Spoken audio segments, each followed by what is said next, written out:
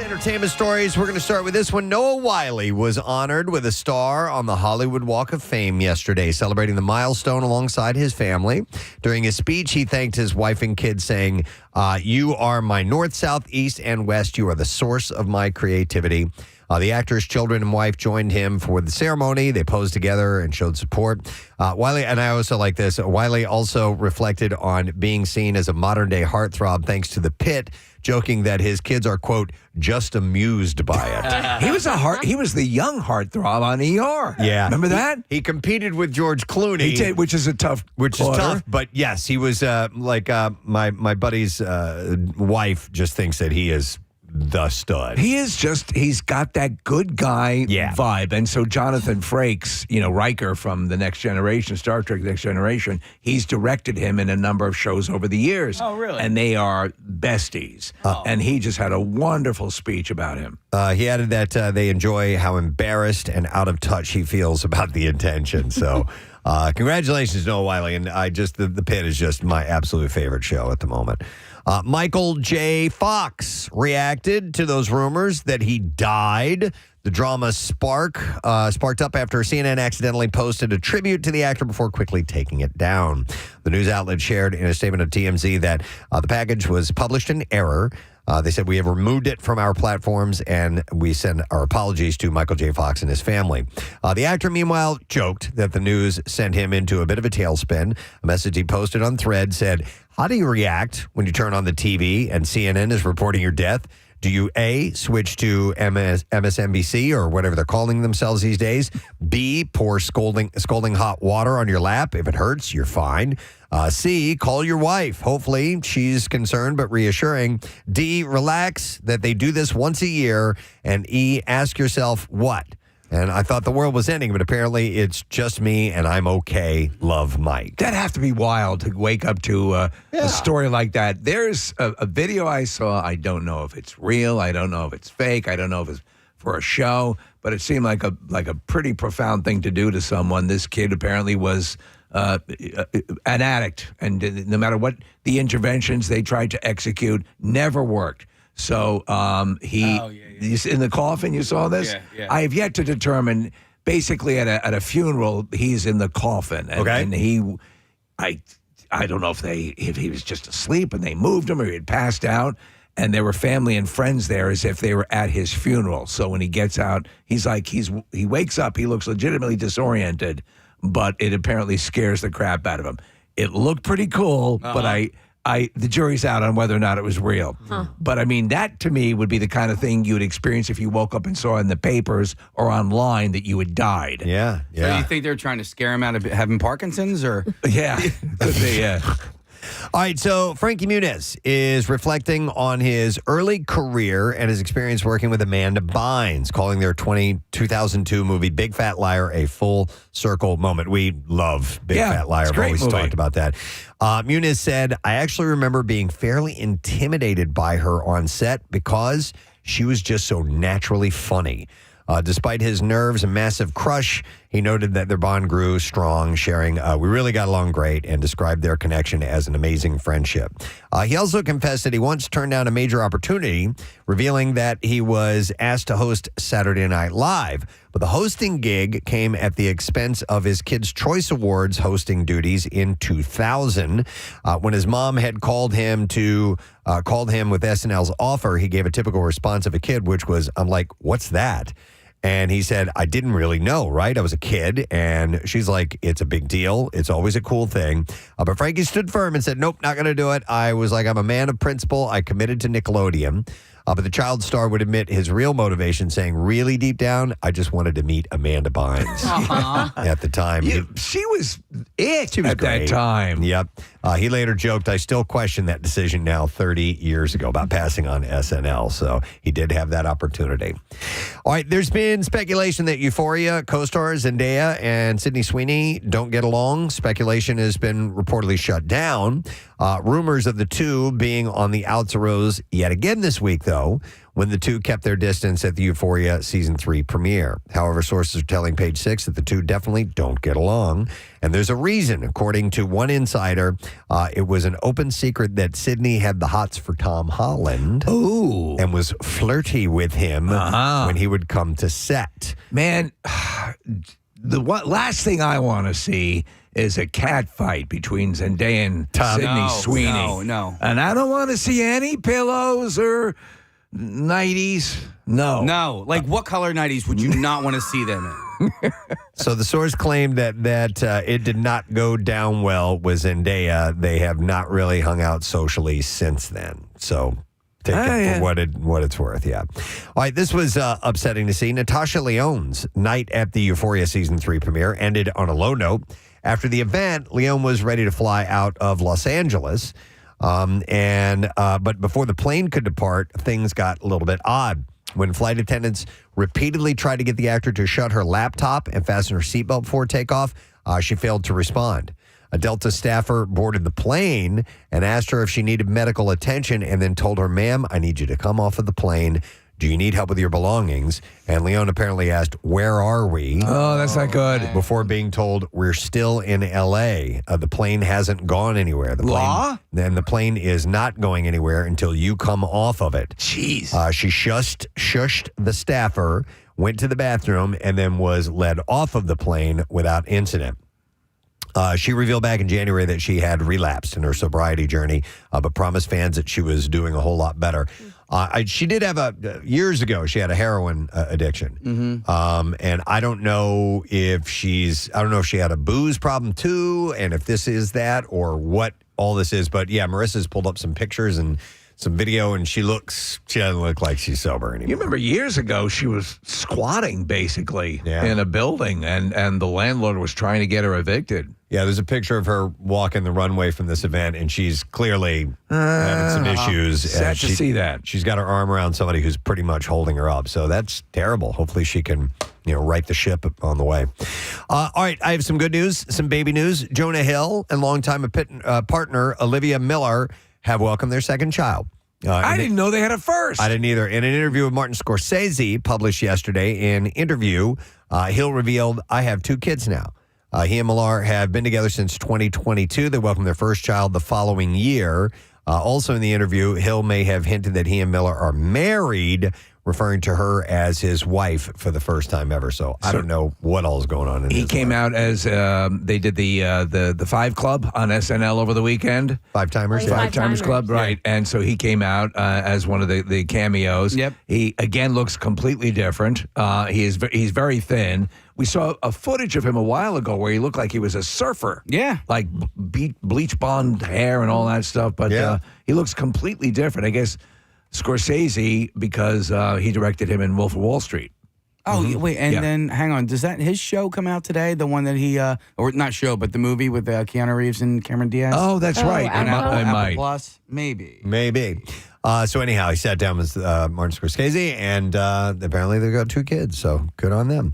So joining for the upcoming 3rd season of Wednesday, they just grew the cast by 3. Joining the season will be Lena Headey, who played Cersei on Game of Thrones. Great choice, I think. Andrew McCarthy, who we had on the show not that long ago. I love that. 80s Brat Pack icon will be joining. And actor James Lance, if you watched Ted Lasso, he played Trent Krim. Another good one. Ted Lasso. Okay. And he's perfect for it. That guy has like the coolest sounding voice. I love hearing him speak. He's got this deep resonant voice with these sharp S's that he says. So he'll be great for this cast. And they joined previously announced new cast members, Eva Green, who will play Morticia's sister, Winona Ryder, Chris Sarandon, Noah Taylor, Oscar Morgan, and Kennedy Moyer. So It'll be interesting to see who Chris Sarandon plays because he was in a great movie called Fright Night, where he which played we love. the wonderful vampire. Yeah. So production for the upcoming season is already underway. So. I'm very much looking forward to it. I love everything they've done. I don't want so many that we still don't get our dose of Wednesday and the characters that we love from the beginning. Yes. Sometimes that happens when you add on too many. I think Stranger Things suffered from that a little bit, that there were so many people. It's like, I wanted some more time for some of the other characters, you know? Yeah, agreed. But we will see where this goes. I don't know when the next season, I assume 2027 is when we'll get the next Wednesday. So we'll see. Prime Video is shining, I should say, a spotlight on the rapidly growing sport of pickleball with a new reality series called Partners, showing the low-impact sport serves up high-stakes drama.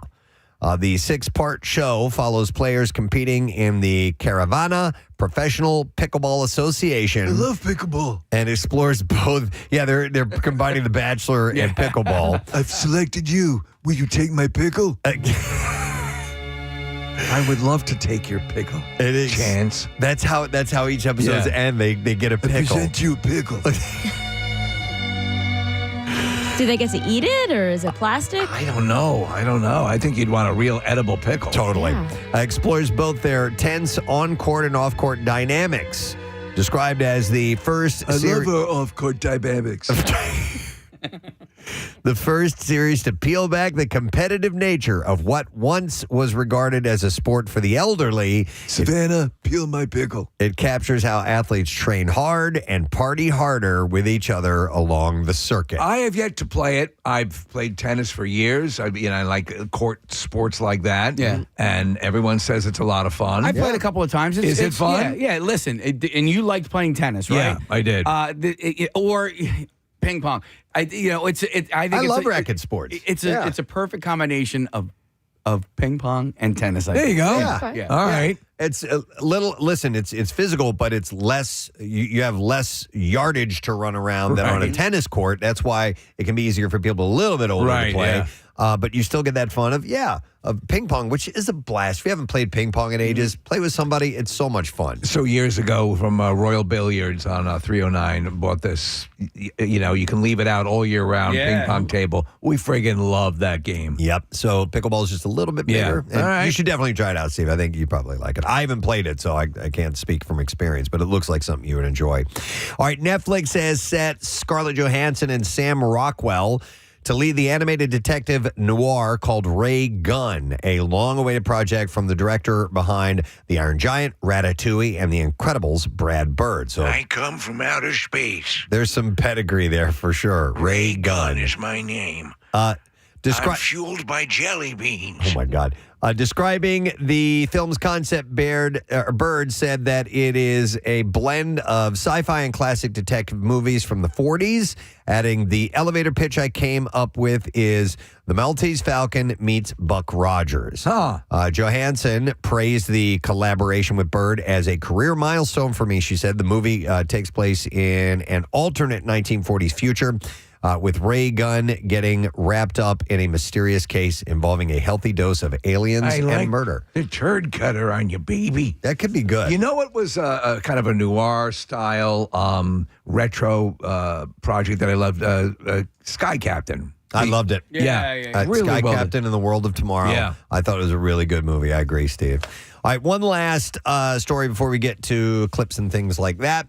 The Peabody Awards has announced nominees across arts, children's and youth, entertainment, and interactive and immersive categories, selected from over 1,000 entries by 28 jurors. Picks in the entertainment section include Heated Rivalry, The Pit, and Jimmy Kimmel Live. A total of 27 nominees were selected, including 15 in entertainment, 8 in interactive and immersive, and 2 in art.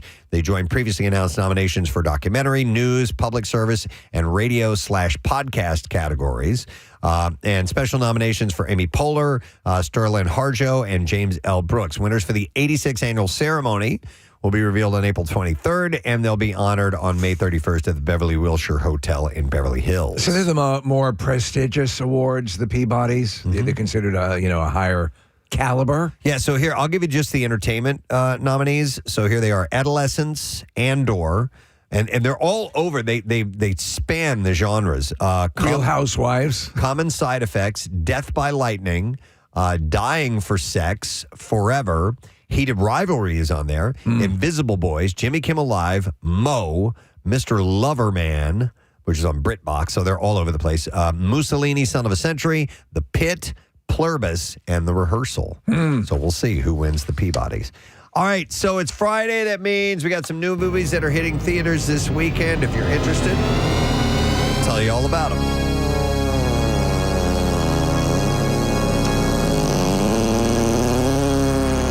So, You, Me, and Tuscany opens. Romance comedy starring Halle Bailey, Regé Jean Page, and Lorenzo de Moor. The story of Anna, a young woman who has abandoned her dreams of becoming a chef and is now drifting through her 20s with a series of bad choices.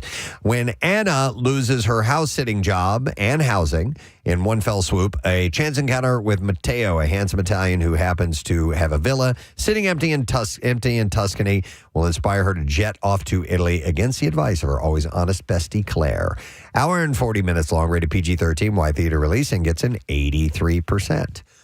Second movie opening is Faces of Death. It's a horror starring Barbie Ferreira, Darcy Montgomery, Dacre Montgomery, and Josie Tota. Dacre's from Stranger Things. He is? Yeah, he's in the third season. He's the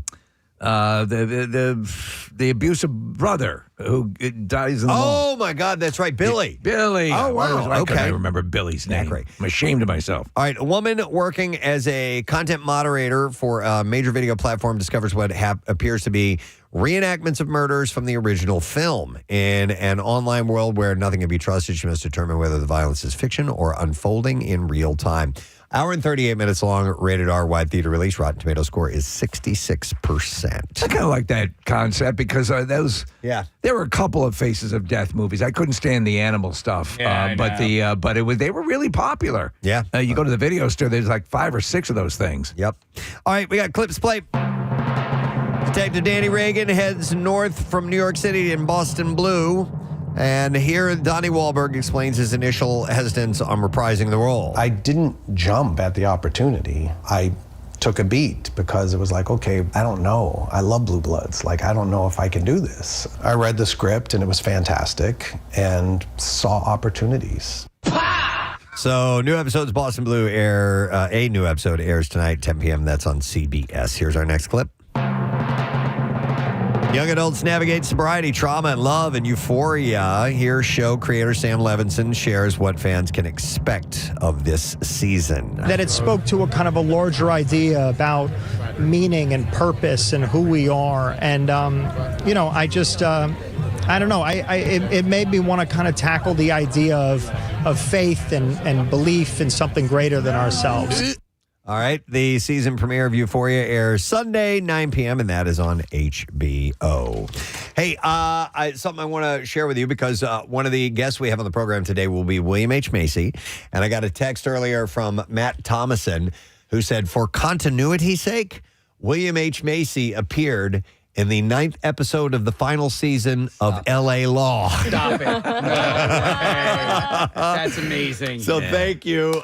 We appreciate the heads up on that, Matt. Yes, this will be the third day in a row we've had someone who's had a connection to L.A. Law on the program. It's really a small world when you stop and think about it. William H. Macy will be joining us around 9:30 this morning. Before that, we're going to have actress Emily Pendergast. If you haven't seen Jury Duty Company Retreat yet, you got to check it out. It's on Amazon Prime. She'll be joining us, and also we have comedian Trae Crowder in the studio. And you forget 2 years ago maybe, we had Mike Post on who composed the theme to L.A. Law. What? So we're slowly closing up everything there. Yep, we are. All right, so we're going to take a break. We're going to come back in a moment. A couple things to remind you of. No Sad Dough. We begin that at 8 o'clock. And because of all the guests and things that we have going on, we're going to get to the Connoisseur segment when we return. So we'll be back in just a moment. Make sure you stay with us. Friday, March 3rd. And later that day, the band Everclear will be performing. It's a 5 p.m. show, pretty early show. It's great. Because we're all going to be up early and have a hell of a day in front of us, so it's great that it's not insanely late. And then Saturday, Lit and Fuel will be performing. And they're also doing this thing, pond skimming, where you can ski across the water in costume. I've seen that. It's pretty cool. Yeah. You come down the hill and then you're going fast enough to actually go across the water. And then a fireworks show that night on Saturday. I love it. Everything is perfect. Tickets for Mountain Fest concerts are on sale now. Any lift ticket for one of those days is valid for the concert entry, and season pass holders get in for free, and VIP packages are available. You can click on events at WMMR.com. We're a ways off, but March 3rd is when it's going to be. Excellent. It's very, very cool. I saw something a term I had not been privy to this morning, and it's something called quiet quitting. That was the worst hair band of the 80s. No, that was Quiet Riot. Oh. Well, they weren't the worst, but Quiet Quitting. Quiet quitting? Is that like ghosting your job or something like that? That's what I thought it might be, but it's not. It's a workplace trend that's getting some press lately, and it does not involve sneaking out of work and heading for the hills. Instead, advocates describe it as doing the absolute minimum their jobs require and refusing to work extra hours or take on extra assignments while focusing on out-of-work activities. So like they're forcing themselves to be fired or be like, No. They're keeping, I get this, they're keeping the bare bones minimum requirement that they need to do to be working at the job, but they spend a lot of time, say, online or taking like What hour does and a that half. have to do about quitting? I don't know the name either, Kathy. I didn't understand that. You're quitting without quitting. You're resigning yourself to doing you're still working, but you're paring down to do the absolute minimum to make it to retain your job. You're quitting part of your job. So You're doing for 24 years. They say it's about having an identity outside the workplace and refusing to let work rule your life. Oh, maybe I'm wrong then. Critics, including presumably some of their bosses, say some of it sounds a lot like old-fashioned slacking. Yes. Yeah. But I don't know. I disagree. And let me hear me out for a moment. All right. So when you are forging your career, Right. and you're beginning, yes, extra time, extra hours, extra assignments, impressing the boss, doing things like this are absolutely crucial, I think. And I certainly lived my life that way. Yes. Once I found a career I wanted to get Right. in. Now, when I was working at McDonald's, I didn't give a damn. I just cared. I got in and out of there when I wanted. You know, I was a teenager. But when I started to realize, okay, I need to make a living, and I also found something I love to do, radio, I spent a lot of extra time at work and didn't mind it and was enjoying learning what I was doing. Right. And that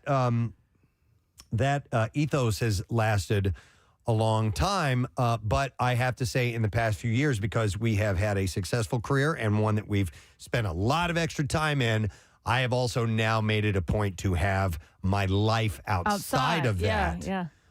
And taking on extra assignments and things like that, I don't feel the need to do anymore. I don't think that's what this is, though. I think, at least, and maybe you've read the article. I think, at least what I think is, they're saying slacking, and that correlation is not between simply maintaining a work life and a regular life and balancing the two. But, I think it means, like at work, you'll never say, I'll take on a project. I'll do a little, I'll invest extra time in this.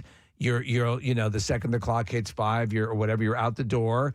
You arrive at the last possible second. You take every second. And mind you, you're entitled. But also, if there are ways to dawdle throughout the day.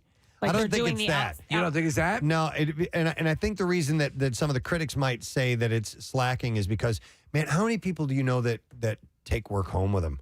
I know plenty of them. Yeah. And, I do. Well, all the time. We do. I work from home all the time. Yeah, a good probably third of my job I do at home.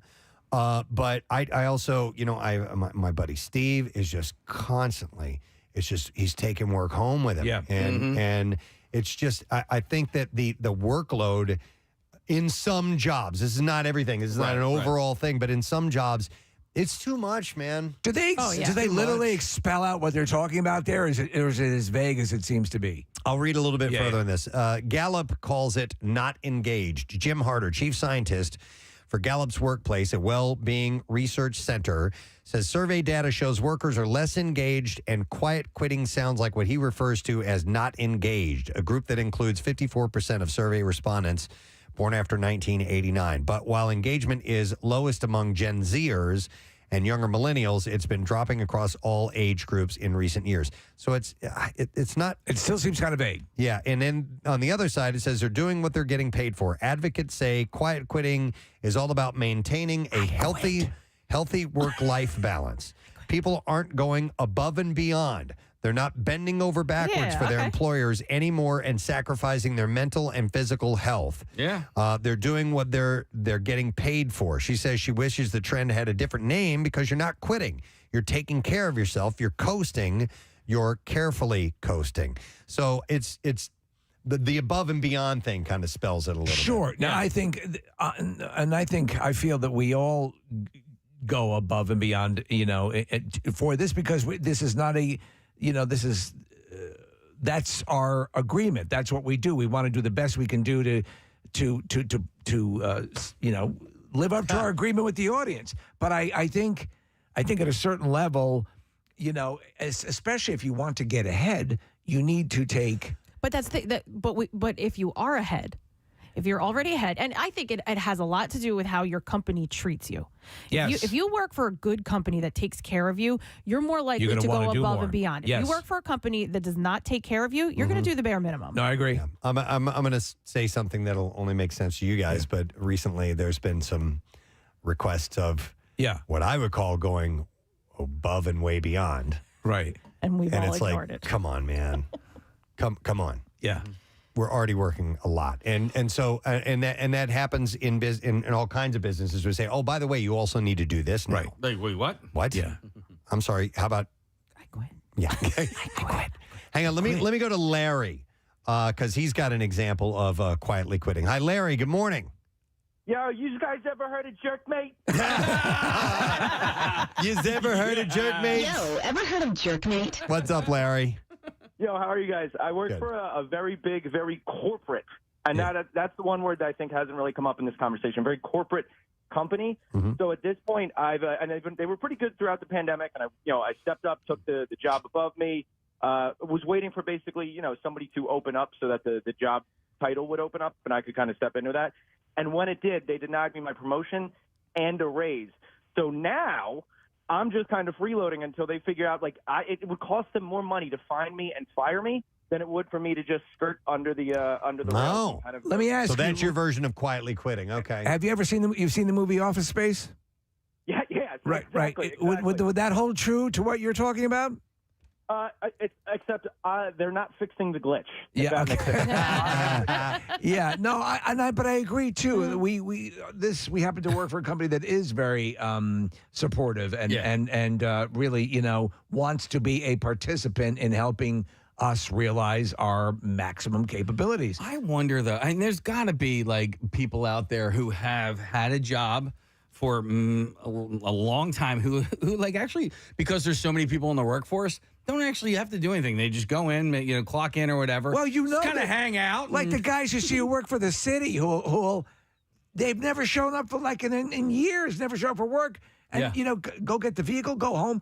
I think of Tom Hanks and Joe versus the Volcano, Preston, that kind of job. As mundane as it could possibly be. No, but there's got to be coworkers who are not doing that, who are going to call that person out, or at least, do you know what I mean? There's no way that can go on for years and years. Somebody's going to say something. Yeah. We hear from so many people about how hard they work, and I appreciate that. But Casey made me think of something.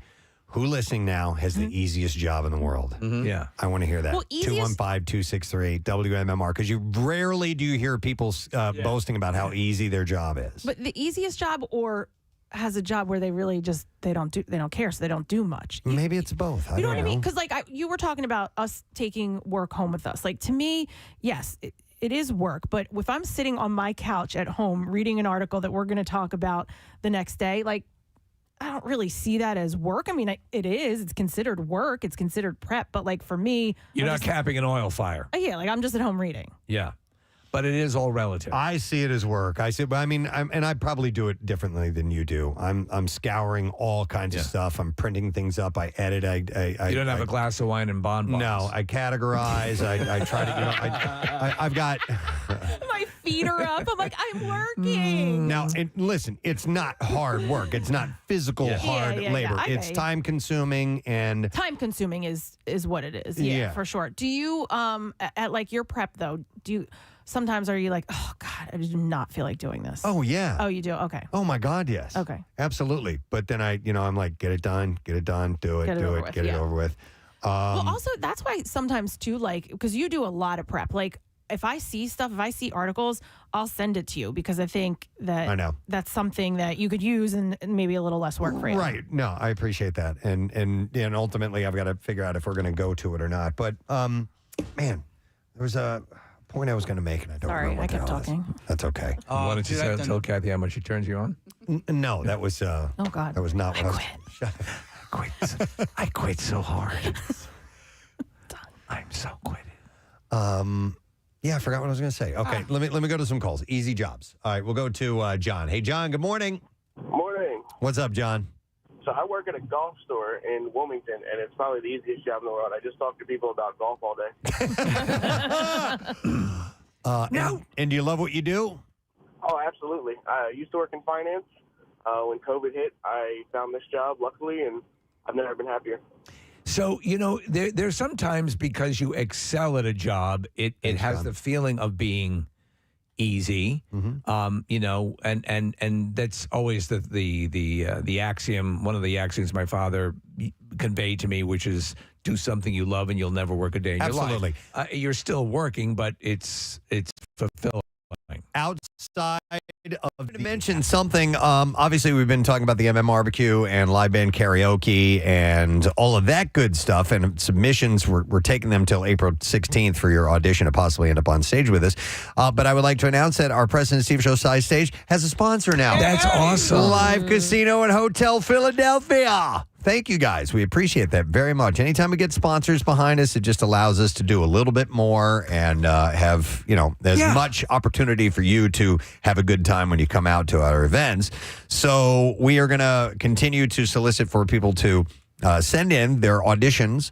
It's real easy. Make a video and then get a link and send it to us. You can do it through WMMR.com or PrestonandSteve.com. And we're going to narrow that down to 10 finalists where people get up on stage. And then after that, it's not a contest or anything like that. You just get up and you perform and have a good time. Realize your dream of perform. And by the way, we state it often because it is the truth. This is a very encouraging audience. Yeah. They're into this. And by the way, speaking of Barbecue, we have a concert T-shirt pre-sale. The concert T-shirt, I mentioned it yesterday. I accidentally said it was for the blood drive, but it's actually the MMR Barbecue official concert T-shirt. It's great. There's a wonderful nod to Pierre in this one. You're going to love it. And there's a pre-sale happening right now. Order by April 27th, and you will get it in time for the show. A guarantee the size that you want. So if you are interested in getting the Barbecue T-shirt, they always sell out. They do. So I highly recommend that you pre-order and take care of that now. It's really good when it's a heart with a tie-dye kind of swirl behind it. It's great. It says Barbecue, and it's got a peace sign. And obviously, it's peace and love from Pierre. So when you get a chance, go take a look at WMMR.com. All right, we have a full boat today, and that means if we don't do it now, we won't do it at all. It's time for the Connoisseur, the early edition. Absolutely. And this morning, if you call through when we do the movie clips and you get one correct, we have tickets to the Barbecue. There you go. To give away, which is pretty sweet. And hopefully, we'll see if we, it depends on how much time we spend on this, but we might have a little taste testing thing that takes place before the end of this particular segment. All right, we're going to start with this. Later on this morning, we're going to have William H. Macy on, and he has a special rye, a signature rye whiskey from Woody Creek Distillery. This is Aaron Paul and Bryan Cranston of Breaking Bad. Their mezcal brand, Dos Hombres, is expanding its product line, and they have a pair of new tequilas that they're introducing. Totally forgot they had this company. Me too, yeah. Preston, you do like tequila. Do you like the mezcal? I do, yeah. I don't mind it. It's a smokier flavor, which because I'm a bourbon fan, I like the smoke in there. There are times when I'm in the mood for it and times when I'm not, when I want a more clean taste. When you're making meth. When I'm making meth. Yeah. Remember back in the day, like tequila was supposed to have like a worm in there? Do they still do that anywhere? Yeah, I believe so. What was the brand that had the worm in it? I guess there were a few of them, but yeah, it was always eat the worm, which I never did. No. No. I don't think I ever did either. No. Marissa? There was the worm. Wasn't there a brand of alcohol that had a rattlesnake's rattler in it? Yeah, there's some that you can get that have serpents in them and whatnot. But one that has it's at a specific bar that has a human toe in it. There's there's a place you can order. They'll drop the frostbitten toes. It's somewhere way up north. It might be Alaska. Yeah. But Marissa, does it say anything about? I guess it was just. Yeah, different versions of mezcal would have worms in them, Casey. So the new tequilas are a Blanco that is coming out May 1st and a Reposado arriving in July. Now, I don't know what a Reposado is. I'm not a tequila aficionado. I think that's so the Blanco is like the clear one. The Reposado is the more yellowy one. Okay.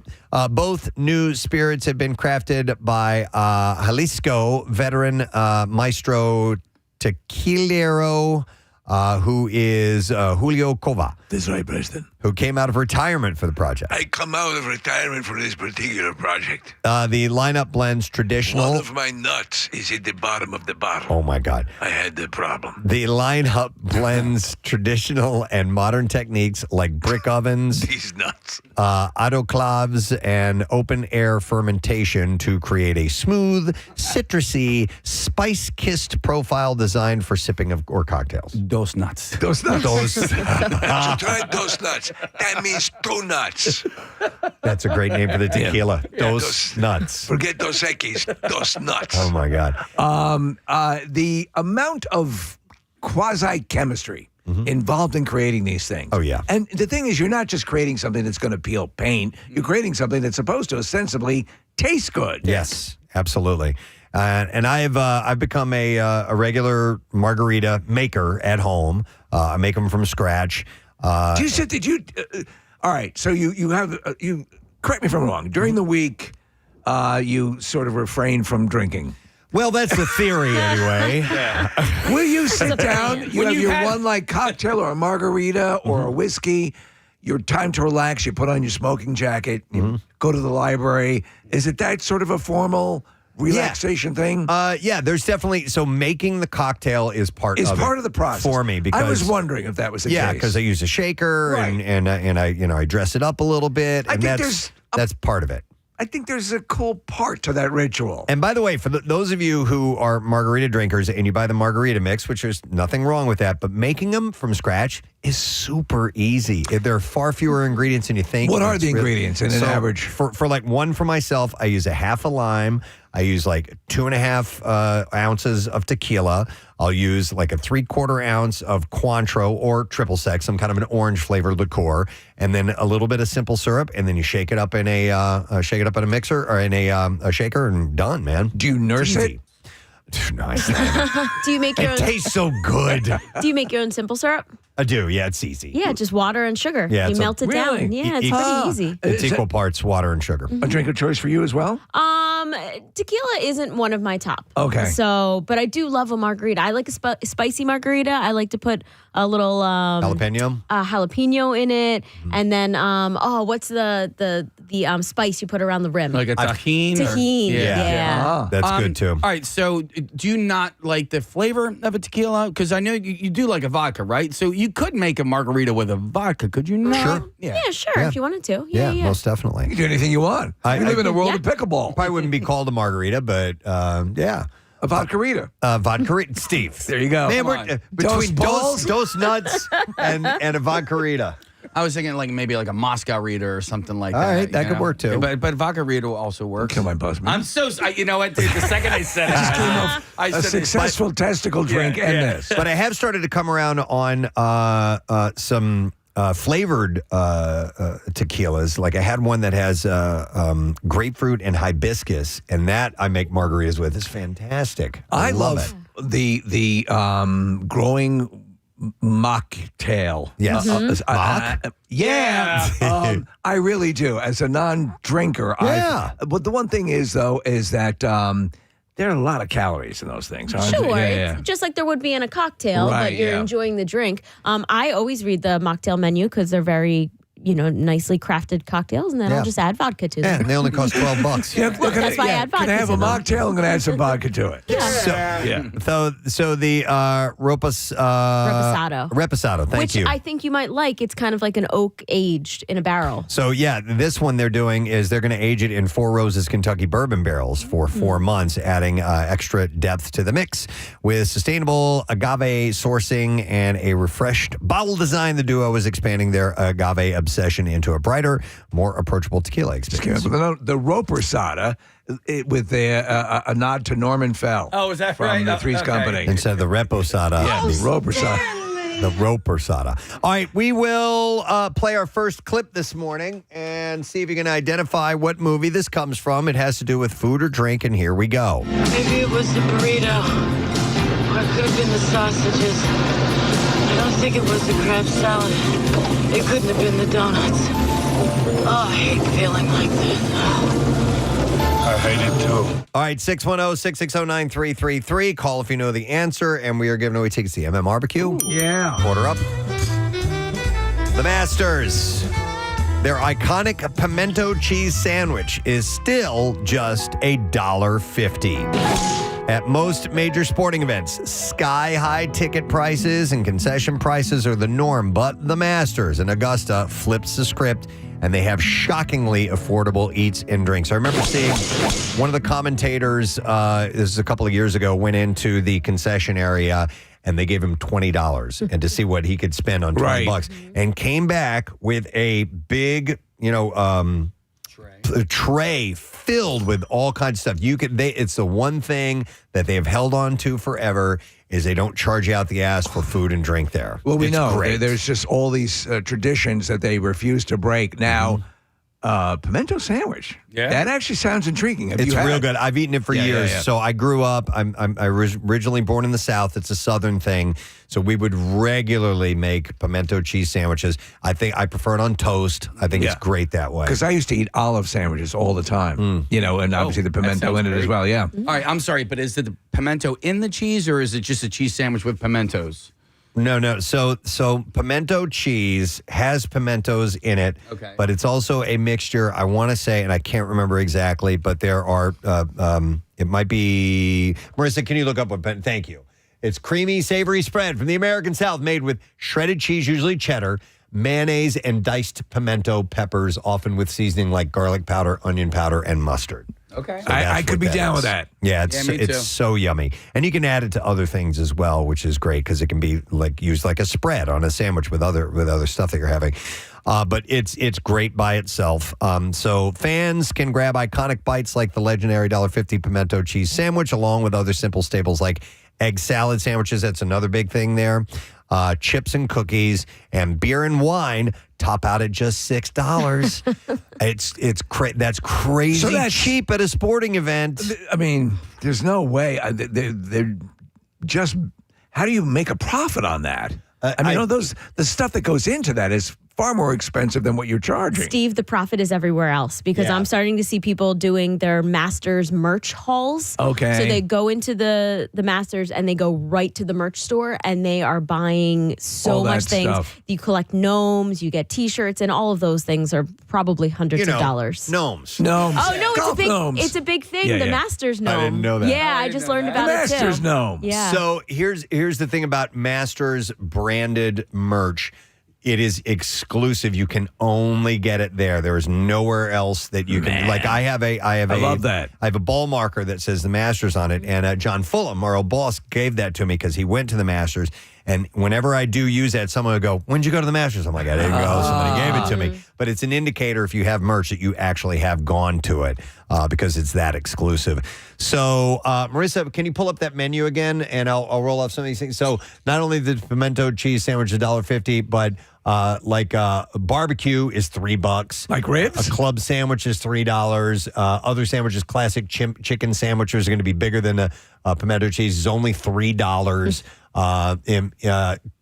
What does it say here? Yeah, imported beers, $6. I mean, they really keep it low for you, which is cool. The cookies are $1.50. Advil's only 50 cents. Advil's 50 cents. How about that? Water, $2. So the famous sandwich, by the way, has been a staple for over 60 years with a closely guarded recipe and long history of evolving production behind the scenes. Even though scoring a ticket to the golf tournament is incredibly tough, once you're in, you can feast away without dinging your wallet. I assume that's a dream for you, right? I mean, even though you don't like going to the matches. Yeah, so the dream for me is to play Augusta. It'll never happen. It will never happen. I don't know anybody who would ever invite me. So it's what if you let them know you're the connoisseur? Maybe that would be it. I'm doing a food review. Yeah. Can I come play a round of golf? Well, remember a couple weeks ago, I was looking for pimento cheese, and I found it.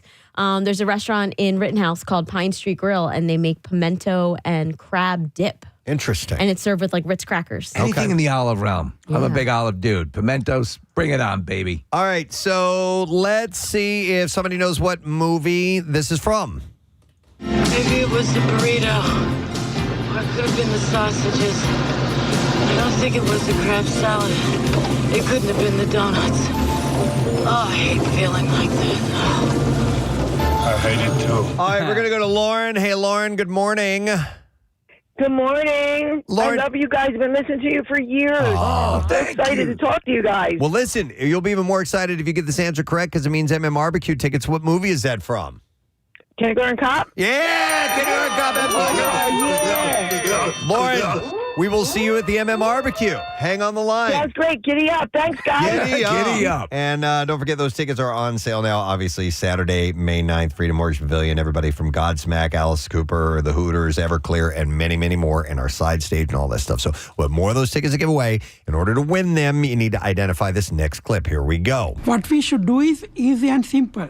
No more dairy, no more wheat, no more sugar. Sugar, wheat, and dairy. Okay. Yeah. What the is left? Sorry. Isn't everything sugar, wheat, and dairy? All right, 610-660-9333. Let's see if you know. Order up. I'm going to move this one to the back, Casey. Got you, buddy. All right, I got a different story here. Have to shift things a little bit.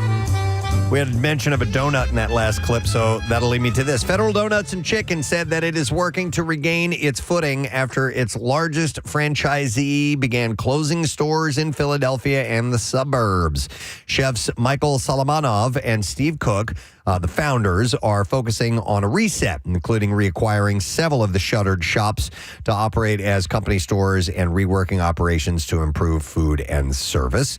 The closings have disrupted an ambitious expansion plan. Solomonov and Cook and three partners opened Federal in 2011, turning their obsession with fried food into one of Philadelphia's most recognizable brands. I just saw the location at the airport the other day, last time we were in there. I'm a fan. In 2022, Cook and Solomonov took on a majority investment from Radnor-based New Spring Capital. At the time, they had 11 locations and arena stands, and executives hinted that as many as 150 new units could follow through franchising.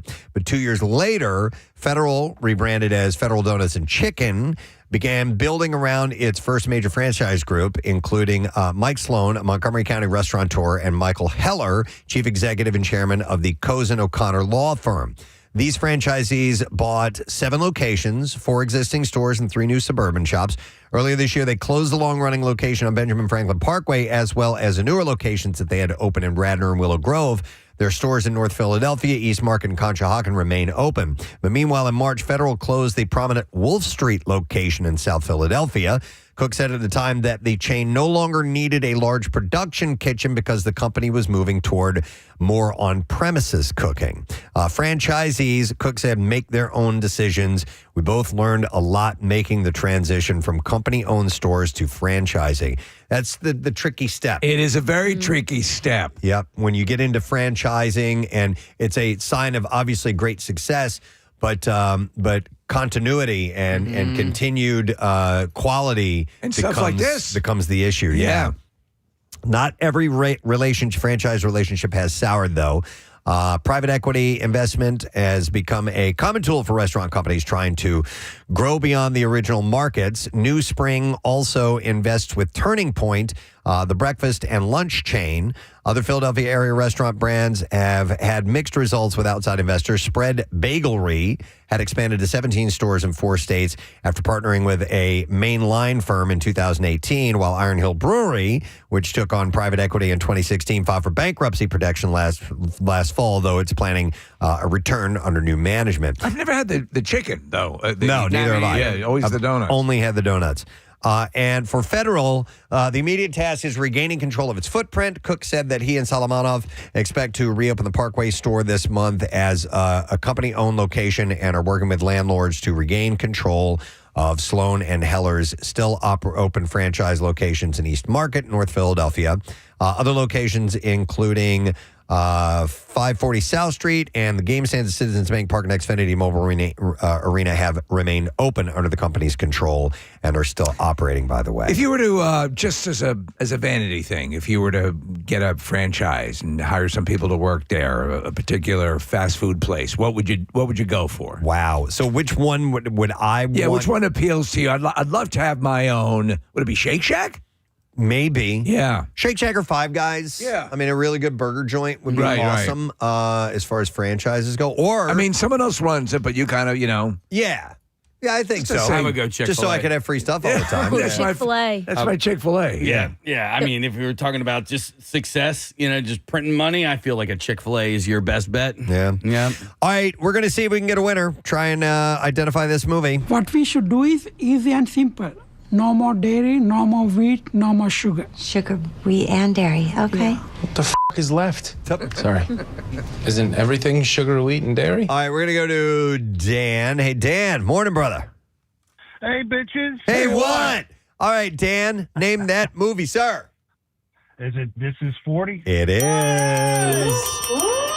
Love that. All right, Dan, hang on just a second. And we are going to set you up and take us to the MMRBQ. I love it later on in that clip where he goes, he's telling him not to say, just eat fruits. And he goes, what kind of fruits? What kind of fruits? These kind of fruits? All right, so we got another clip. Let's see if you know what this is from. Easy, ladies, easy. Coffee, Jerry? Oh, no, thanks. We bottom feeders, we prefer cereal first. Let's have Apple Jacks. Apple Jacks?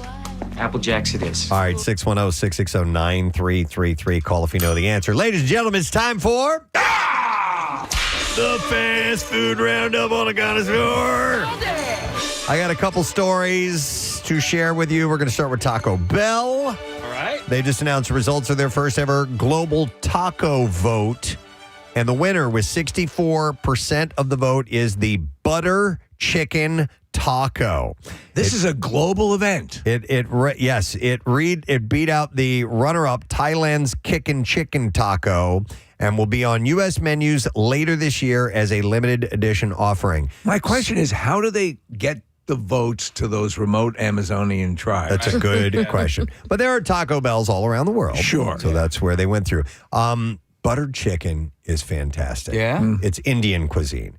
And I just only a couple of years ago was made aware of it. Have you ever had it, Casey? No. Oh, my God. But Marissa, no, you don't eat chicken. It's phenomenal. I'm not sure I've had it. It is absolutely excellent. The world of Indian cuisine was opened up to me, like I said, just a couple of years ago. My son, Carter, and I'm like, I was, number one, I'm like, where have I been all my life? Right. And I was like, why have I not been made aware of how great this food is? But I was also thankful because now I have a new direction to go in. Sure. In selecting where to go eat. It may be time to revisit because years ago I did not have a similar experience with Indian food. And I was like, thank God I've not been aware of this. It's got a reputation for being super spicy and hot. Yeah, and that was my issue. Not the case. No, very You flavorful. You can order mild Indian food. And Steve, a lot of vegetarian. Yes, Really? very much so. A lot yeah. of potato. Yeah, absolutely. No spices? Absolutely, pussy. So, Taco Rewards members were asked to choose which international-inspired taco should be introduced into the U.S., and the butter chicken taco was an over. Now, I don't know how I feel about a butter chicken taco, but we'll see. But it was the favorite. It featured shredded, slow-roasted chicken in a tomato cream-based sauce with spices and then topped with cilantro, onion, lettuce, and cheddar cheese inside a crispy chalupa shell. Well, look what happened. You got adventurous with Indian food to begin with, and you love it. Yeah, it's Maybe true. you need to take this chicken taco out for a walk. It will be at participating nationwide locations this year for a limited time only, so keep an eye open for that. And then there was a second Taco Bell story I saw, and they are turning their Diablo sauce into a bold new seasoning that they're calling Diablo Dust, and will be featured on the crispy chicken nuggets for the first time ever. Can you snort that?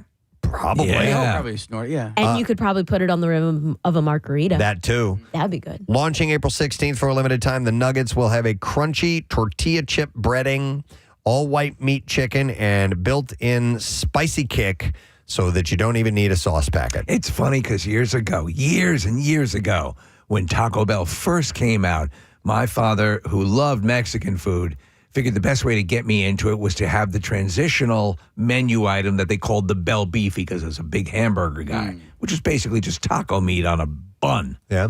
And I'm like, this sucks. Oh, really? I should have gone in. Now I love Taco Bell. Yeah. But Yeah. listen, it's not like I'm going to exhume my father's body and but I mean, it was a bad call, Dad, but I still love you. So it's another creative twist on the Taco Bell crispy chicken lineup, and more dusted flavors are going to be on the way eventually. Nice. All right, then one last fast food story. Burger King is testing something new, and you can only try it in Portland, Oregon, and Columbus, Ohio. What the hell? Well, it maybe so they Back home to Oregon. they test market these things, and maybe this will come out. But they're doing the king size slider box. I love sliders. Only available in those two locations.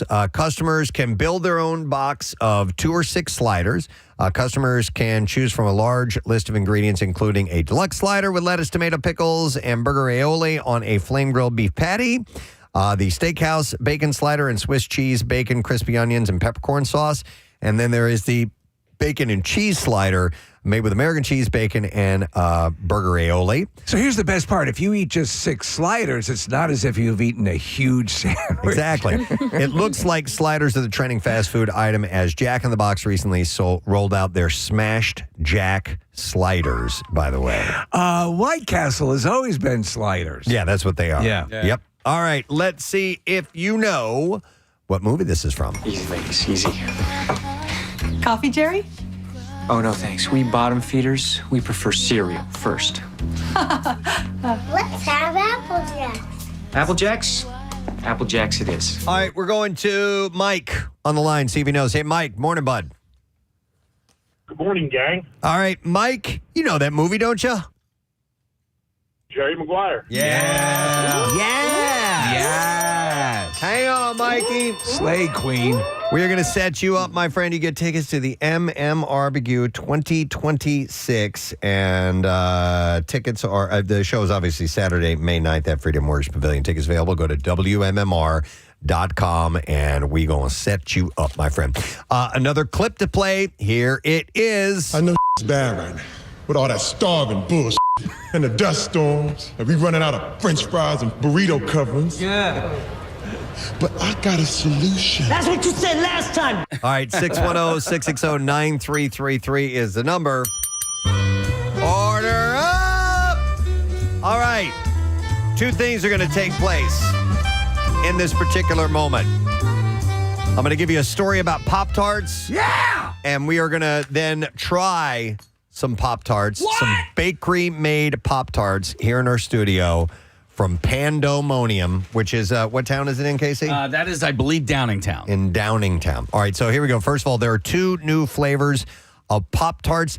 Ice cream sandwiches. Oh, yeah. Coming to store shelves in time for spring and summer. Pop-Tarts, frosted cookies and cream, and frosted s'mores and cream. The new flavors join the ice cream lineup that was introduced in 2025 and will be sold exclusively at Walmart for now, with additional retailers added next year. So the cookies and cream sandwiches include a slab of cookies and cream flavored ice cream layered between 2 cocoa toaster pastries. Cocoa. Stuffed with cookie and cream filling. The Poptarts frosted s'mores ice cream sandwiches feature marshmallow-flavored ice cream and swirls of chocolate fudge sandwiched between graham-flavored marshmallow-filled toaster pastries. Oh, yeah. I love this idea. Yeah, it's all great. These are actually, my realm of Pop-Tart was always this kind of thing, the brown sugar, the s'mores, all of that stuff. I tend to not like, not that I don't like, but I'm bored of like the strawberry. Blueberry's good. That's what I like. I like things that are chemicals and that aren't grown naturally. Right, of course. I like things that you have to create in a laboratory. And pretty sure the blueberries aren't grown naturally that they use. They're blueberry-like matter. Exactly. Yeah. All right, so very good on that. And then we welcome to our studio this morning a good friend who's been a part of this program for ages. We haven't had him on in a long time, but our former intern, Jeremy Alcorn, is here. Hey, buddy. Hey, guys. How you doing? Good. Nice to see you. You know what we haven't done in ages? We haven't done a spelling bee We with have you not. in a long No. time. We need to dust that off and bring that back. I'm sure I haven't gotten any better at it. Jeremy is a brilliant man, but can't spell to save his life. And we always have fun with his inability from time to time. So listen, you ran an errand for us this morning. Yeah. And you went by Pandemonium, which, by the way, Pandemonium Bakery is owned and operated and cooked everything by our former intern. We called him Chinstrap. Yeah. Rob. And did you know Rob at all? No, yeah, we worked together. You So did, before okay. I left for Chicago, we were together. And then when I came back for a little bit, we were working together too. He's created this empire there. We're looking at some of this stuff crazy. that's coming in here. This is top-level bakery stuff. And you, for all your bad spelling, you're a muckety-muck IT guy over at Comcast, correct? Yeah, I managed their Apple laptops. So. Yeah. That's pretty cool. All right, so we got word. We were talking about another bakery that was creating their own Pop-Tarts, and we were intrigued by that. And then we find out that Rob has been doing this and makes his own Pop-Tarts. So Jeremy went by and picks them up because you live in Downingtown, or at least near there. Outside of the happy town of Sadsburyville. Sadsburyville. Sadsburyville, yeah. And so he ran this errand for us this morning. And I'm holding one of these things. Yeah, they're big. Dude. Do you feel how dense this is? Yeah. This thing feels like it weighs like a pound. This is unbelievable. It's just a little bit bigger than a regular Pop-Tart. So let's dive in. Have you had them, Jeremy? No, not yet. I've been meaning to get there, but I don't wake up early enough because he's like a line out the door. No and then kidding. they just sell out. There's people there when I stopped by like 6:30 today. What? Waiting to get in. Yeah. Really? All right. So what? You know what these flavors are? You have any idea? No, I have no idea. He This just looks like strawberry. threw me a bag and I ran out. So I'm going to crack one open and take a shot. Oh, yeah. Geez, they're very good. It looks like raspberry, actually. These look like little raspberries. Snosberry. Snosberry, yeah. Snosberries taste like snosberries. All right. Let's try it. Oh, baby. Oh, yeah. Yeah. Oh, my goodness. That's far superior to a regular Pop-Tart. Oh, my God, yes. That's fantastic. There's more pop in that tart. I love it. And they're actual full-on raspberries. The fruit is actually, you see the fruit. It's in there. Fruits. The fruits are in there. These are really good. Yeah, don't mind us. No. No, I think he starts baking like the day before. He gets there like 7 o'clock at night and just goes. Yeah, there's no way you can bake all this crap getting in early. So is this the one type of Pop-Tart we have? No, I know he has more. I've seen him on his Instagram. That's the one with like the frosting. And then there's a couple other ones, which I asked if he wanted me to say. And he was just like, I'm busy. I don't know. Yeah, he's so big. He could give a rat's ass if this is going on. Honestly, like he's like a one-man operation as far as when it comes to the baking part of everything, right? Like I know he has people in the front of the store, but I think he has other full-time jobs. So this is only like Friday, Saturday, Sundays for him. What's crazy is he's a medical lawyer. I have a bakery that's right around the corner from my house called Weinrich's Bakery in Newtown Square, and I just found this out a couple of weeks ago that was like his grandmom's bakery. I didn't. Yeah. So he grew up in a baking household, a baking family, and he didn't want to follow in the family footsteps. And then lo and behold, here he is, just crushing it. Casey, when you brought up Weinrichs, my eyes lit up because that was our go-to place for cakes when we were growing up. Like that's an OG spot. And I know during the pandemic he was doing Pandemonium. But he had like a van and he was just driving around. Pandemonium. That's what it was, making deliveries or something. All right, real quick. Sensational, by the way. It is. Spell pandemonium for me. Oh, man. How he spells it? No. I don't know if I can do that. Pandou. I don't know. By the way, so it's a little sweeter than a regular Pop-Tart. Yep. The dough has more of a cookie flavor to it. Yeah. Which is outlandishly wonderful.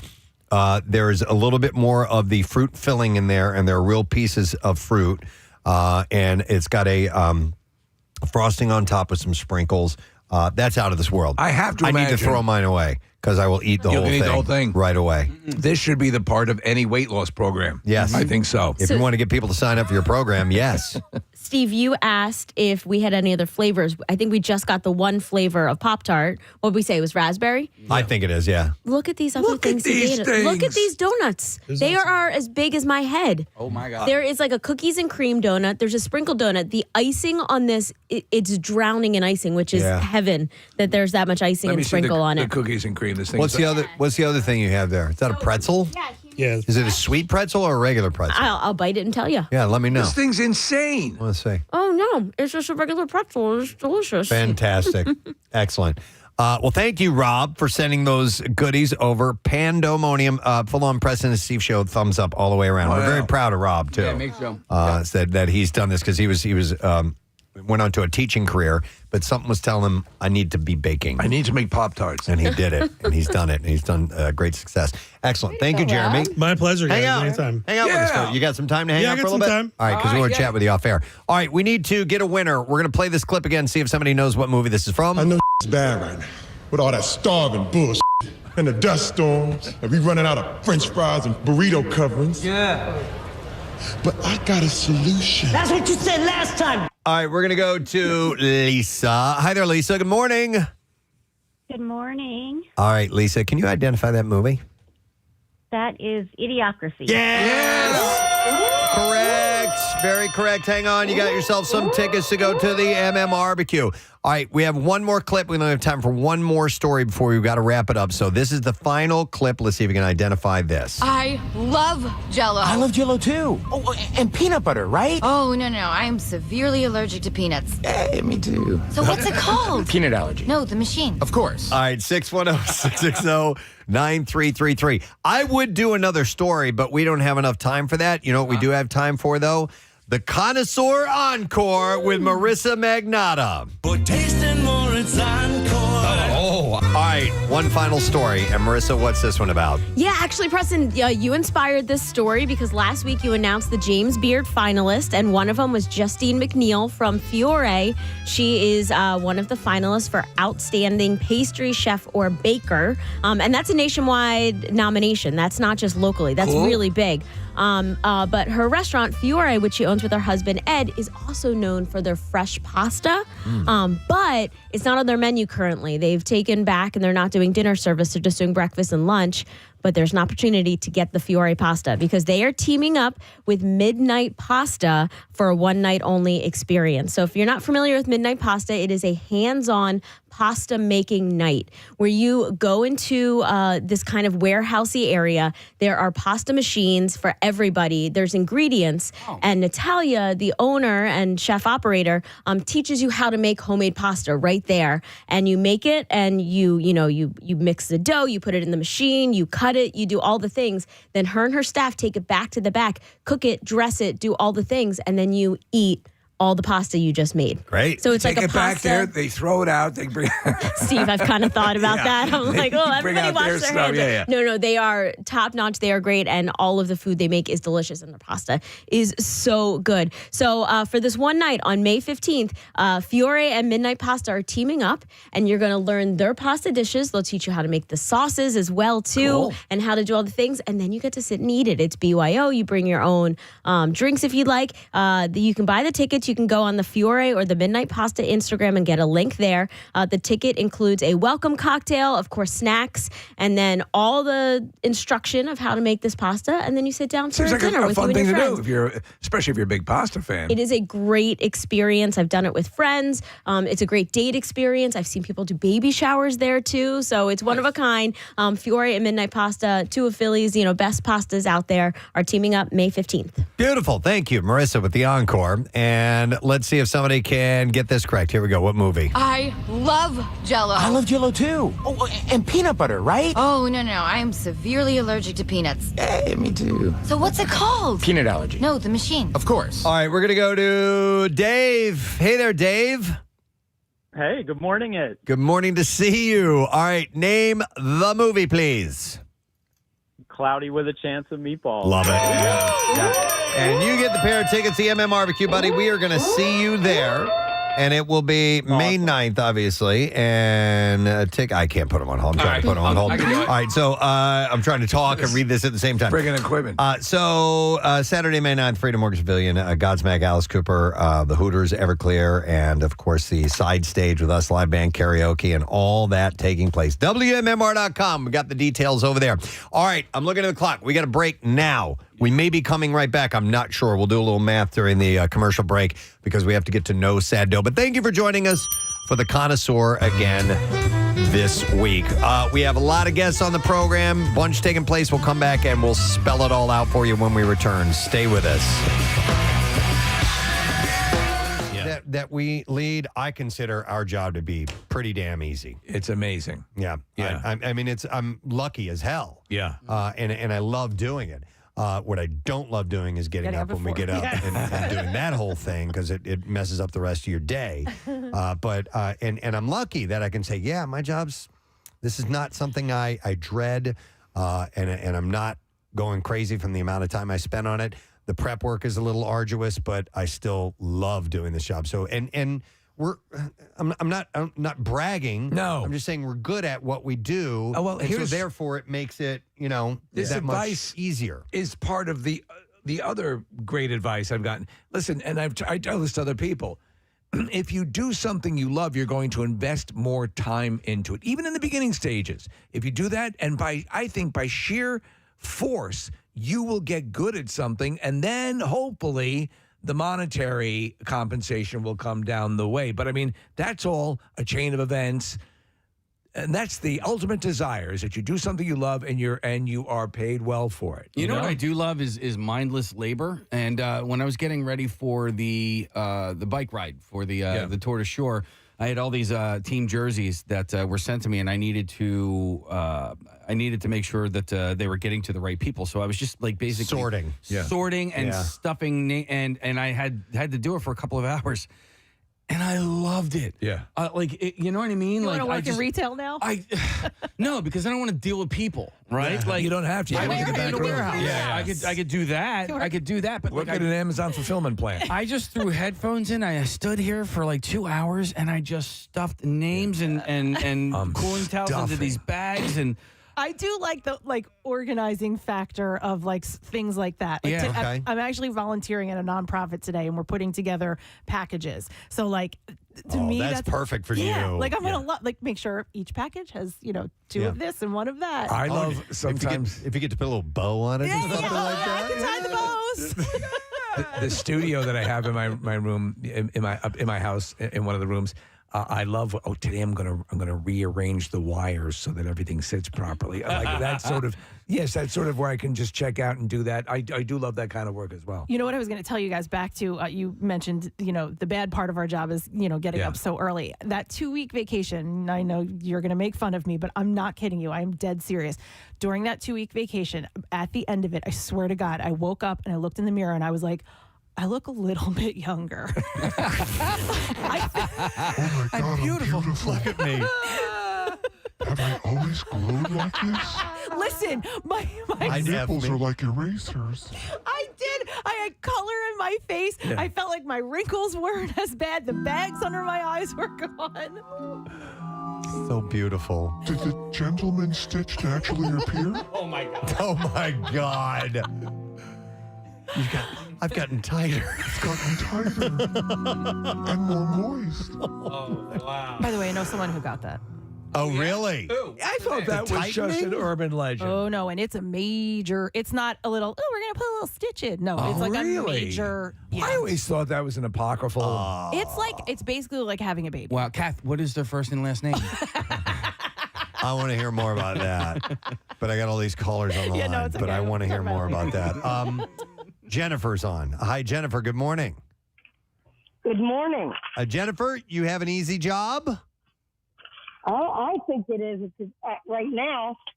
Okay, share. Are you doing it right Yeah, now? I know. Seriously. Yeah, she's a blacksmith. No, I'm actually shopping at the moment. Oh, okay. All right, you can stop. My day off. Okay. All right. All right. I work at a casino as a sportsbook writer. You work I as write I can't. as a sports book what? writer. I write tickets for sports bets. Okay. She writes tickets for sports books. Or the Eagles, Yeah. but we're real slow at this time of the year. Okay. So I spend half of my day just staring at TV, watching sports. Well, okay. Well, that's not bad. But what about the other half of the year when everything is kicked in? Is it very difficult? It gets crazy when people are trying that live. All right, That's the sorry. hard part. We're sorry to interrupt your shopping, Jennifer. Yeah. We'll let you get back to Sounds that. like but she's thank you for the fighting a call. robot. We appreciate it. All right, let me go next to Brandon. Hey, Brandon, good morning. Yeah. Uh-oh, here we go. All right, you have an easy job, it says. I'm a trash man. Trash man. How is that an easy job? That looks like hard labor to me, man. You drive the truck? A monkey can do my job.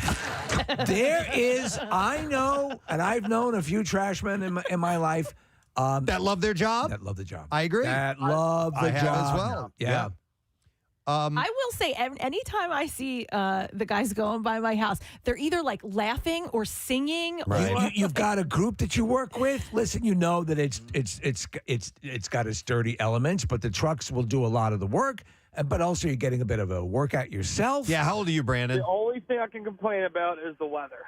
Okay. Yes. How old are you?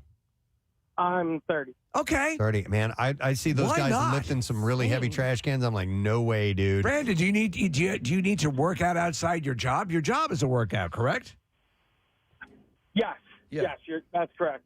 Okay. But I also am able to work outside my job because I'll probably be done within the next hour. Oh, there you go, man. All right, you get done early. What time you get up in the morning? We start work at 7. I get up at 6. All right. Okay. That's not too bad at all, man. All right, so Brandon considers it an easy job. Yeah. I would consider that a difficult manual labor gig, but he thinks it's one of the easiest jobs. I wonder how they pick the case. To your point, do they go on rotation on who drives the truck? Because the dude who's driving the truck always has kind of the That's the dude. easier That's gig. That's a good gig, question. yeah. Let me go to Kenny. Hey, Kenny. It's taken me all this time to realize, but I love you. I love you. I love you. All right, Kenny, what's your easy job? Well, I'm not there anymore. Unfortunately, I had to move on. But I was a guard at the old Byberry buildings. After the asylum were abandoned. We were all over the place, and it couldn't have been any more of an easy job. Oh, man. We chilled in the trailer for about 7.5 hours out of the 8-hour shift. The boss said basically just take a drive around every once in a while. Here's a TV. You can hook up your video games, and we did. My God! I mean, it was an amazing job. But but that's for me. That would not be an easy job. That would be so boring that I would. Because you're looking for busy work to kill time. Yeah. I mean, you could honestly get another job while doing that job. Right. Do you know what I mean? Like if you could find a job that you could like work, online job, you could work from home. Kenny, quick question. Did you ever see anything of the paranormal? How much time you got? Wow. Are those buildings completely gone now? There's some that still exist. There's a self-help, like a halfway house, and there's a bank or something that uses. Okay. Do the tunnels still exist? Flat. Do the tunnels still exist? No, they had to take them up too when they knocked it all down and everything. Okay. All right. Thanks, wanted Kenny. to go there. What asylum was it? It was Byberry? Byberry. Where was it that? Northeast Philly. Okay. And they used to do like the haunted houses and stuff like that early in the day, and then I don't know if it was not safe like or whatever, but they completely shut it down. It's very similar to the one, and I'm having a brain, Penhurst. Penhurst, yeah. All right. Hang on. Let me go to Sam. We're talking about people who have the easiest job. Hi, Sam. Good morning. Hey, good morning. How you doing? Good. What's up? What's up, buddy? I really don't have an easy job, but I kind of find it easy because I like it a lot. Okay. Yeah. I work at a auto detail shop in Westchester, Pennsylvania. Okay. See, I think that would be a good, that would be cleaning something all day clearly. long. Getting something looking sharp, and it's sort of an expression for you, correct, Sam? I mean, you're right?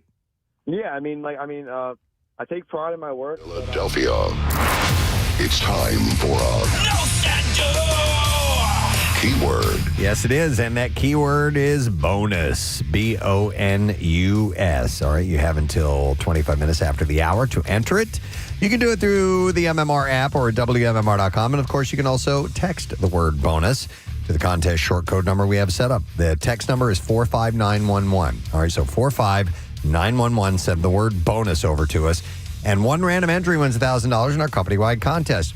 Winners will get a call from Beasley. Make sure you answer your phone. Contest rules are at WMMR.com. And the Preston and Steve No Sad Dough contest is brought to you by Franklin Mint Federal Credit Union. I will mention it again. The word is bonus.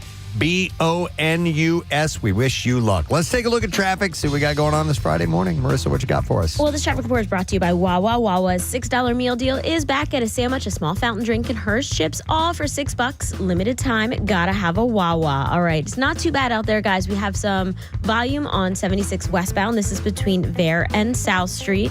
Then a little bit more from City Avenue to Gladwin, eastbound 202 out to Gulf Mills, Montgomery out to Vine. And then we have an accident. This is on 95 northbound right before Woodhaven Road. The left lane is blocked. It is jammed back to Academy. This traffic report is also brought to you by Positive Coaching Alliance. Questions about youth or high school sports? Positive Coaching Alliance can help. PCA, a national nonprofit, develops better athletes and better people through sports. Info at positivecoach.org. And that's your traffic on 93.3 WMMR. All right, thank you, Marissa. Let's officially make it Friday. Come on, Froggy.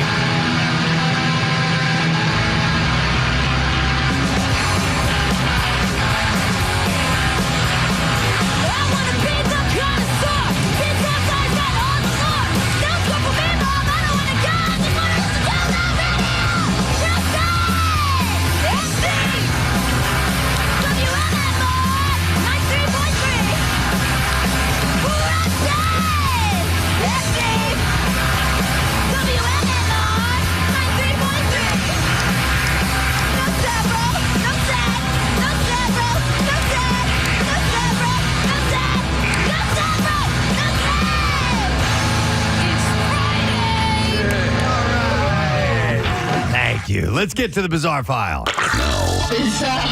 WMMR presents Preston and Steve's Bizarre File. Brought to you this morning by Liberty Safes of New Jersey. It's time to store all of your valuables in one secure place with a Liberty Safe from Liberty Safes of New Jersey. Showrooms in Hamilton and Mount Laurel. You can shop online at libertysafesnj.com. In April of 2019, Stephen Hamill was horrified to learn that he had been diagnosed with cancer of the penis after experiencing horrendous pain in his nether region. Fortunately, there was a cure, but it involved 4 inches of his magic wand being cut off. And this resulted in his friends giving him the loving nickname of Stumpy.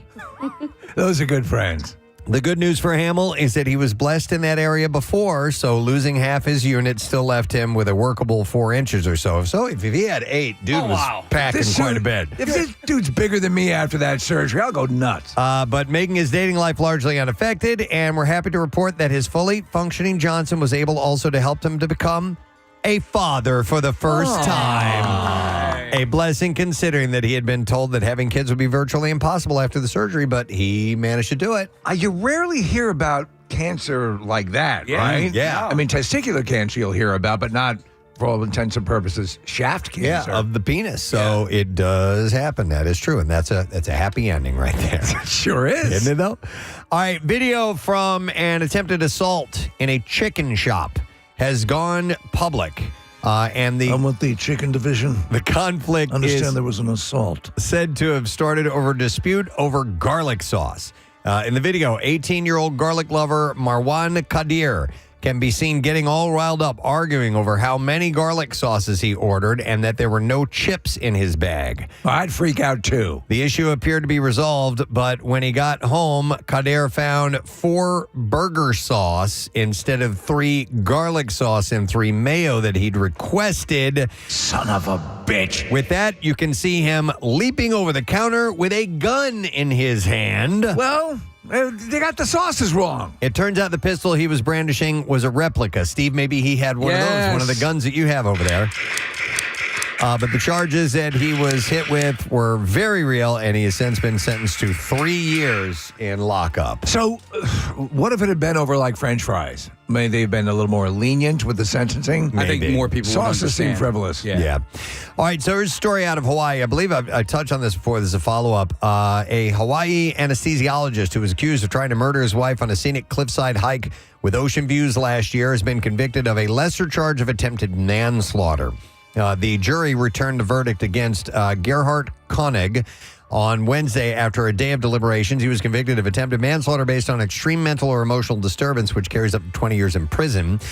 Distraught over her relationship with a coworker, Koenig planned to kill his wife, Ariel, during a weekend trip to Honolulu for her birthday in March 2025. Prosecutor said he would try to push her off a cliff. Oh, man. Stab her with a syringe. And when that didn't work, he hit her with a rock. I'm trying to kill you. The attack was interrupted by 2 hikers who heard her cries for help. The defendant testified that it was his wife who first hit him with a rock, and he hit her back in self-defense. Yeah, that seems right. A jury 4-person said deliberations focused on what transpired in the trial. She said jurors examined the testimony of those who were at the scene to see where they matched up and where there were inconsistencies. So if you invited Rochelle on let's say like a cliffside hike, and you said, I'm bringing a syringe and a rock. Right. I think she might question that. I think he just found the rock laying he didn't around. have his lucky killing rock? I don't think he had that with him. But at the end of the day, when it comes down to it, the 4-person said she was hit in the head, and a head injury can be serious, and that's the deadly part of the body. So they went back and forth, but the apparently the jury believed that it was an emotional disturbance that affected the verdict, and that is under Hawaii law. If jurors believe a defendant committed attempted murder but was under the influence of an extreme mental or emotional disturbance at the time, they reduced the charge to attempted manslaughter if they believe there was a reasonable explanation for the disturbance. And she was apparently having an affair. And so they said that So that there was an part of it. affair. All right. Yeah, she said it was. So they split the baby, as they say. She said it was an affair of the heart, but it's worse than a total eclipse of the heart. Nonetheless, so he is possibly going to face. He's definitely going to face prison time. So we'll see. All right, in Lexington, Kentucky, a woman faces multiple charges, including wanton endangerment and burglary, after police say she drove through a park, attempted to hit pedestrians with her car, and then broke into a home. Officers responded after receiving reports of a driver doing donuts on the grass off the roadway and parking lots. According to the arrest citation, 40-year-old Catherine Johnston attempted to strike 3 people with her vehicle. Man. The victims fled the park and attempted to get home, but Johnston allegedly chased them and tried to hit them again. The pedestrians, including an 8-year-old child, were on the sidewalk and had to jump into the yards of nearby houses to avoid being struck. Full-blown rampage. Yeah, Johnson sped away after officers arrived in the area. Witnesses told police that she traveled at an extreme rate of speed. By any chance that through she the neighborhood getting the wrong sauces earlier on, Preston? Maybe she drove that car. Yeah, I don't know. While fleeing, another officer spotted Johnson where she attempted to run another car off the roadway. Another witness reported she nearly hit children playing in and on the side of the road. Now, Johnson eventually came to a stop at a home, got out of the car, went into the residence. She reportedly did not live there, and then she began threatening to beat up the people who did live there. Hey, we live here. When officers arrived to arrest her. You're the lunatic. When officers arrived to arrest her, Johnson allegedly attempted to assault them by trying to kick them and stated she was going to spit on them. Don't you wonder how somebody who's in that state of mind starts the day? Do they brush their teeth and put on some coffee? And when does it kick in? Or do they literally jump out of bed screaming and go for it? Well, maybe this answers your question. Johnson openly admitted to using crack cocaine that day and operating her vehicle without a license. So I'm going to guess that crack cocaine figured into this. She has been charged with multiple offenses, obviously. All right, and there you go. That's all I have in the Bizarre File for you this morning. Hey, Preston, we do have a guest in the Acme Lounge right now. I'm just trying to buy a couple of minutes here. He has a gift for you. Would you prefer to get that gift on the air or off the air? This is a guy who is is a client of the radio station. This does not have to go on the air. I told you about this a little while back. You know about it. You do You've know been about informed. it when you were in. A lot of people don't know. Preston is in need of an internal organ. I don't know. This is not our guest that we have. No. It's not our This guest. is a separate guest. It's a separate guest. It wasn't necessarily supposed to be on the air, but our guest that is supposed to be on the air is running a little bit late because his Lyft driver bailed on him. So I am just trying to buy 2 minutes here. All right. Well, somebody's standing behind you. So come on over here to the microphone. This is Dave. Okay. From Monster Mania. This is son of Dave. Dave, son of Dave. Yeah. Dave, come all the way around here. We'll son of set you up. Dave. Okay. I thought maybe it was a 10-year anniversary of me and some kind of freak out on air like we did with you yesterday. So, Dave with Monster Mania, what's up, man? Hey, what how you doing? I have like zero preparation for this. Nah, it's all right. No. Hey, dude, you just described our show. So don't worry about it. All right. Well, listen, first of all, you run a great event. You got how many now have the Monster Manias been going on? So we're coming up on our 68th show. Oh, my God. So I was talking to your dad, who's also named Dave. And runs it. And Dave is the one who's been working with us for a long time. But you are there running the conventions as well. And I didn't realize that he had spent 40 years in retail. Oh, yeah. Yeah, I mean, and then this thing came in at the end, and now it's become everything. You guys run the biggest conventions. These are huge. Oh, yeah. Thank you. We actually started. My dad's side hustle was doing conventions as a vendor, like selling merchandise. Right. And I think it was like 2002. I had just graduated. We were coming back from a convention in Pittsburgh, and just to kind of like keep the like conversation going in like a 6-7 hour drive, we're like, hey, what if we did our own convention? And then like lo and behold, a month later, my dad's like, hey, we got a convention. And I'm like, I guess we got to figure stuff out. Oh, yeah. Well, you did. Everyone loves. I go to them all the time. They're fantastic. Yeah, I was looking at the next one's coming up in August, and they got a lot of people from Nightmare on Elm Street. Both Robert Englund and Heather Langenkamp are going to be there, and Malcolm McDowell, and just you guys get the best guests. And I think that has to do with like the gift that you have for me here. The guest. There is a tie into that. Yes. Okay. Yes. So what do we got here? Hand that over. Okay. Preston, it is I get to open a present. It is a Pop-Tart. Wow. I had white wrapping paper or Christmas wrapping paper. So. I like the white wrapping paper. Pop-Tart with real fruit filling, Steve? I have no idea. All right, let's see what we got here. Come on. Oh, man, it's one of these boxes that have these little flip-out things. There we go. All right, it's upside down. All right, so this is upside down. It's all good. It is. Oh, wow. Yeah. It is an autographed picture of Dustin, played by Gaten Matarazzo from Stranger Things. And that's signed to both you and Caleb. So we know where there's like a strong connection to both you guys. Yes. So it's our show. It's our bond, Stranger Things. That is awesome, man. Thank you so much. And this is from, I can tell by what he's wearing, this is from season 5. Yes. So that's fantastic, dude. Thank you. Okay. Right. That goes up on the wall immediately. Yeah. So he was out, that was just recently, right? Yeah. That was a Saturday of the most recent convention. And we're just, from my dad, father, and brother, just wanted to make sure we got that to you and it didn't get lost in the mail. Dude, that's great. I saw a picture of him and Bruce Dickinson of Iron Maiden. Oh yeah. Hanging out I've together. got I have like a little picture of me back from like 9 years old with like my seventh son back patch. It lasted about a day in the Philly Catholic school system. So, but I still had that photo. Well, you get the rockers out there too. You've had Alice Cooper and a number of people.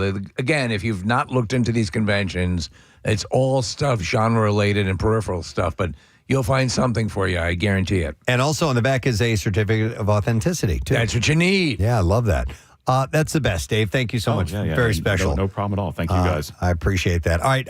And by the way, you can go to monstermania.net to find out the whens and wheres and whos of the next event, which is coming up in August, like we said. Cool. Well, thank you, Casey. Thank you for setting me up. Thank you, Dave. Appreciate it. Son of Dave. All right. We are going to take a quick break. We'll come back in just a moment. Don't forget the keyword for No Sad Dough is bonus. You can enter that now. BONUS. You have until 25 minutes after the hour to do it. We have a guest coming up in just a few, so make sure you stay with us. Like some days I'll be delivering cars a lot. I'll go to like the Maserati dealership, drop off a Maserati, whatever. Like I get to drive some pretty cool cars, which also adds to. Oh, that's cool. No, that is cool. I dig that. All right, so this isn't your shop that you own. You work there? No, yeah. I just work there. I'm also currently in college, So it's like kind of like a part-time kind of thing. I think that's great. Yeah. Because I've talked to Thanks, Sam. Chuck down the hall, and he's like, when I retire, he's like, he would love to open his own auto detailing, not shop, but like he would come to your house. And like, you're like, dude, I could do like one car a day, and like that would be it. You know what I mean? Because you make a decent amount of money. There was a service that we had come, and then they asked. They were a client here at the station for a while. Yeah. And they did a pretty decent job. Yeah, you can make a couple $100. Yeah. Easily. Yeah. And knocking out one a day or every other day if you just wanted to keep yourself busy. Yeah, my wife has had this guy come to our house. I just How you doing, baby? I know, and he just sets up shop in the driveway and to clean your car. Yeah, not to clean your clock. But yeah, I mean, he gonna buff your ass. probably does like one car a day. A couple of $100 a pop. Like it's a decent living. Yeah. Okay. I'll go to Joe next. Hey, Joe. Good morning. Hey, bitches. Hey, what? What's up, Joe? Hey, so I take care of dogs for a living. Are you like a dog walker? Yeah, Dog sitter? At your house, or you can come bring them to my house, Yeah. and it's awesome. And you consider it to be an easy job? Yeah. Well, I mean, all you're doing is taking the dogs for a walk here and there and just playing with them. And the kids help out. So. By the way, there's no reason to be embarrassed if you have an easy job. No. I think you win. You're lucky. I think it's a great job. Yeah. And so you're obviously an animal person to begin with, and so how would you make your own hours?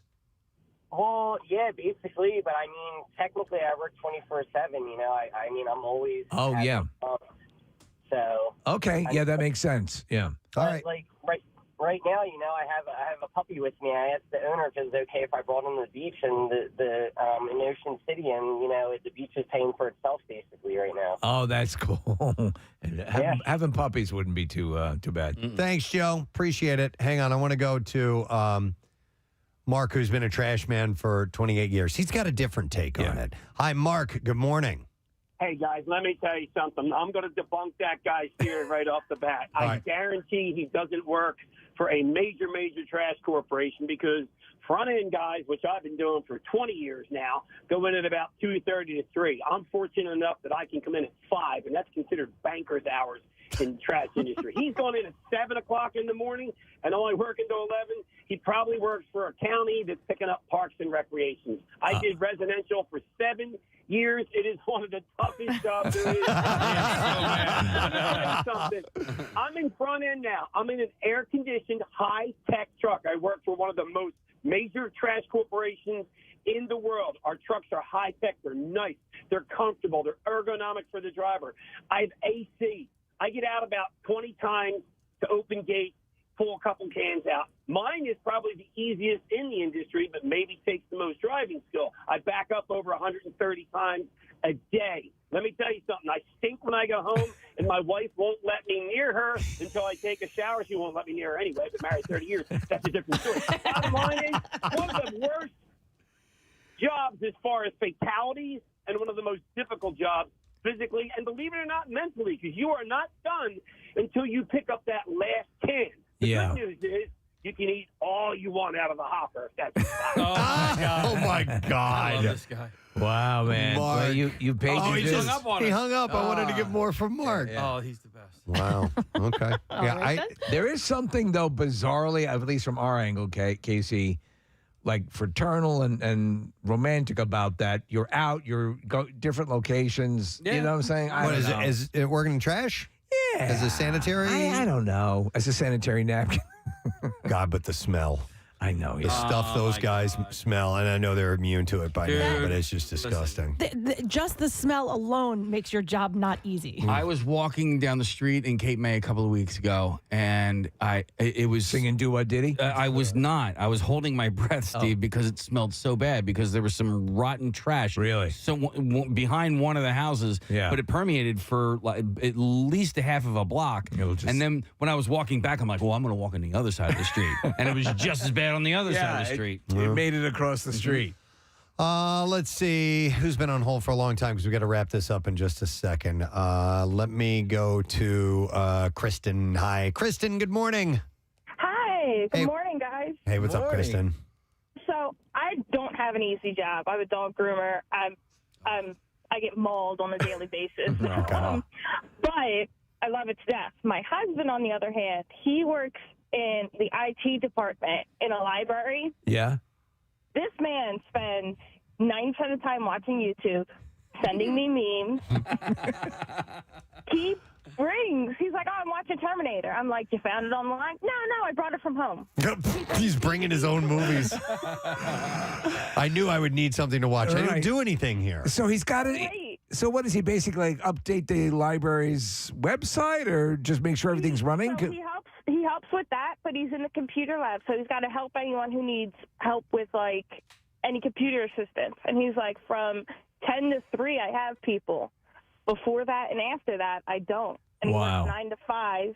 Mondays he does 1 to 9, but the best part is, twice a month, they then pay him to shut down the computer lab to play Dungeons and Dragons. Oh, man. That's an easy job. Yeah. I'm like, what? Don't come home and tired. Like, we have a 5-month-old. Help. Help. Oh, please. You're helping. Thank you, Kristen. We went whitewater rafting earlier this summer, and we were talking to some of the guides that were with us, and they were all college kids, which I didn't know. This was in Jim Thorpe. They're college kids, but from all over the country, not just in our area. And they travel here. And she was basically telling us that they like camp out for the summer. Wow. And she said it's one of the, for them, it's one of the greatest, easiest jobs. I'll never forget this gal in Maine. She was our whitewater raft guide. Her name was Wiggy. She was awesome. And same thing. Loved her job. Travels all over the place. Goes to different, depending on the season. You know, she'll head out west when it's warmer, and then head east. And just loved the job. One of Jace's surf instructors, too. She goes to Hawaii for the winters and then comes to Ocean City for the summers. A guy who would teach surfing in Costa Rica in the winter. He would be a snowboard instructor in Colorado in the wintertime. And in the summertime, he would go to Costa Rica and teach surfing. I'm like, damn, man. Didn't he die in a big wave off Australia? Or is that that was boating. That was after the bank robbery, and we don't talk about that. Yeah. Yeah, I mean, it's a legit career. The guy who ran our thing in the Grand Canyon, like, that's what he does from May to September. And he majored in that. He found a college and basically majored in like adventure activities. That's cool. Yeah. Right, one last call, then we got to take a break. It is Jeremy we're going to go to. Hi, Jeremy. Good morning. You guys rock. Jeremy, it says here you got an easy job. What is it? Dude, I coalesce the vapors of IT security maybe 3 hours a week, and I work 40 hours a week. So you're actually working for 3 hours of your 40-hour work week. Not even working. I'm literally just talking to somebody else in a meeting about an issue and tell them what to do and how to do it. Okay. Do you feel mildly guilty that you make money doing that, or are you okay with it? Completely. I honestly Netflix and spreadsheets. Netflix and spreadsheets. Dude, well, you listen to what you. Preston said earlier. You win. Yeah. You know? That's it. You got a job, and you're obviously providing what your bosses need you to provide, or else you wouldn't be there. Yeah, so there exactly. I was talking to my friend Joey Lee the other day in the parking lot of Wawa, and I said, if I ever complain about my job, just slap me in the face, because this is what I do for a living. Yeah, I push buttons like that. Yeah, you know. Yeah. All right. Well, anyhow, thank you guys. And quietly quitting. I was not familiar with that term. No. And it essentially means just doing what needs to be done and only that, and not going above and beyond. My buddy Steve texted and said, quietly quitting equals lazy F. But Steve, my buddy, he drags so much of his work home and shouldn't be doing that much work. He's a booker at Chippendales, right? He gets all the guys. Yeah, exactly.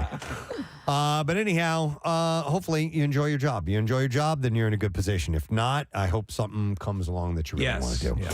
We need to take a break. We'll come back in a second, and we'll get to the bizarre file. It's on the way next. Stay there.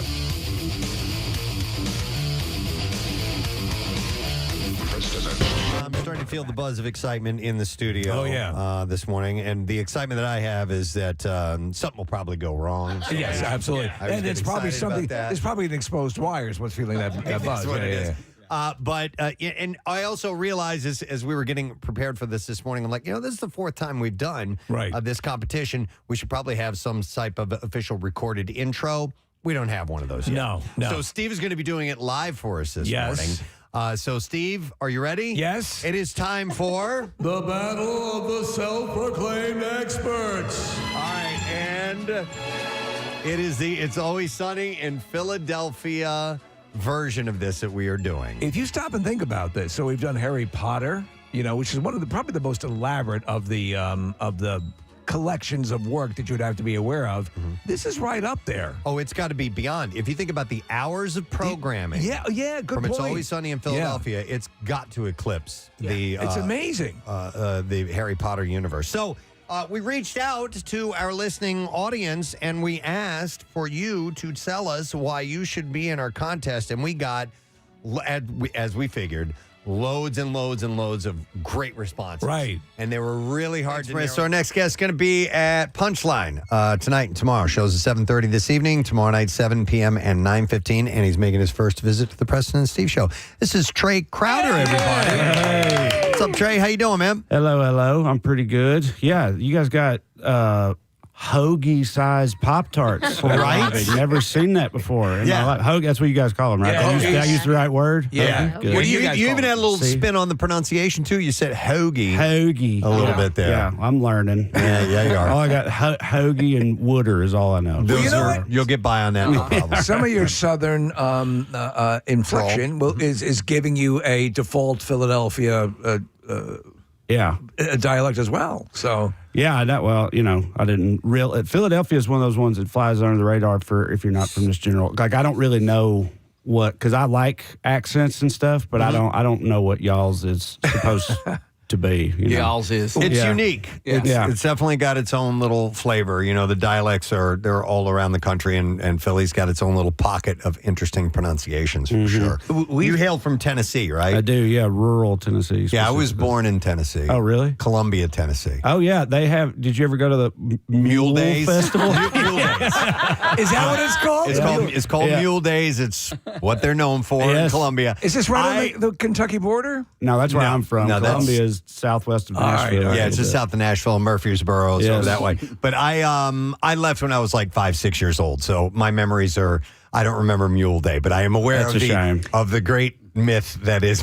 Yeah, no, you knew what I was going to say before I even got it out. Yeah, because that's it's Columbia's thing. No, we drive through Columbia on the way to my in-laws for Christmas every year, and I always see the mule signs that catches your eye. It's this weekend, guys. Oh, wow. I didn't even know that. It's happening right now. Do we know what constitutes a really enjoyable Mule Day festival? Or I do not. Do you have a lineup of the festivities there? Are they like mule rides or they have mule to judging? Well, there was a beauty pageant.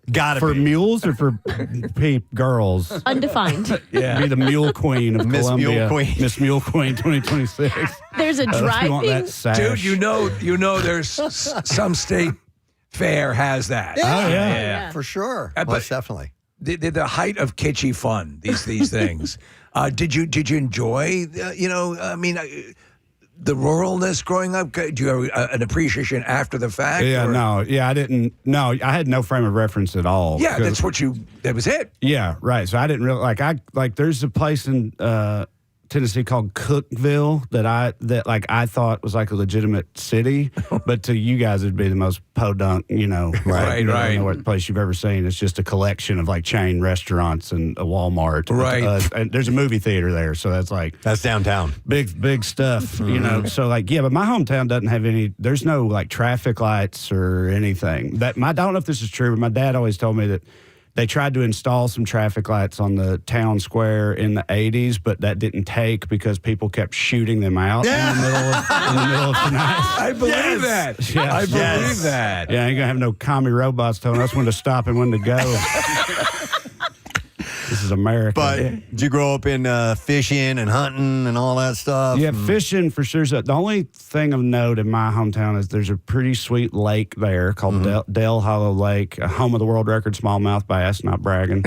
But and so fishing, and doing lake stuff all the time. A lot of my buddies hunted, and I've been hunting, but I was always, you got to get up real early in the morning for that. And as even then a burgeoning comedian, I guess I wasn't, obviously you guys got a whole morning thing going on here. Yeah. But you guys are in a nice studio. To do that, you got to go sit in a tree at 5 a.m. in the, when it's cold out. And I was like, I'm just going to sleep in and watch not your jam. Watch X-Men later. How about water skiing? Yeah. I think I screwed my knee up doing that when I was 20 and I didn't have health insurance at the time. So I just rolled with that and my left knee's not right to this day. But yeah, water skiing and wakeboarding and that type of thing. Yep. Just did snow skiing for the first time in my life 2 weeks ago. How'd that feel? But it was way better, easier than I thought it would be because I thought it'd be that, and it's not really. Yeah. It's pretty different. I was like, snow, snow's just used to be water. It got cold.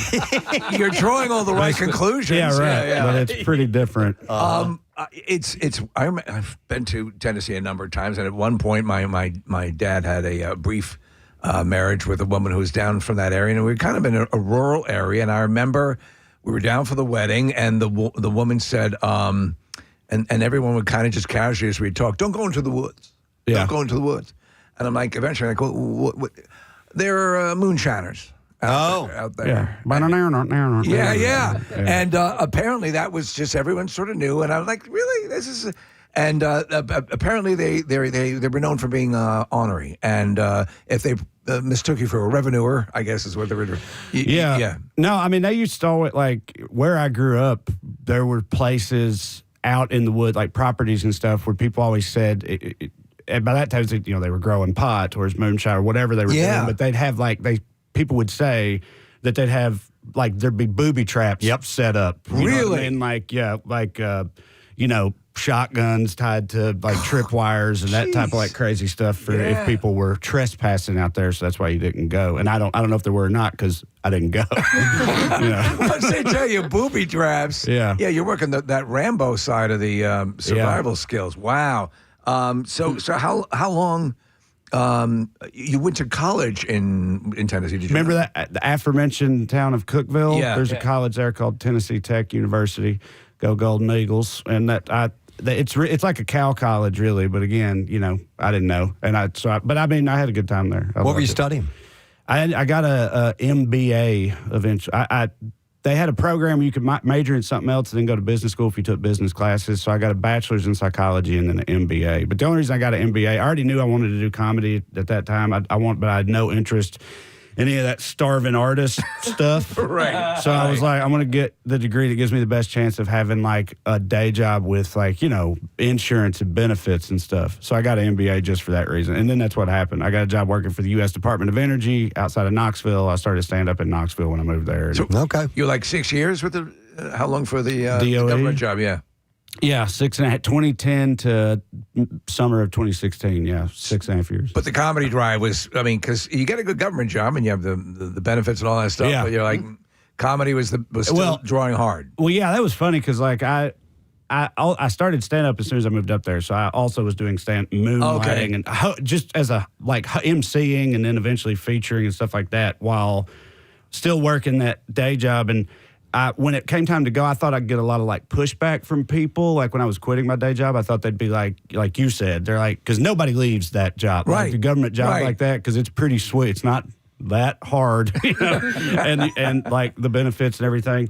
But it really surprised me when I told everybody that I was doing that I was quitting doing comedy full time. They acted it was I was unexpectedly getting released from prison early. That was that. They were like, "Oh my God, good for you! Congratulations!" That's the way everybody acted. So they were all very supportive. Actually, so you were the first to graduate college in your family. Yes, and so was that a tough sell about? Obviously you were out on your own already, but the comedy thing was that met with? Well, my dad. I had grown up in my tiny town of Salina, Tennessee.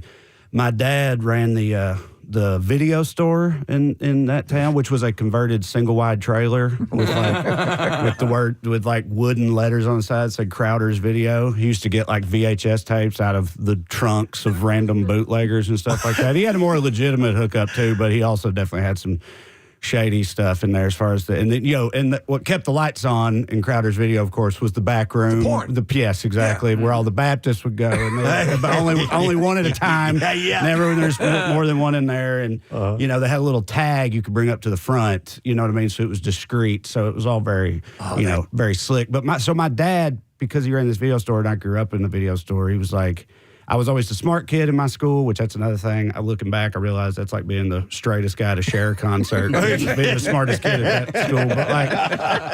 But I was a smart kid in my school. I was always going to go to college. That was always like the thing. My grandpa was super about that. He wanted me to be a doctor, a lawyer, one of those things.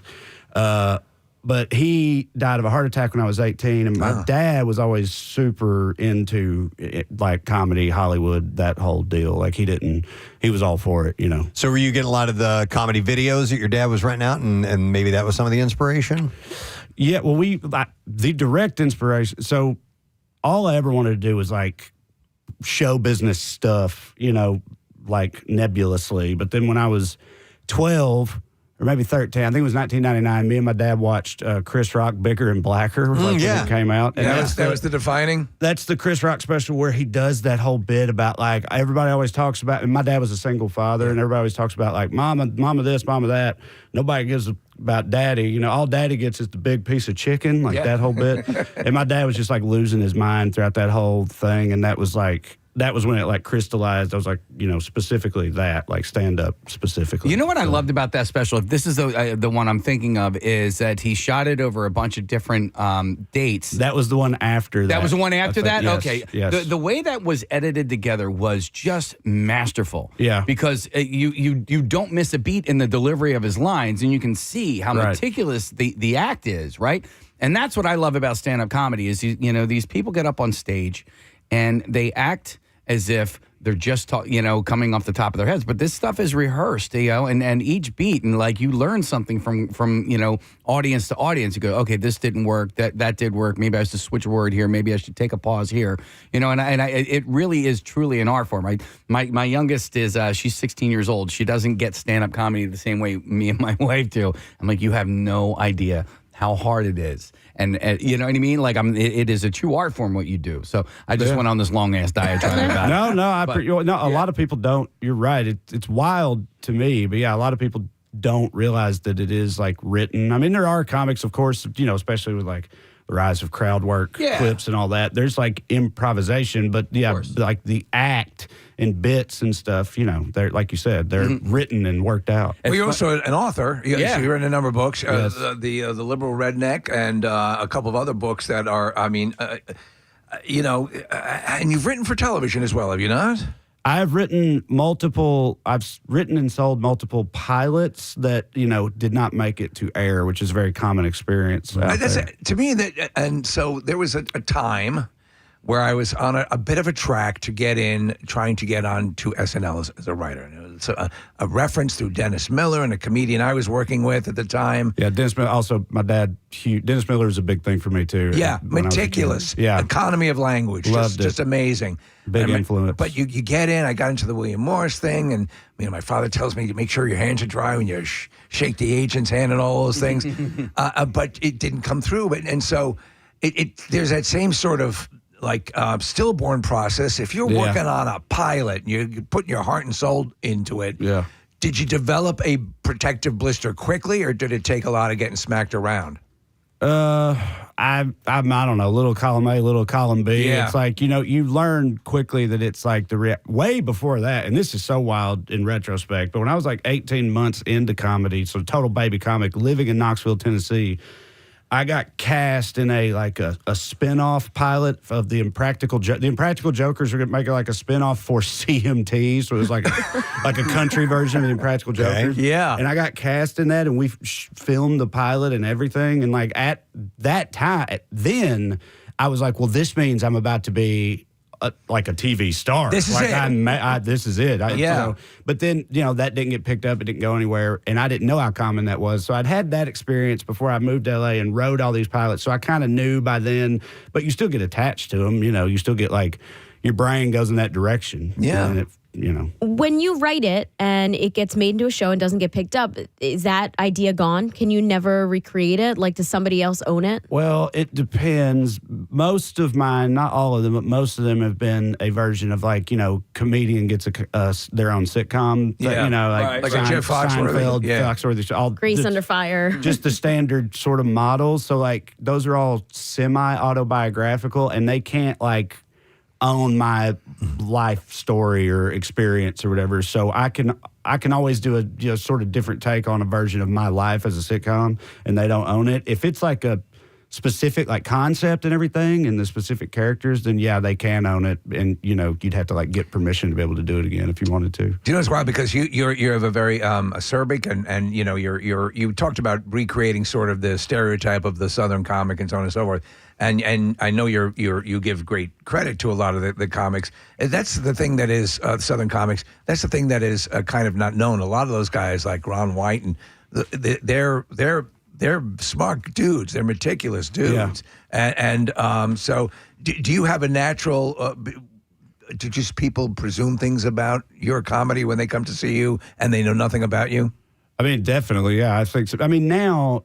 Generally, and I'm lucky that now, usually when people come to my shows, they're like coming to see me. They follow me on the internet or whatever, so they know. But yeah, that was always kind of my thing, was that I would like take people by surprise. Hang the 180. I wouldn't be. I go up there. How y'all doing? And they're expecting like a more traditional blue collar comedy type of thing, and then I wouldn't be like that.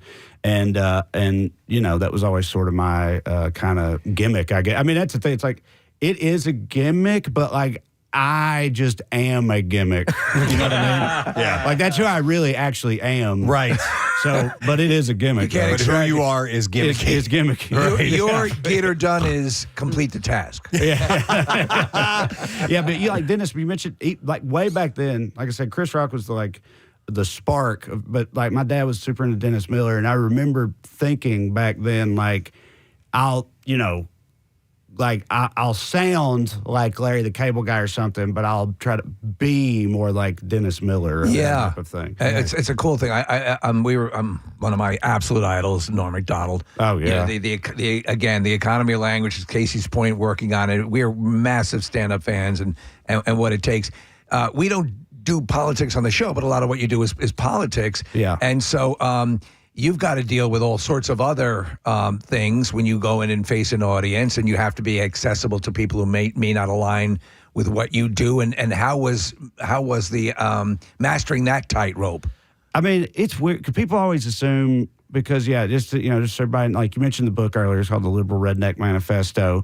Like, I'm a lefty hillbilly, which is also weird to people, but we won't get into the politics and stuff. But people always assume, other comedians even, and especially, will be like, you came up in Tennessee, like how did all that go? But the thing is, it was like, it was a different time, though, too. I think it was, like, so just, like, different and surprising to people or whatever. And also, things weren't as incendiary and crazy as they are now. I wanted to ask you about this. People would, like, laugh at it. And even, like, I could be in, like, super, like, red comedy clubs that are generally, like, conservative audiences, and I could do some of this stuff, and it would still work because people, it was like, this is, funny and neat or whatever. Funny. Yeah. Like, they wouldn't get mad about it automatically. I feel like that's probably not as true anymore. People are a lot more sensitive on both sides, I think, about all that now than they were even when I started in like the early 2010s. Dramatically so, and that's why we just excised it from the because you're damned if you do. We started to see the indications when, and I always used to make the joke that everyone is so polarized and tribal that you could post a picture of Snuggles the Fabric Softener Bear, and you get an FU, in the comment section. Right. Well, obvious snowflake, Snuggles. Pretty soft. Yeah. But I would like to see a return to that, where you could get, don't make it what you. It's going to be a while. Your life's different. It's going to be a while. Well, and one of the things that's going to stop it from happening with any expediency is social media. Yeah. Yeah. And since you've been working and seeing the rise of that and the comprehensive effect it has, how do you deal with all that? I mean, I don't know. I have no idea how to do. Basically, when I do my shows, which are what we have this weekend, somebody's listening, look me up and then come and see me if you want to. But when I do my shows, like I said, it's generally my people. Your podcast people. Mine, so it's like. So they know, so I don't have to worry about it as much. And when I just do general audience shows, like in LA, or if I'm ever somewhere else and go up on somebody else's show, I just like think about that and I'll, talk about, because it's not like I just talk about politics, by the way. I talk a lot about a bunch of other stuff, like, just my hometown where I grew up, and like, I took a trip to wine country with my wife as, like a white trash Tennessee hillbilly, and the experience of that, like stuff like that has nothing to do with politics. Right. And so I'll just, focus on that stuff or whatever if I'm in front of a general audience, because people are so sensitive. But I don't know how to, what to do about any of that going forward. If you're just jumping in, Trae Crowder, who's here with us at Punchline Philly tonight and tomorrow night as well. You guys eventually, now, is your wife from Tennessee as well? She's from right south of, it's called Waynesboro. Oh, sure. It's right south of Columbia. Okay. Yeah. So she's Tennessee as well, but you guys now live in Los Angeles. Yeah. You moved there a handful of years ago, I don't know, 8 or 10 years ago, whatever it may be. What was that transition like? I know you had traveled around, so you know what different cultures are like and everything, but what's living in Los Angeles for you guys like? She is very, like yoga pants, Starbucks, like white blonde lady. She's real like, she took to it then. Very quickly. Yeah. Like California she also is like, Waynesboro is literally the most, I think, conservative county in Tennessee by like voting metrics or whatever. Okay. That's where she's from. But she's like, the blue sheep in her family or whatever. So like all that was fine with her. And our kids, our 2 sons, were toddlers when we moved out there. So they're like, it's, I talked to my buddies back home, and his 13-year-old daughter just, shot her first deer or whatever. And he's like, dude, dropped her from 100 yards or whatever. It's the same. She's so proud. And it is cool. And he's like, what about your boys? I'm like, yeah, well, the older one's a vegetarian for moral reasons. And the younger one's in a musical theater camp right now. And he's got hair down to his shoulders. So they're, pretty California-y. Yeah. And that's, so like. Is that a culture shock to the friends back home? Yeah. Well, no, I mean, that's what they expect to happen. Have you taken them back to see your rural beginnings? Yeah, it's weird because I mentioned earlier the lake in my hometown. So when we go to my hometown, it's in like the summertime, and we'll rent a houseboat or a pond, and so like they love it. Sure, like they don't have a full picture of it really. Or we go to Waynesboro at Christmas, so it's grandma's house at Christmas, and all their cousins are there and everything. So like, I mean, they love Tennessee, but they don't have like a full picture of it. Yeah.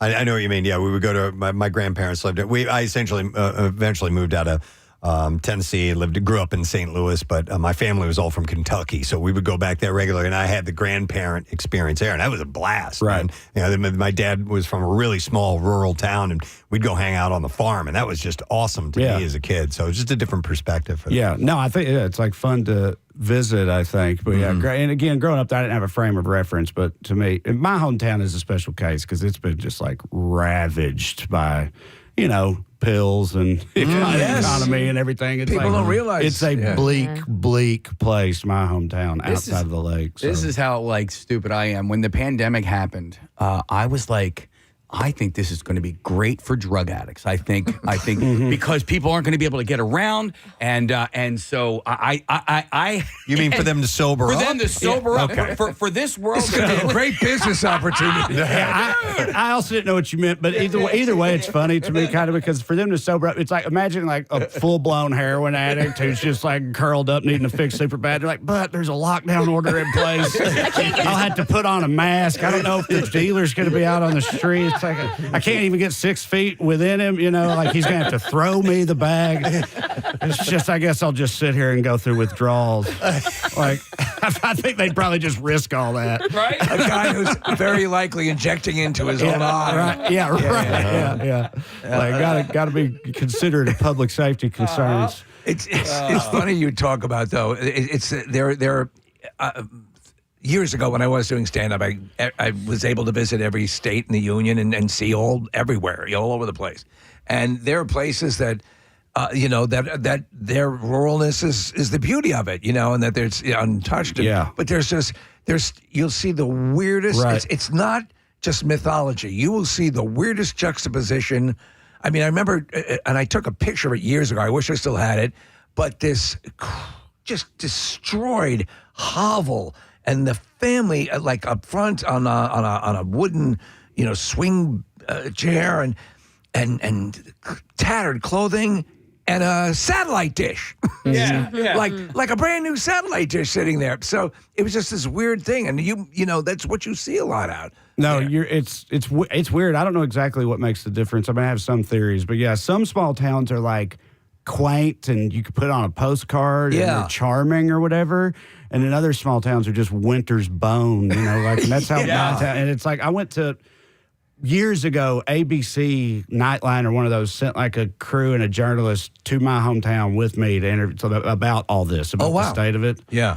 And they aired it, and everybody in my hometown got really upset. We did it like in the very dilapidated downtown. It's a stretch of, a row of buildings or whatever, one square with, again, no stoplights. But it aired, and everybody got real mad at me because they were like, you made the town look bad. And I was like, I think the cameras made the town look bad by virtue of capturing the way the town looks. It's not, I don't see how that's my fault.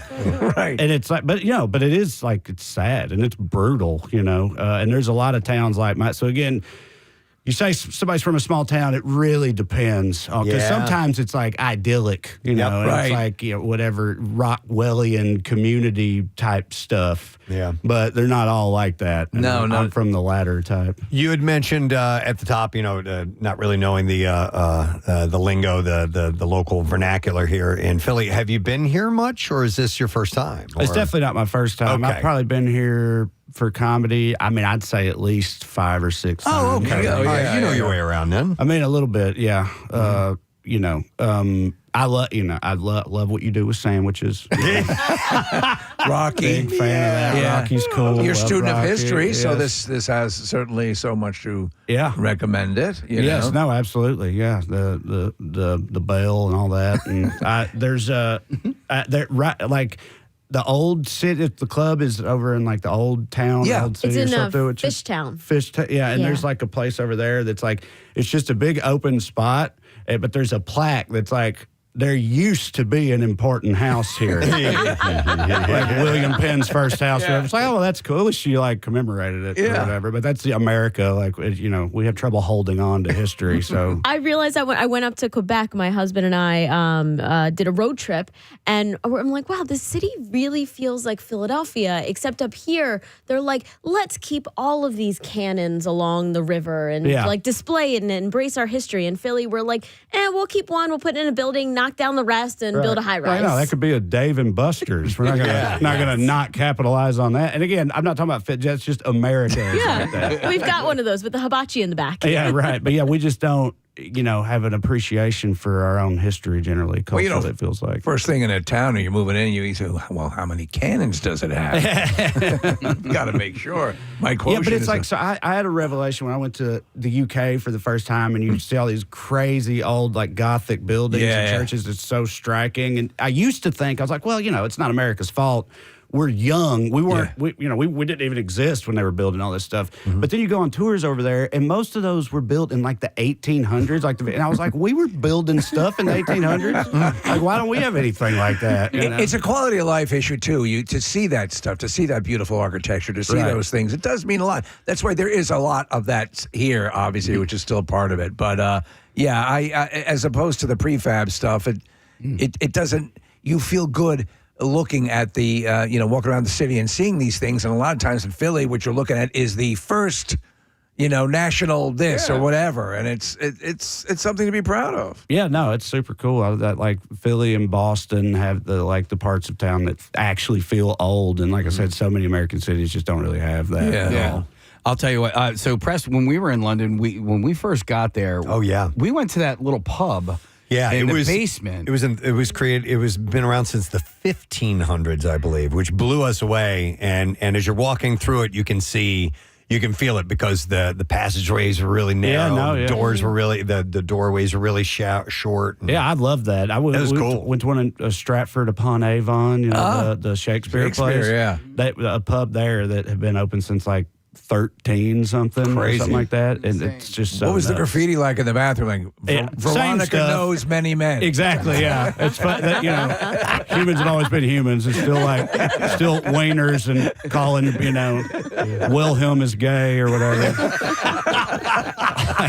Right? They had to be moved to do the same thing. I think it's literally. I've always heard that was it Pompeii, or the Vesuvius erupted and like captured frozen some of it in time. That there's like bathroom graffiti there that literally is that for a good time called Back Bacchus or Fine Bacchus down by the vomitorium or whatever on Midsummer's Eve. Owing to the more things change, the more they stay the same. Right? Yeah. Well, listen, Trae, like I said, is going to be a Punchline.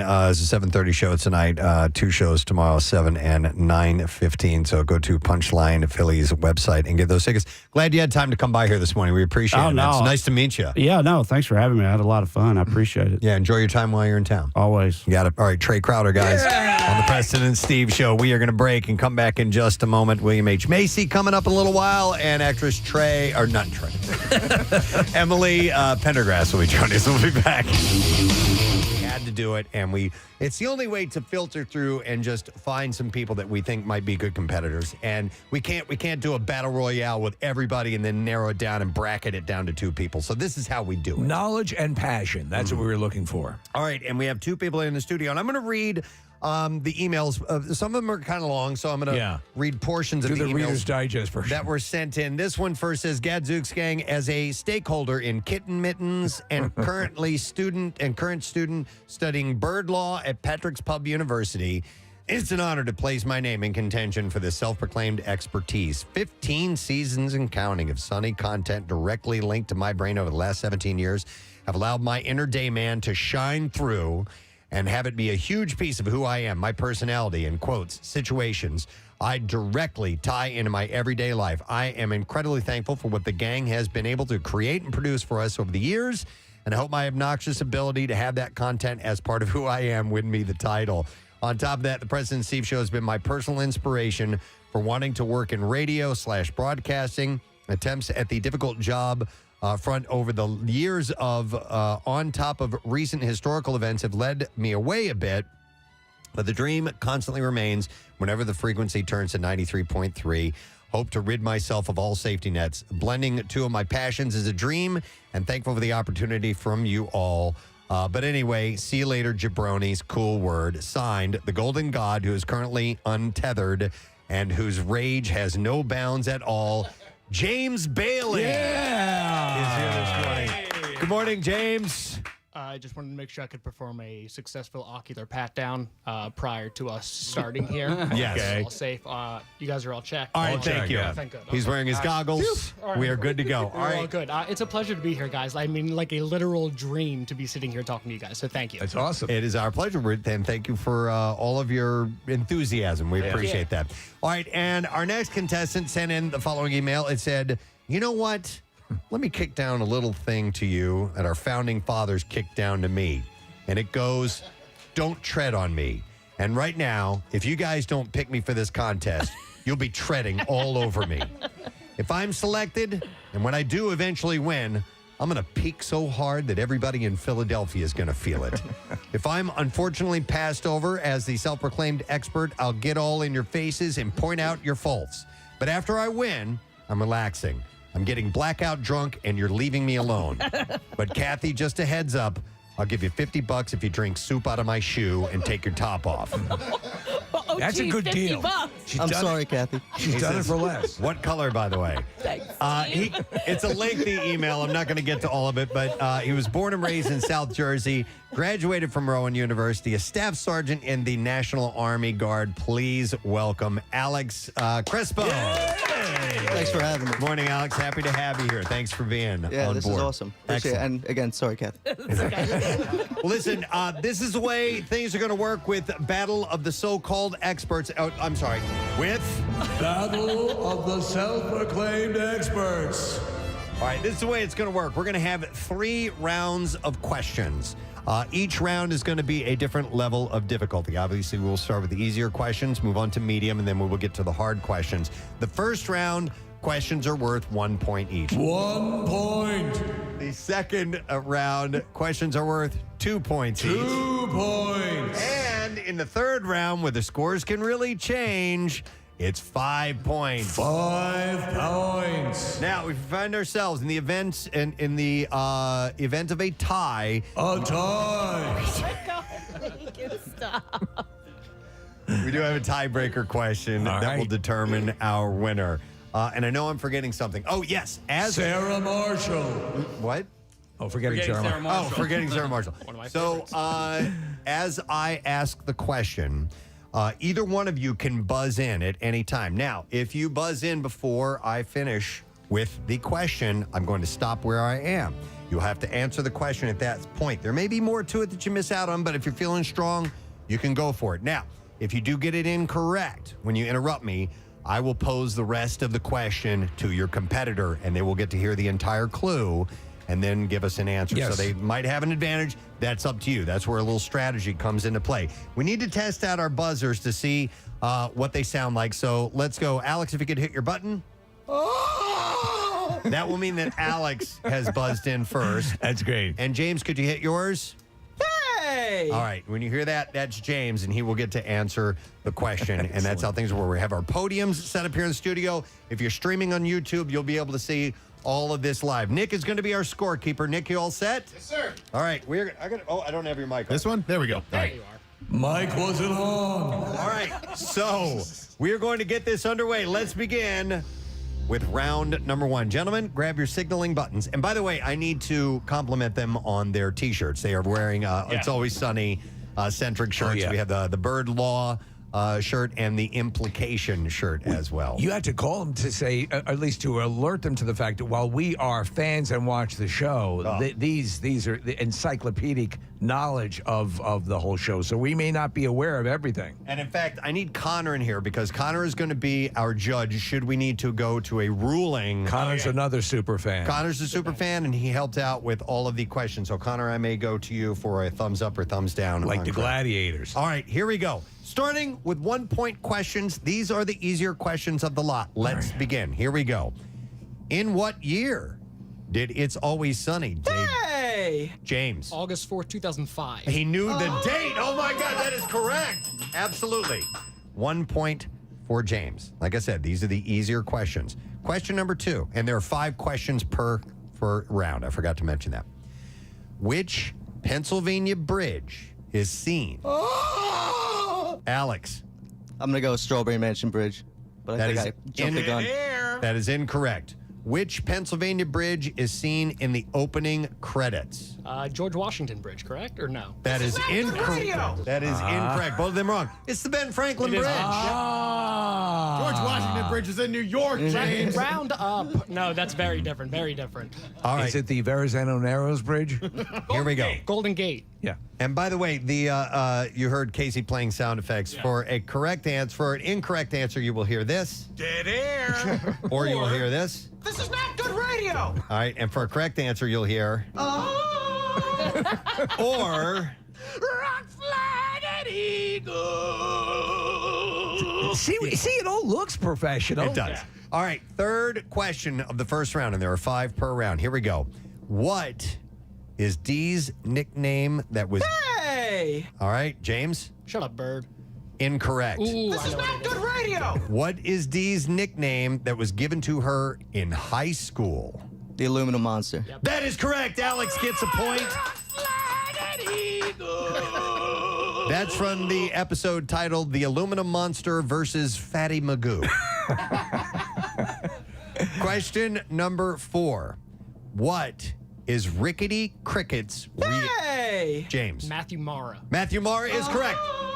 Rickety Cricket's real name. All right, question number 5, and this is a lengthy one. A lengthy setup. I just want to tell you ahead of time. Here we go. Mac and Charlie go to a diving pool they used to go to as kids, but the pool has been abandoned and is full of garbage. Mac says that the pool looks like the way that it is because of a pattern of discrimination against lower class people. But Charlie says it's because a kid drowned. Alex? Jamie Nelson. That is correct! And round 1 comes to a completion. And by the way, that was from Mac and Charlie White Trash episode. Nick, what is the score so far? All tied up at 2 apiece. All right. Nice, guys. 2 Very for nice. Alex, 2 for James. It's a tie score. And they got the same question incorrect, I want to point out. So nobody stole anything from anyone on that one. So 2-2 in round 1.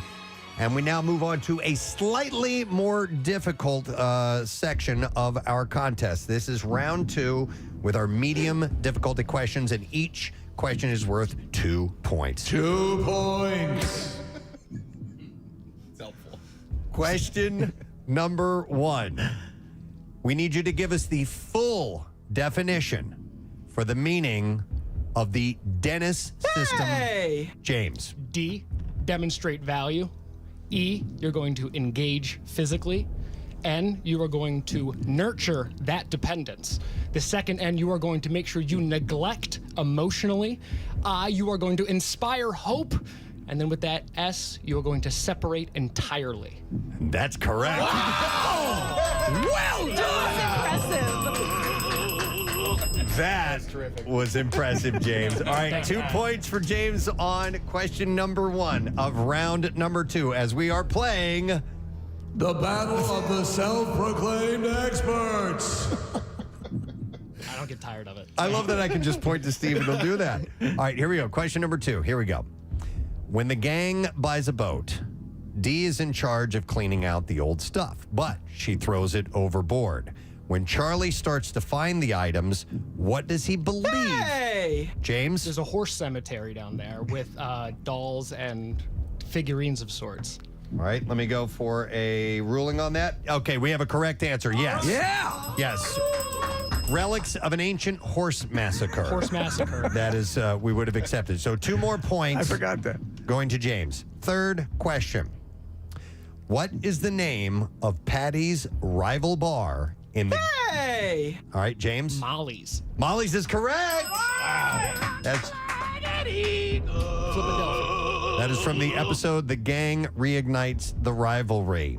Fourth question of round 2.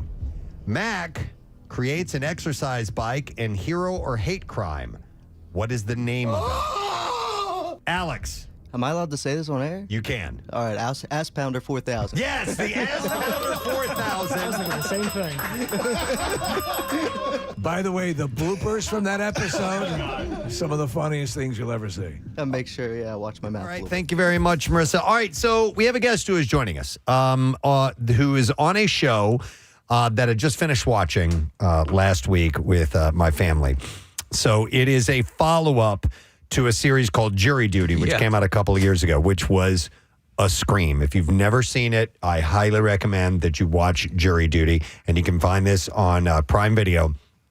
The follow-up season is called Jury Duty Company Retreat. So the premise is, and I'll lay this out for you real quick, for both of these shows, it's a reality-looking show. There is one person, though, who thinks that they're just living real life. Everyone else is an actor. There's a scenario where they work with this group of people, and every single person is an actor except for this one amateur that they brought in who just thinks that they're filming a documentary of some type.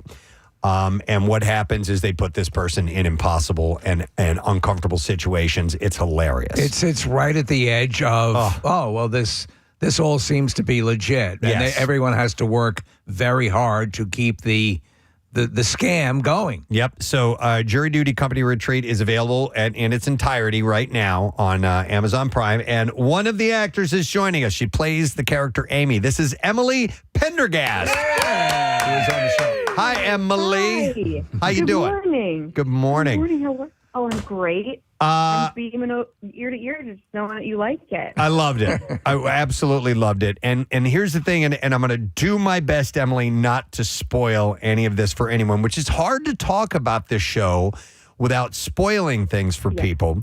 But as is with the first season, the crew that selected the one person who is not in on it did another job at finding like the greatest person in the world. It is just, it's. I mean, truly. Come on, man. Lightning in a bottle twice. Yeah. I saw recently a post on Instagram that was like, whoever's doing that casting needs to start a dating website because these men are just so pure. Yeah, they pick wonderful people, and it needs to be that way because it's a big joke that's going on. They're put in bizarre, uncomfortable, confusing situations, and if you've got the wrong person, it could go south pretty quickly.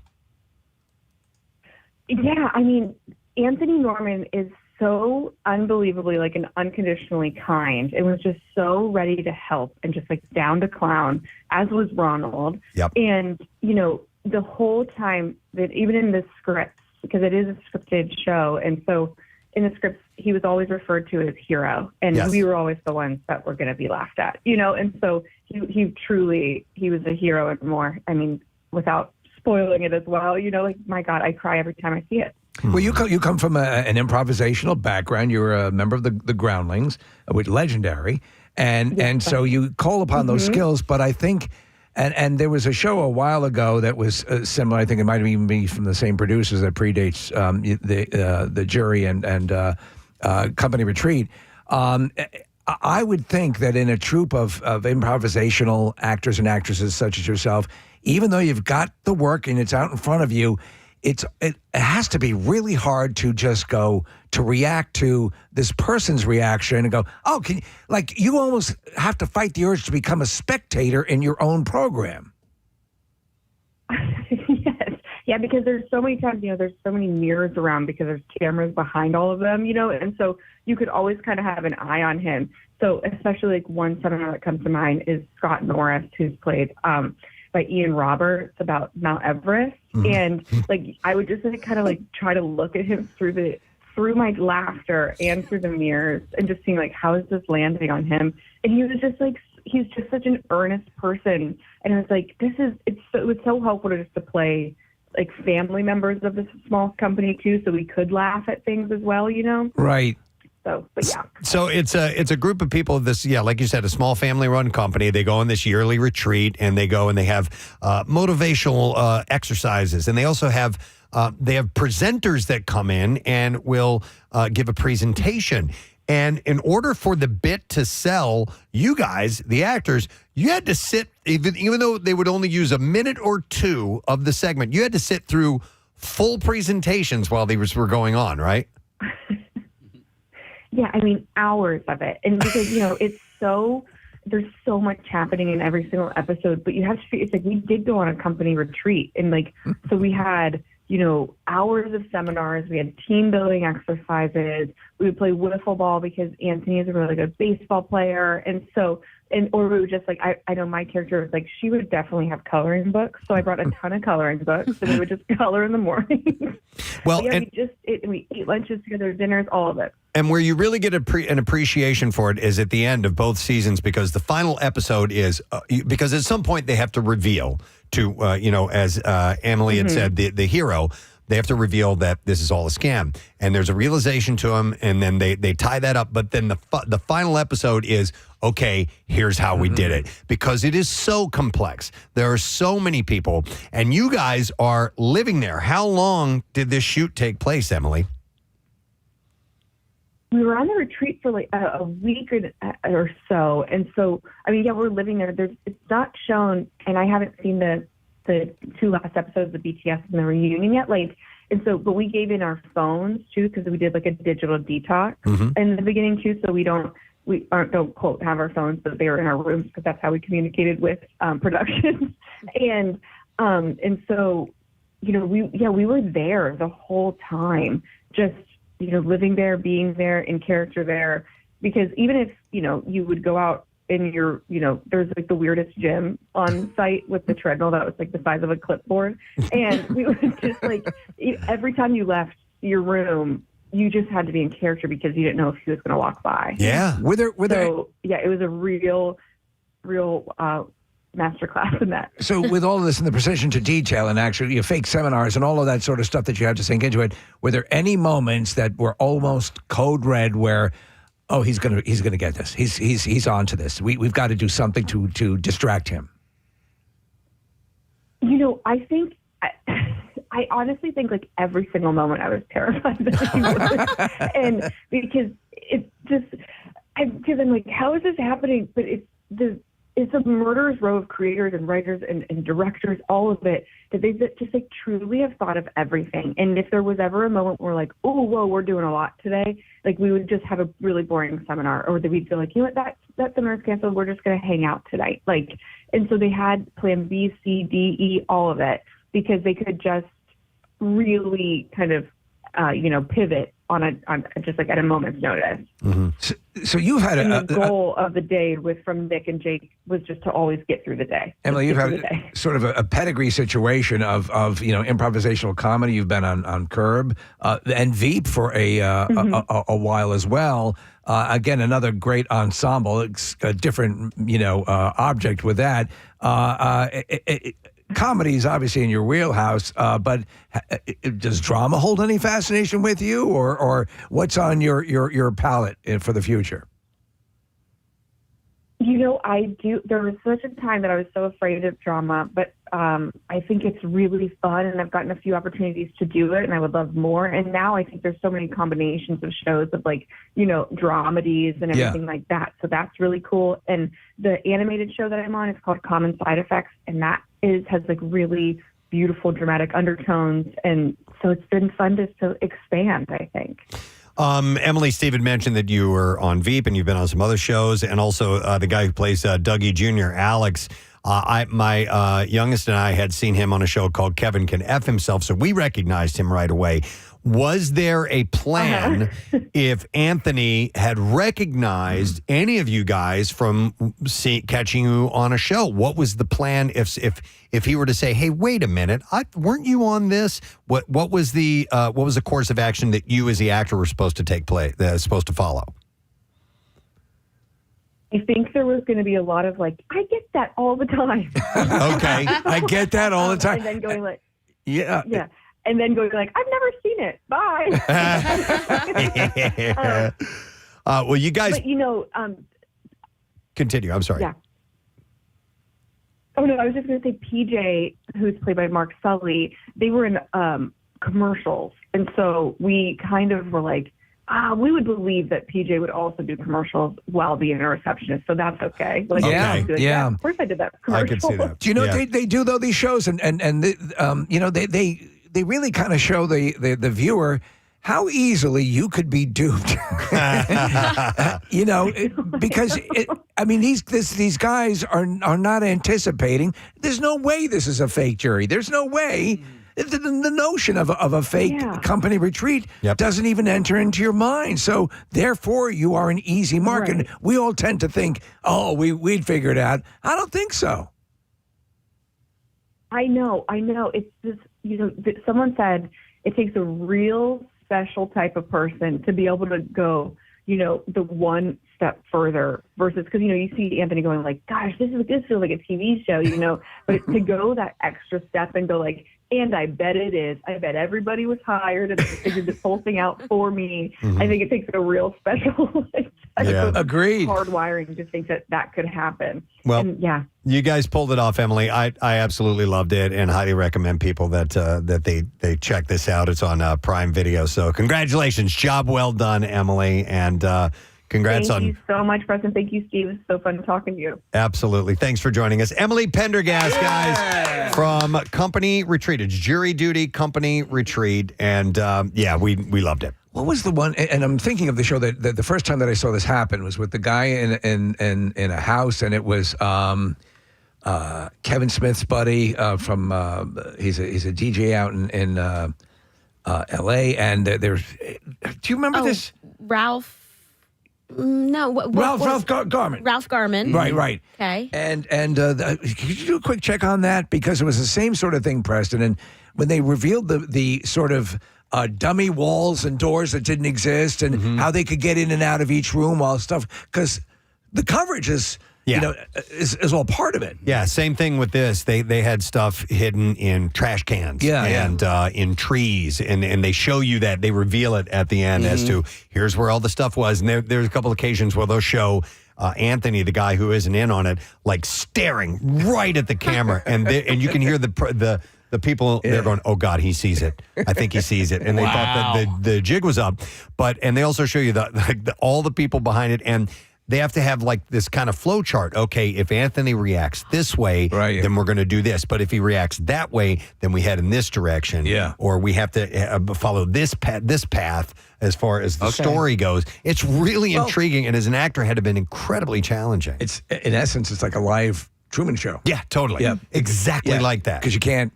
You remember they roll with. There are a couple moments in that movie where he's onto something, and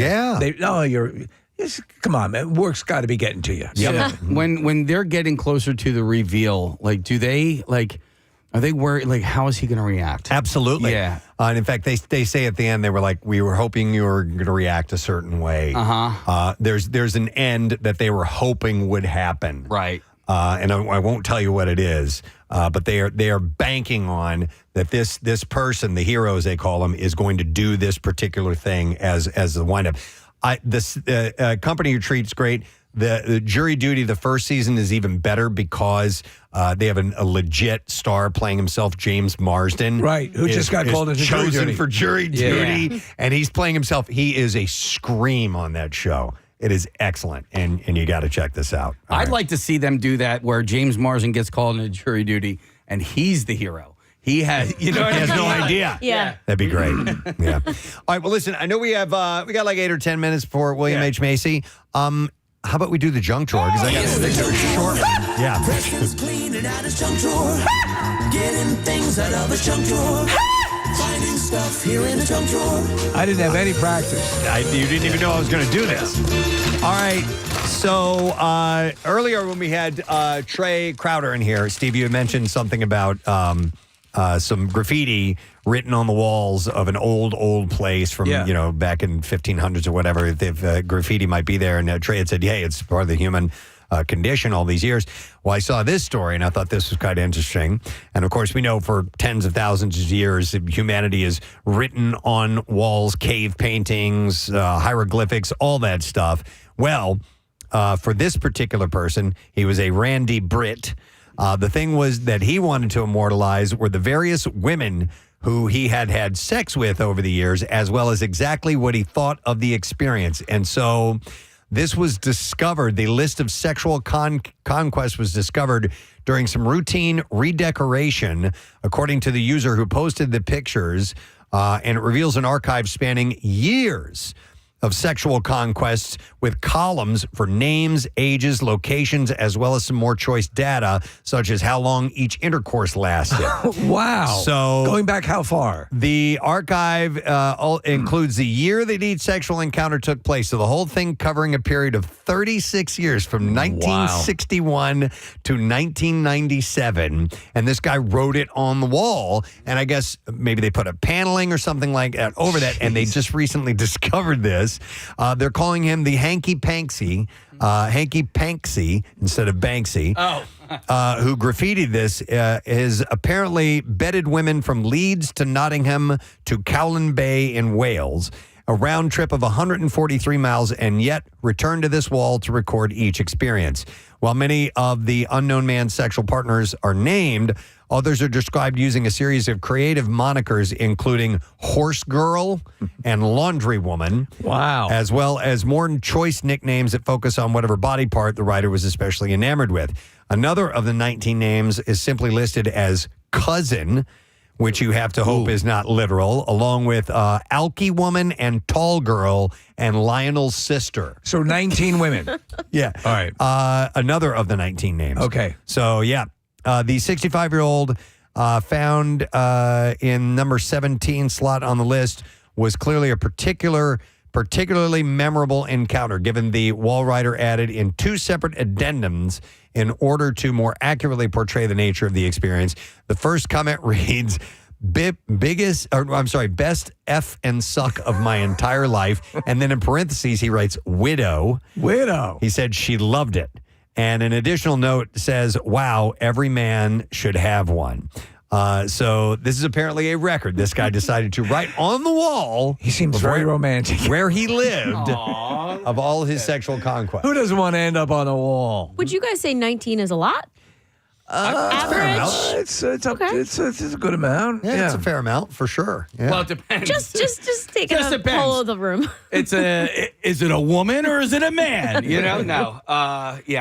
Those double standards. But I don't know. I feel like 19's a lot. It's up there. Yeah. It certainly is. I've heard of more, And then you get the great Lotharios and the great, great by magnitude, not necessarily great people, but there's stars. And I did back when my memory was better. I remember going through a list and trying to remember every one. What's Will Chamberlain? He said like thousands, which he was full of crap, I'm sure. But and Gene Simmons, claims to have quite a number as well. Oh, I'm sure he has. I'm sure they both have, but 10,000 to or be something. honest, I accidentally banged Will Chamberlain.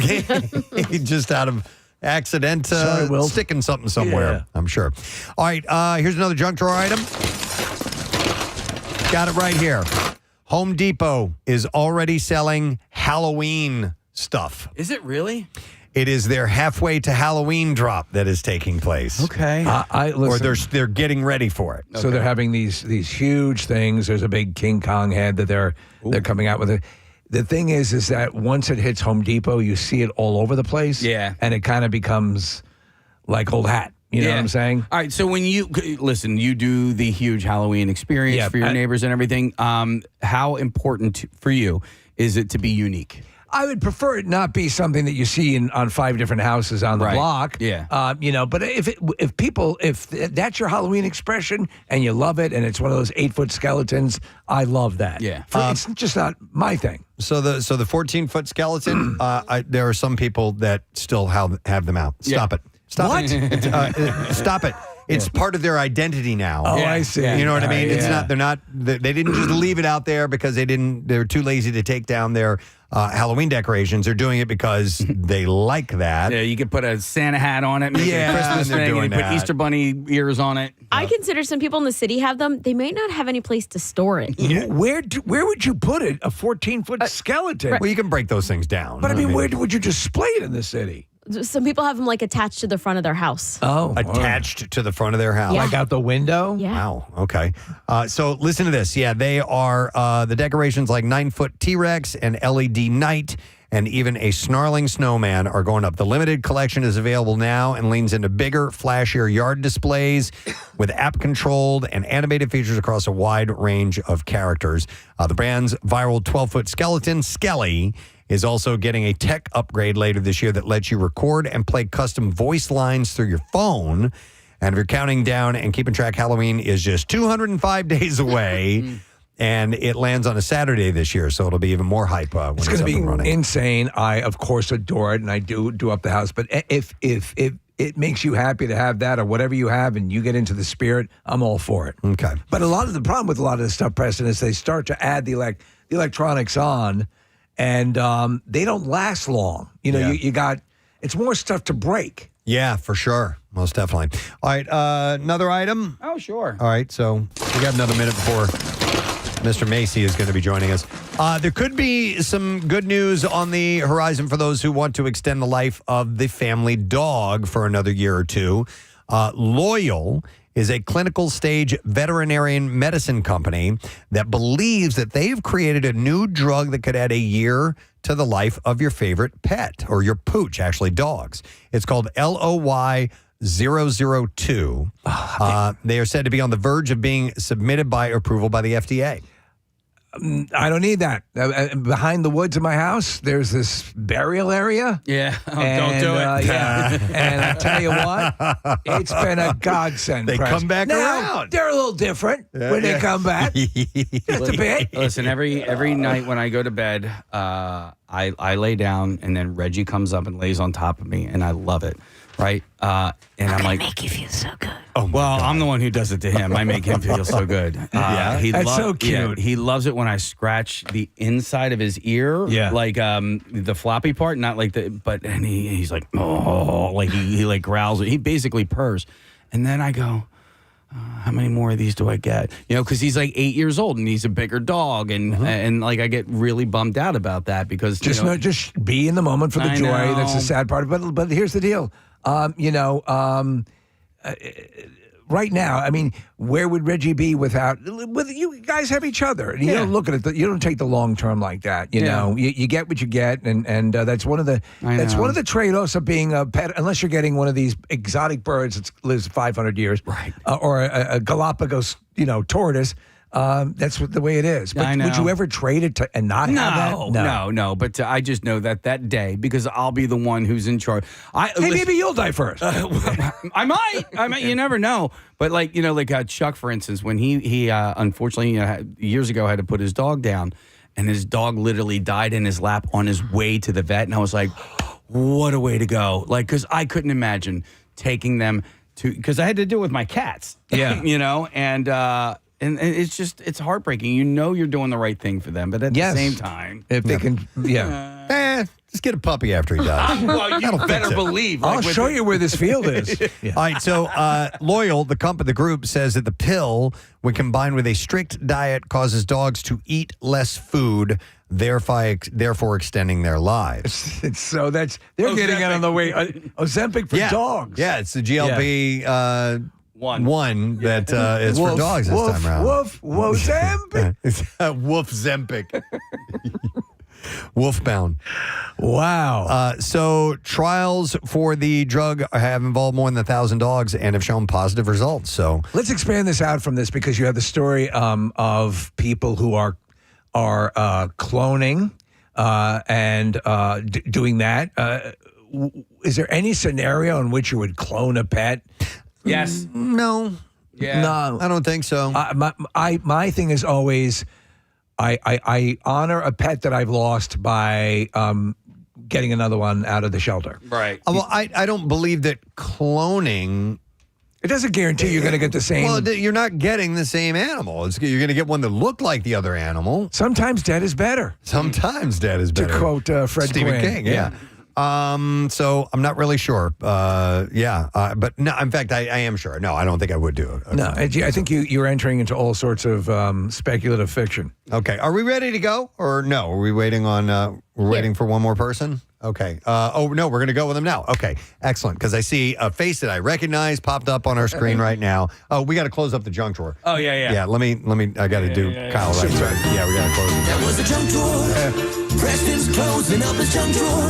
Wow. There's nothing left here in the junk drawer. Until next time, that was the junk drawer. There you go. All right. Thank you for joining us for that segment, friends. All right. Our next guest is joining us. We've had the pleasure of speaking with him over the years. And now he is on to talk about, amongst other things, a new spirit that he has been a part of. It's called the William H. Macy Reserve Bottled and Bond Rye from Woody Creek Distillers. So, ladies and gentlemen, William H. Macy. Yes. Hello, sir. Don't get up. We'll stay seated. First of all, Bill, your relationship with ryes and whiskeys, have you been a fan over the years? Yes, I've been drinking professionally for about 20 some odd years now. My wife, Felicity Huffman, grew up in Woody Creek, Colorado. And a couple of years ago, we bought her childhood home, and now we all live in Woody Creek, Colorado.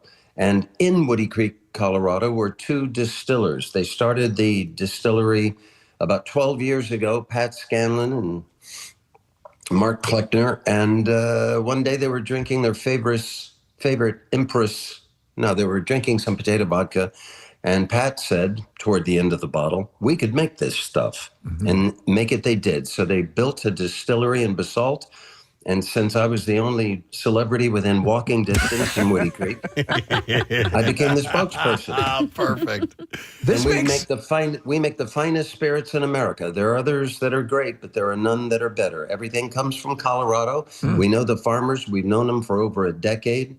That great Colorado water, if it's got our name on it, we made it. Yep. Preston is a huge fan. You're a whiskey drinker. I am. And I'm fascinated. We talked about this earlier. The process, the precision that comes. I mean, you can create a chemical, a wood varnish. This is something where you're throwing into this sort of chemistry, and it's got to taste really good too. So you got to stick that landing. And there is an interesting relationship between the people that do this, the people that the consumer base. Have you been enjoying this in your experience? Oh, absolutely. And you're right. The process is simple. Somebody came up with it about 2,000 years ago. We don't know who or whom. And but the process is the same. Just these days, it's writ large with science. But you just take a big pot, you put some grain in it, add heat, yeast, and then you distill it. Out there are about 7 or 8 alcohols in the mash bill, in the grains. And they all have different boiling points. And in that way, you can slowly raise the heat of the mash, and you can get rid of what we call the heads and the tails. And it's the hearts right in the middle is the stuff you want to drink. The stuff on the top and on the bottom, not so much. But if you buy a cheap brand, it's got a lot more alcohols in there that you like. And I joke only half jokingly, we could sit down, the three of us, and drink a bottle of Woody Creek rye whiskey and go to work in the morning. Do you take a cheaper brand? We're going to call in sick. No, for the working man. You mentioned something there, Bill, though. The water is very, very important, and it's got to have the right alkalines in it. It's got to have the right balance to it. And was other than being from that area, did they realize, the guys who started this, that they had good water to run with? It's Colorado Rocky Mountain water. There you go. In this signature rye that I'm about to put out, it comes in a really swell box. It's got a trifold, but there's a picture of me standing in Woody Creek. And it's only about 1.5 miles up there when you're at the top of the Rockies. That's where the water comes from. Wow, that is so cool. And you have events coming up that are built around this locally on the 25th and the 27th, correct? Yep. So have you had, I assume you've had events already concerning this. Have you gotten out and got to press the flesh with other whiskey fans? Yep. This is the 3rd signature rye that I put out. First of all, Woody Creek makes everything except tequila and rum. We make a beautiful bourbon, all corn bourbon, and a rye, Elba rye we use. Our vodka is 100% potato vodka, which is somewhat unusual. And we make 2 gins. There's a purple gin, which is not only delicious, it makes you better looking and smarter. What an amazing troika. You guys have cracked the code. It's amazing. William, of the characters, all these, you've played so many characters throughout the years in your acting career. Which one would you categorize as the hardest drinking character that you've ever had the chance to portray? Oh, dude. Come on. Frank Gallagher. Yeah. Has to be. Yeah, I knew it. It was a softball for sure. I mean, that liver detonated in season 1. Oh, my golly. Isn't that a magnificent... Frank loses his liver, and the hospital won't give him one because he's reprobate. And so the family they get an illegal liver transplant. And they set up a garage, and they give me a new liver, and they say, give us 10 minutes to get away and then call 911, and they'll take him to the hospital. And so when the 911 guys come, they say, what happened? And he said, he got a new liver. And he said, no, but he's missing a kidney. You guys stole my kidney. I love it. And obviously we're at Preston bringing up fans of your work. I was surprised and very happily surprised to see you in the recent Running Man. And You've done another Stephen King. It was a series, and the name is Escaping Nightmares and Dreamscapes. That was it. That's right. But to work with somebody that material, they always say it's on the page. You yourself are a writer. Your bestie, one of your besties, David Mamet, is one of my old time. Yeah, everyone who loves David Mamet. To be around those wordsmiths, to be around those storytellers and their material, I have to assume it makes you a bit jaded, does it not? Jaded? No, it sets your standards pretty high. Yeah. I've worked with great writers, Mamet, Paul Thomas Anderson.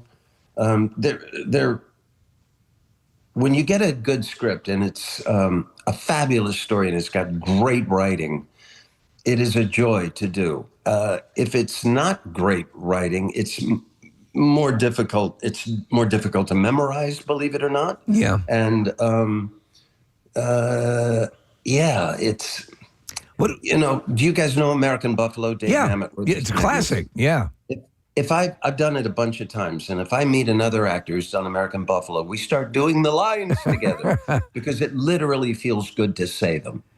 There's just such an impressive thing. I always, when I want to show people what I believe, is a quintessential Mamet bit of writing, the summation, Paul Newman in The Verdict, is just so amazing. It brings tears to my eyes.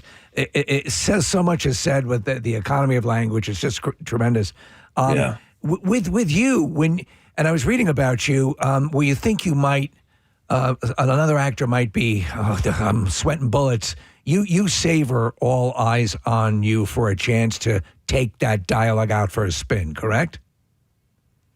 Yes, it's an odd thing to say, but some actors don't like the actual process of acting. And that's when you've been sitting around forever and suddenly it gets really quiet and they turn the lights on and it's your turn to talk. And that's a difficult moment because if you're self-conscious, you can't do a thing. So it's a really hard task to take your attention off yourself and put it on the other actor. But it brings me to life. I just love it. It's so great to hear that because we're huge fans of your work, and there's nothing so deflating as to hear someone down talk something that they're involved with, that you happen to like. And you've made. I was watching an interview with you, and you were talking about the earlier, younger Bill Macy, where you were a little bit lofty, and you might have been. I'm not going to do this or do that, and yet you've done so many things. Listen, I'm a Jurassic Park 3 fan. I mean, and so to see things like that pop up, or Mystery Men. Those are fun movies. Were those tough sells for you, or did you also appreciate just the weird grindhouse genre kind of stuff that came your way? Yeah, I'm not of that caliber that I get to choose what I want to do next. It comes in over the transom just like every other actor. I don't have to audition, thank you, Lord. Best thing that's ever happened to me after my marrying Felicity Huffman and having my 2 daughters. But for me, it's the script. There's a good trick to it. Read the script in one sitting, read the dialogue mostly, and then you can see the movie in your mind's eye. And if I had a good time, I'm open to all genres. So what have you yet to do that you'd like to do? Oh, great question. Bad guys are really fun to play. I have an allergy to the violence that we see in American movies, mostly because, 2 reasons. One, I think it hurts us as a society when you make fun of violence. It's not funny. And 2, I don't think Hollywood tells the truth about violence. I think we should tell the truth of what a bullet does to a body. Now, there's nothing more dramatic than killing someone, but if you kill 14 people, that's not dramatic at all. The only thing you can do to top that is kill one more. Right. So the question was, what do I want to play? Bad guys are great to play.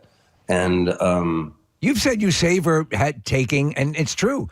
You have some less than likable characters through a lot of your career, but you do the thing that I love. I mean, we talk about this all the time on the show. The mustache twirling villain is just boring. Yeah. You give the villain a reason, or at least a point where you can go, yeah, but, and now you're talking, and you love doing that, correct? Oh, my goodness, yes. There's an old trope in the business. You can't have a good hero unless you got a worthy villain. The bad guy's got to bring his A game. And for the actor, that means understanding his point of view and doing it as if you're on the correct side.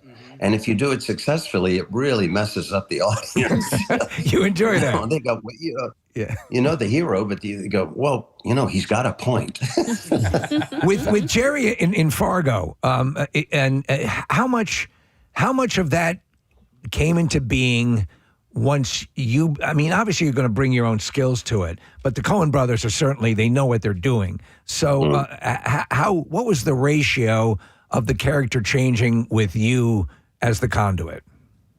Very little. They're brilliant writers. It was all on the page. And when you get a great script, all the actors are, they want to learn those lines absolutely and verbatim because it's better than anything we can come up with.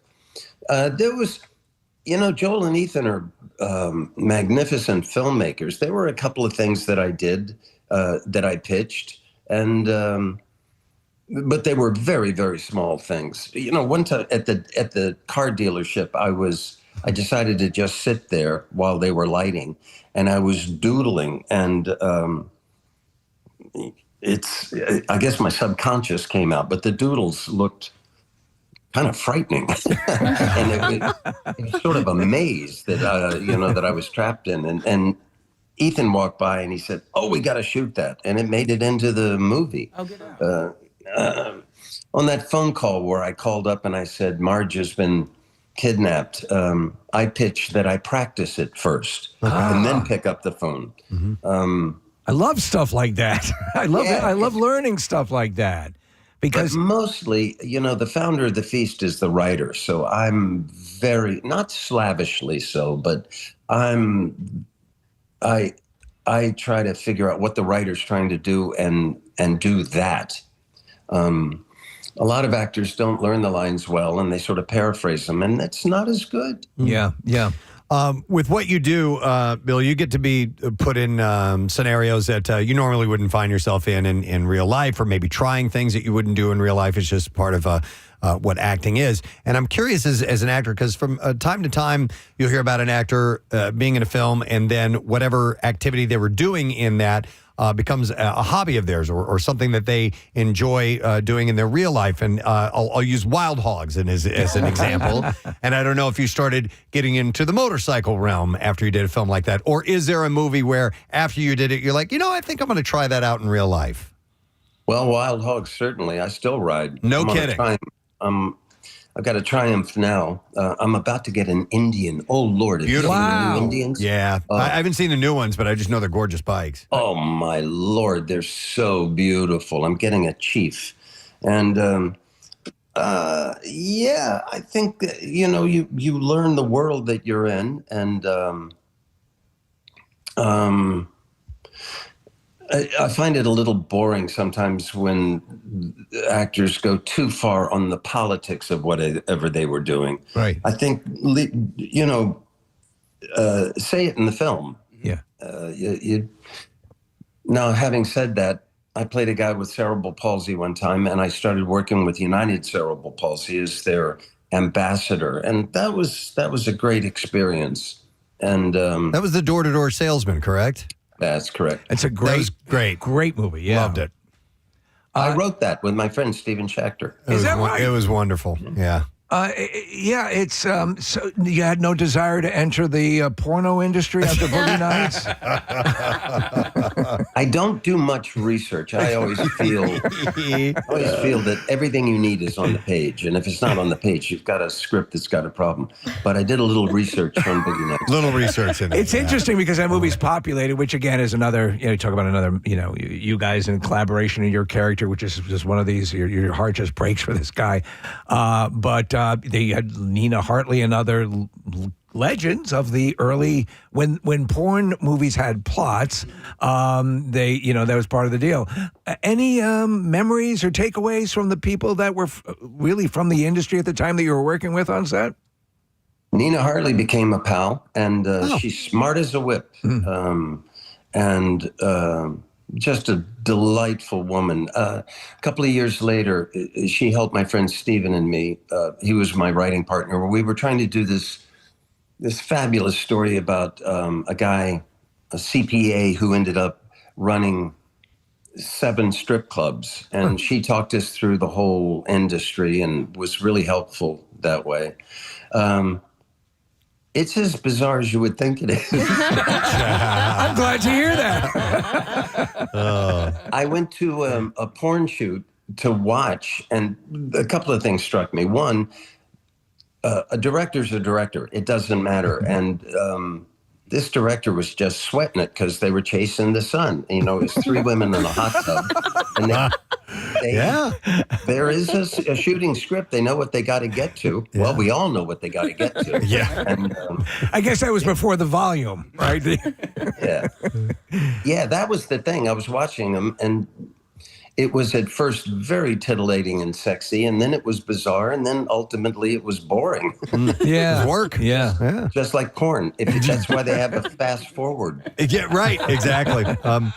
Bill, to circle back to the whiskey and at Woody Creek Distilleries, I got this text. I don't know if this is legit or not, but somebody texted in and said Woody Creek, Colorado is also where Hunter S. Thompson was from. Is that part of the lore of the town? It is. He lived in Woody Creek. There's a famous tavern there, the Woody Creek Tavern, and there's a chair that Hunter sat in all the time, and it's revered. Yeah. Yeah, his imprint is all over Woody Creek. Okay. Interestingly, when Hunter died, he wanted to be shot off into space, and he had worked with Johnny Depp a lot, and they couldn't quite get him on a NASA spaceship, but they did get a howitzer and put his ashes in this howitzer, World War II howitzer. I remember that. And they blasted it in the direction of my house. So I got involved with Woody Creek because they used one of our fields to grow these potatoes for their potato vodka. And so we like to say there's a little Hunter in every single one. Oh, that's wonderful. And talk about a legendary drinker. Oh, my goodness, man. If anyone would know. Well, listen, we do have to wrap up, but I just want to remind people, the William H. Macy Reserve Bottled in Bond Rye from Woody Creek Distillers. I know there's a website, and you can go on and find out where to get it. It's in liquor stores all around the country, but that's how you can go about getting it. And this is is this a special limited bottle, or is it going to be around for a while? We did, I think, 6 barrels of it. Okay. So it's limited. It's a blend, but it's a rye whiskey, which is my jam. I love rye whiskey, and I'm a Southern boy, but rye is my thing. And as I said, it comes in this cool package. It's a little bit spendy, but you can get it online, and it makes a magnificent gift. Yes. I guarantee you, people just ooh and ah when they get it. Yeah. It's bottled in bond, 10-year-old rye. It's as fine as you can make a spirit. Excellent. Well, I'm on board. I'm gonna order my bottle and try this out for sure. Well, listen, thank you so much for taking the time. We wish you nothing but success with this and everything else, and we'll look for you in the movies and on TV for sure. Well, thank you, gentlemen. This has been delightful. Great to talk to you. William H. Macy, everybody. Take care of yourself, sir. We'll do it again another time. Super nice guy. Love it. I mean, and again, the length and breadth of the career. I mean, Magnolia. Seabiscuit, Magnolia, Pleasantville. Yeah. There's so many great things. Did you ever see the movie Wag the Dog? I did not. I know what it's about, but I did not see it. It's so good. That's a Mammoth script too. Dustin Hoffman's in it. And it's about what's real and not real in the world, and how things are faked, and how geopolitically things might not be what they seem, and but it's also very funny. They need to update with the technology now, and how that would change, because it's very interesting. All right, well, that was cool. It was a wonderful chat. We have to take a break. Oh, my God, it's 9:54. We are 6 minutes away from your next shot at winning $1,000, so we'll get to No Sad Dough and the B-File when we get back, so make sure you stay with us. It's all good. All right, we can always jump out on you. You do something inappropriate. All right, and then the fifth and final question from round number 2. Round number 2. Who is the local news reporter that Dennis fantasizes? Alex? Jackie DiNardo. Yep. That's correct. Yeah, Jackie DiNardo.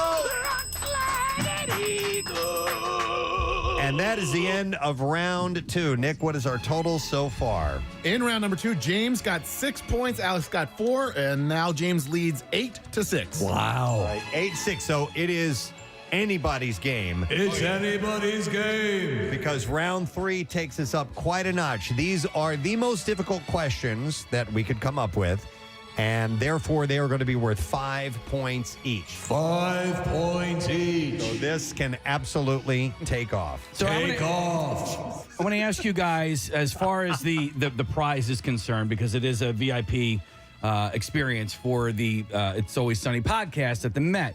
Are you more excited about the parking situation? Because parking at the Met can be really tough, or is it meeting the gang? I've never been to the Met, so I'm not too sure how the whole parking thing is, but Talking past experience, parking is actually higher on that list than I'm proud to admit. Have you guys in this scenario? Have you guys ever had the opportunity to meet anybody from the show? From the show directly? No, okay, I've not. all right. So this is They're fantastic. Yeah. Yeah, you guys are going to love it. Whoever gets this is going to have a wonderful experience that night. All right, we're ready for the third and final round. 5 points per question, our hardest ones yet. Battle of the self-proclaimed experts. Let's begin. Begin. Question number 1, here we go. What name does Dennis refer to Frank's character, the troll, in the Nightman comic? Hey! James. His name is Antonio in the show itself. That is correct. Yes, that's a correct answer. Antonio. Dennis refers to him as Antonio before he shoots him. Bang, bang. And that is from the Nightman Cometh episode. All right, question number 2.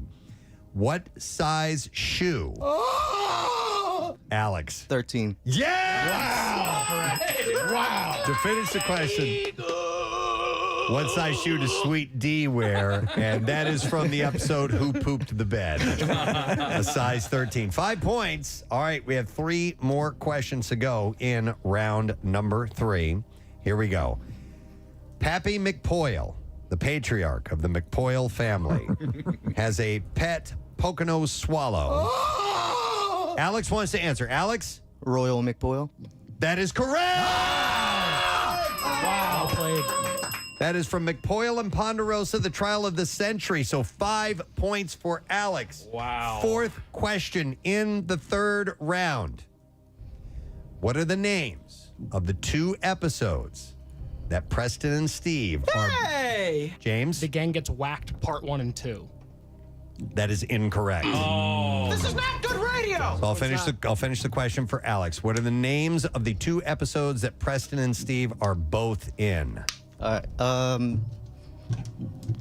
Charlie Goes America, all over everybody's asses, and Max Big Break. That is incorrect. It was indeed Max Big Break, but the other was America's Next Top Patties Billboard Model Contest. You starred in... Yeah, Casey and I were in the Charlie episode. That's correct. You might remember us from the high five we gave in the background. Yeah, in the van, right. I was in, Steve and I were in the one with the construction workers. That was the Billboard contest. And we were with and some... Max Big Break was the... Eagles players were with us. The Flyers game. That's correct, yes. All right, so the last question we posed to you has to do with the episode that Kathy was in. All right. The episode Kathy was in. In the episode that Kathy was in, Dennis looks like a registered sex offender was the name. What was the name of the sex offender? What a good question. In the episode that Kathy was in, Dennis looks like a registered sex offender. What was the name of the sex offender?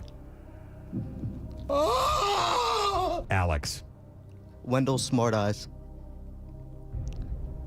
Smart Eyes was his nickname. All right, I'm going to the judges, and they were giving a correct answer for Alex on that one. We would have also accepted Wendell Albright, but Wendell Smart Eyes is correct. And we go to Nick McElwain for the total. And how did we do after round 3? With 15 points in round 3 and a grand total of 21 points overall, our winner is Alex! Oh, my goodness.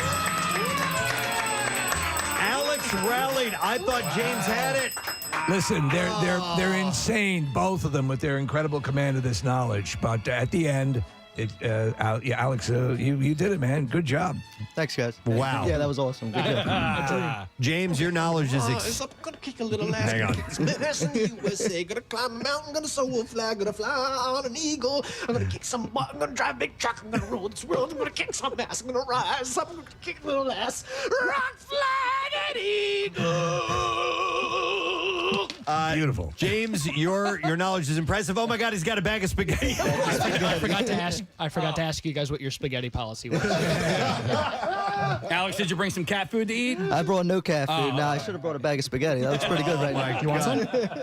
No, I'm good. Oh, man, It's good stuff. They know their stuff. I wish we could send you both, guys. You know what? We might not be able to get James into the event, but we can set him up with parking somewhere around the city. Yeah, maybe we could do that. If I'm within the vicinity of the event, that's actually still pretty cool. Well, we are going to set up for Alex as the winner of the self-proclaimed expert of It's Always Sunny in Philadelphia, a VIP experience, tickets, parking, food and beverage, yes, and a meet and greet with the gang for the It's Always Sunny podcast live Monday, September 19th at the Met. Yeah. I don't think we could have had two better contestants. Great job, guys. All right, you know what? We had tiebreaker questions, and I hate to see these go to waste. Let's do it. Want me to ask Yeah. these just for fun? This is for fun. We'll have you buzz in. All right, so okay, yeah.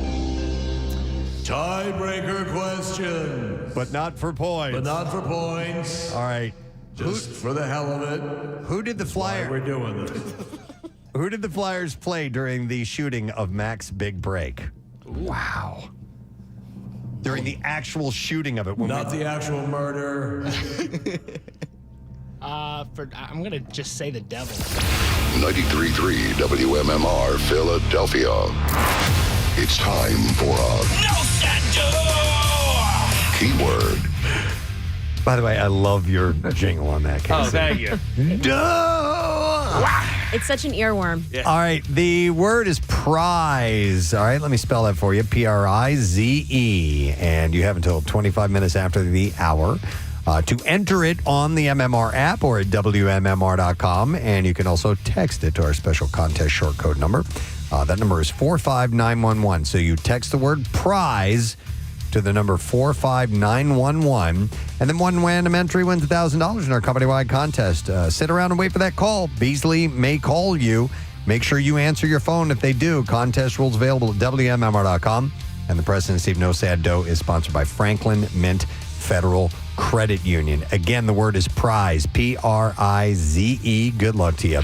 Going to take a look at traffic. It's our final one. Marissa, anything going on? Yeah, there's a crash in the right lane of the off-ramp. This is, it was actually just cleared. It is 95 southbound right up Broad Street, but it seems to be cleared there in that area. We have some slowing on 76 eastbound from Montgomery out to Vine, westbound from Vare to Vine Street. And then more construction on the Commodore Barry Bridge. It's eastbound right to the toll plaza. This traffic report is brought to you by the Crohn's and Colitis Foundation. Crohn's and Colitis Foundation has led inflammatory bowel disease research and care for over 50 years. Learn more at crohnscolitisfoundation.org. And that's your traffic on 93.3 WMMR. All right, thank you, Marissa. Before we get to the B-File, I've been told that we will have new Godsmack to play for you after we get done with the Bizarre File and the commercial break. And they've got a new live album. And so we got a track from that. And of course, they're going to be playing the MMRBQ. And I want to mention to you that we have a special weekend set up here at MMR. It's called the 444 Weekend. Since MMRBQ is 4 weeks away, you listen this weekend for 4 song blocks of this year's bands and your chance to win a 4-pack of tickets. 444. This is perfect because it's going to be a warmer weekend. It'll put you in mind of the day of the RBQ itself. That's very cool. Yep. So that starts this weekend. So listen up for your chance to grab it. And like I said, brand new live Godsmack coming up in just a moment. We have the Bizarre File to get to, so let's do it now. WMMR presents Preston and Steve's Bizarre File. Brought to you by Neumann University. Ready to take the next step? Advance your career with Neumann University's graduate programs. Flexible, supportive, and career-focused. You can learn more at newman.edu/graduate. So the same neighborhood in Centerville, Virginia has been terrorized for the past month by a naked man who's entering several homes, and police said they believe the same man tried to enter a home just this Wednesday morning. These are my balls. Now police are and neighbors have a better idea of who they're looking for. The nude intruder was caught on camera around 5 a.m. Wednesday trying to enter a home. Well, they're looking for a nude guy. Police described the suspect as a black male with a thin build who's between 6'1" and 6'3" tall. Look, he's got a boner. It's one of the witnesses. The man, that was from their Ring doorbell camera. They caught him Look, saying, he's got a boner. Yes, I do. The man's attempt to enter the home Wednesday was unsuccessful. However, detectives believe he's connected to a string of other successful entries in homes. And just entering. In the same neighborhood of Centerville that date back to March 5th. Most instances occurred in the early morning hours, and the suspect fled the homes while confronted. This is the fifth burglary or attempted burglary of the naked man over the past month. Yes, he had a boner. In 3 cases, the man successfully entered a home but had taken nothing. You have a massive erection. Police said, anyone with information, please call them. A priceless ancient golden helmet from Romania, stolen last year from a museum in the Netherlands, has been recovered, Dutch authorities announced. Under the guard of heavily armed balaclava-clad police, prosecutors unveiled the 2,500-year-old Kotofinetsi helmet. Was the thief wearing it to work? Wouldn't you Where'd you get that golden helmet? Oh, this whole thing? Yeah, this thing? It is one of Romania's most revered national treasures from the Dacia civilization. The helmet was on display at a small museum in January 2025, the last weekend of a 6-month-long exhibition, when thieves broke in and grabbed it along with 3 golden wristbands. See, Eddie, he's wearing a golden helmet today. There were fears the helmet may have been melted down because of its fame, and dramatic studded appearance made it virtually unsellable. 2 of the 3 missing armbands were also recovered as part of a deal prosecutors had reached with 3 men arrested for the heist shortly after it occurred. Did the solid gold Stanley Cup get retrieved? The helmet did not return unscathed, though. Drent's museum director, Robert Van Lang, said the helmet is slightly dented. Son of a bitch. But there will be no permanent damage. Thieves used a homemade firework bomb and a sledgehammer to break into the museum. All right, I'll take care of the firework bomb and you buy a sledgehammer. Grainy security video distributed by police after the raid appeared to show 3 people opening a museum door with a large crowbar followed by an explosion. Got it. So the theft put a strain on relations between the Netherlands and Romania, by the way. It was like that big of a deal. So. I lost the helmet. What? We're looking at it. That would be cool to wear to work. Oh, man. my God. Could you imagine? You're having your Monday morning business meeting. Hey, Ralph, how you doing? I like the helmet. Yeah. Is that solid gold? Goddamn right.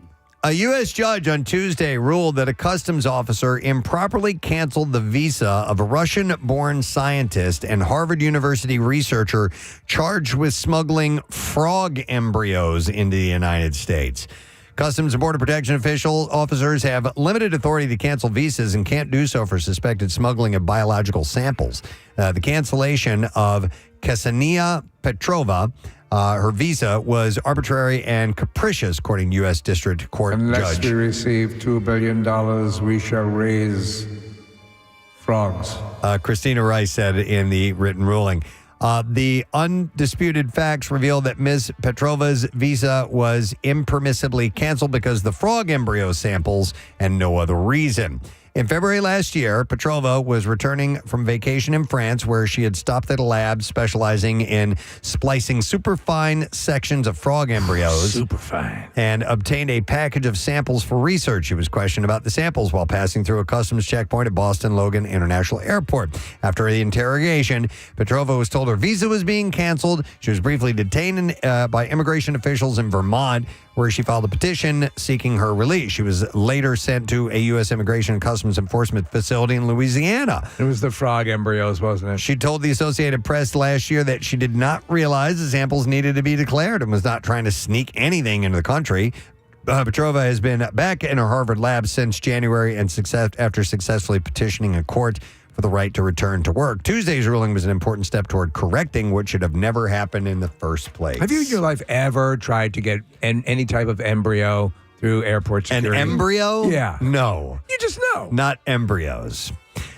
In Florida, authorities in Martin County issued an arrest warrant for Alexandra De La Cardia Gonzalez, a bookkeeper accused of embezzling large sums from multiple HOAs that she supervised. I mean, a lot of money. So the sheriff's office reported that Gonzalez, who's an employee of Avant-Garde Property Management, is charged with numerous offenses.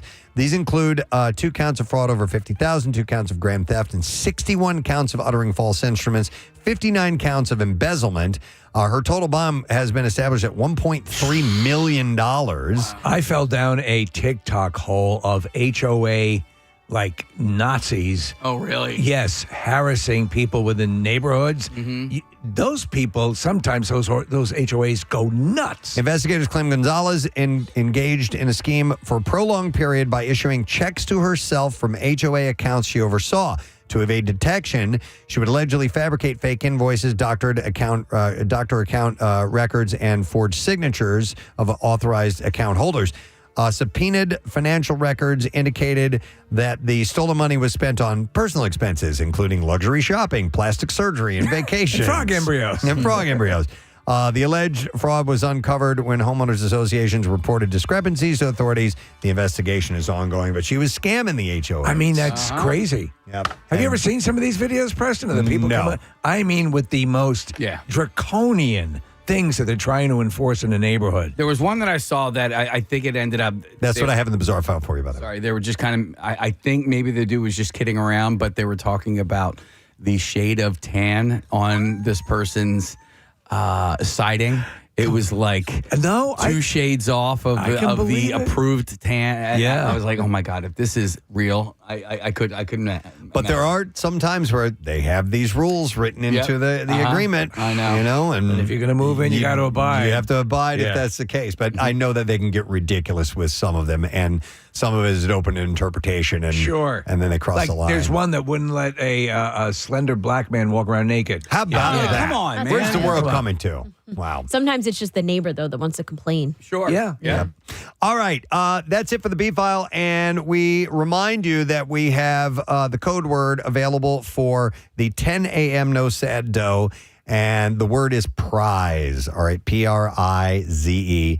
25 minutes after the hour. You have until then to enter it. You can do it through the app, through WMMR.com, or the special contest short code text.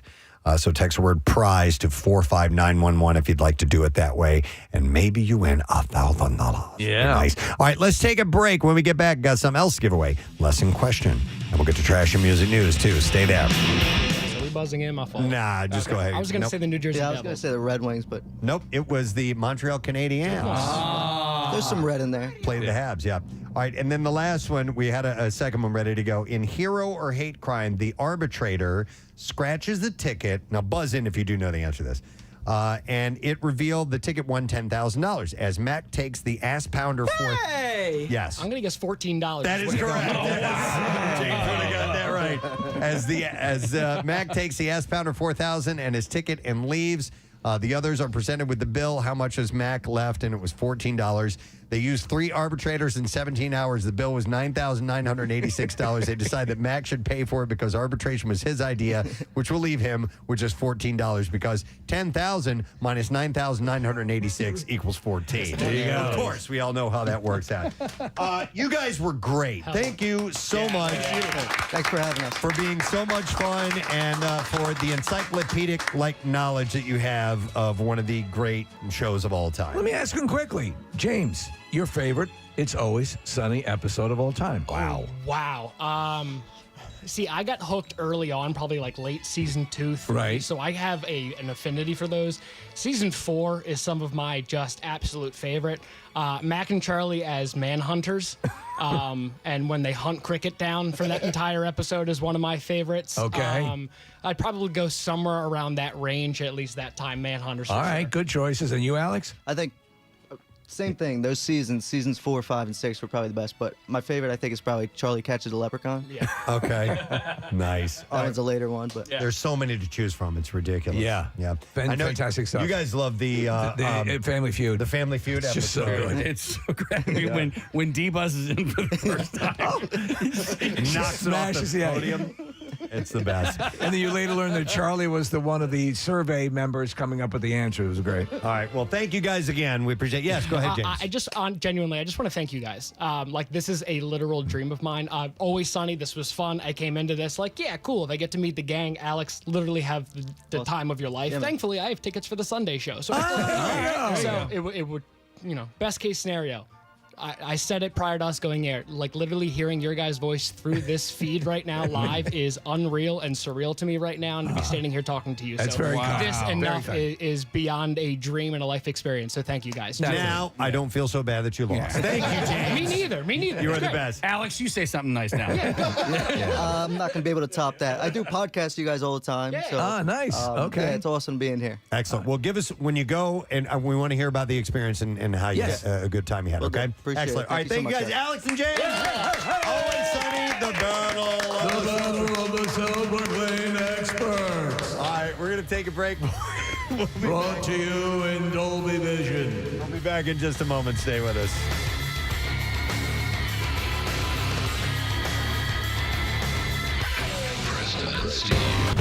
In a little while. Yeah, I'm curious how that was. But first, I wanted to get into this. I wanted to mention this article that I saw about people in the service industry. In fact, more specifically, women in the service industry. And apparently, this was floating around on TikTok, like pretty much everything is. floats around on TikTok these days. But it was a bit of a social experiment to find out if sporting pigtails at work would earn more tips from male patrons. Okay. And I can so guess. from servers to dancers, those who have participated in the experiment shared their experiences on TikTok. And they say that their tips have increased since they've been using the hairstyle at work. Overwhelmingly, everyone. Wow. Had seen I can see an that increase. coming. Yeah, for some reason. And what do they conjecture as to what's that? It's cutesy. Yeah, I think it's got to be it, right? Well, would a ponytail do the same? No. No, pigtails. Pigtails. So a server who's among these sharing the results said, unfortunately, women are going to be fetishized in different ways by what they look like. If changing my hair up is going to affect that in a positive way, then it's something I'm going to give a shot to, they said. So, yeah.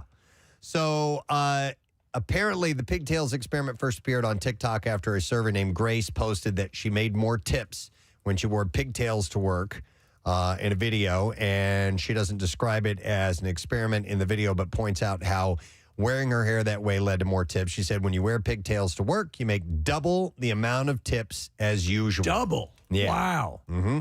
I'd wear pigtails. It'd be hard, obviously. I'd have to pull my flesh out. We could glue some on to you, maybe, something I'd look like like that. a rabbi. But it led me to thinking about what people in the service industry might do to actively try and get more tips, and that would be changing something, whether it be their appearance or whatever it may be. Did you ever you ever have a job where you had tips? Just pizza delivery. I never did. Never in my entire life. That was the only thing that I ever did. Did you have long hair then?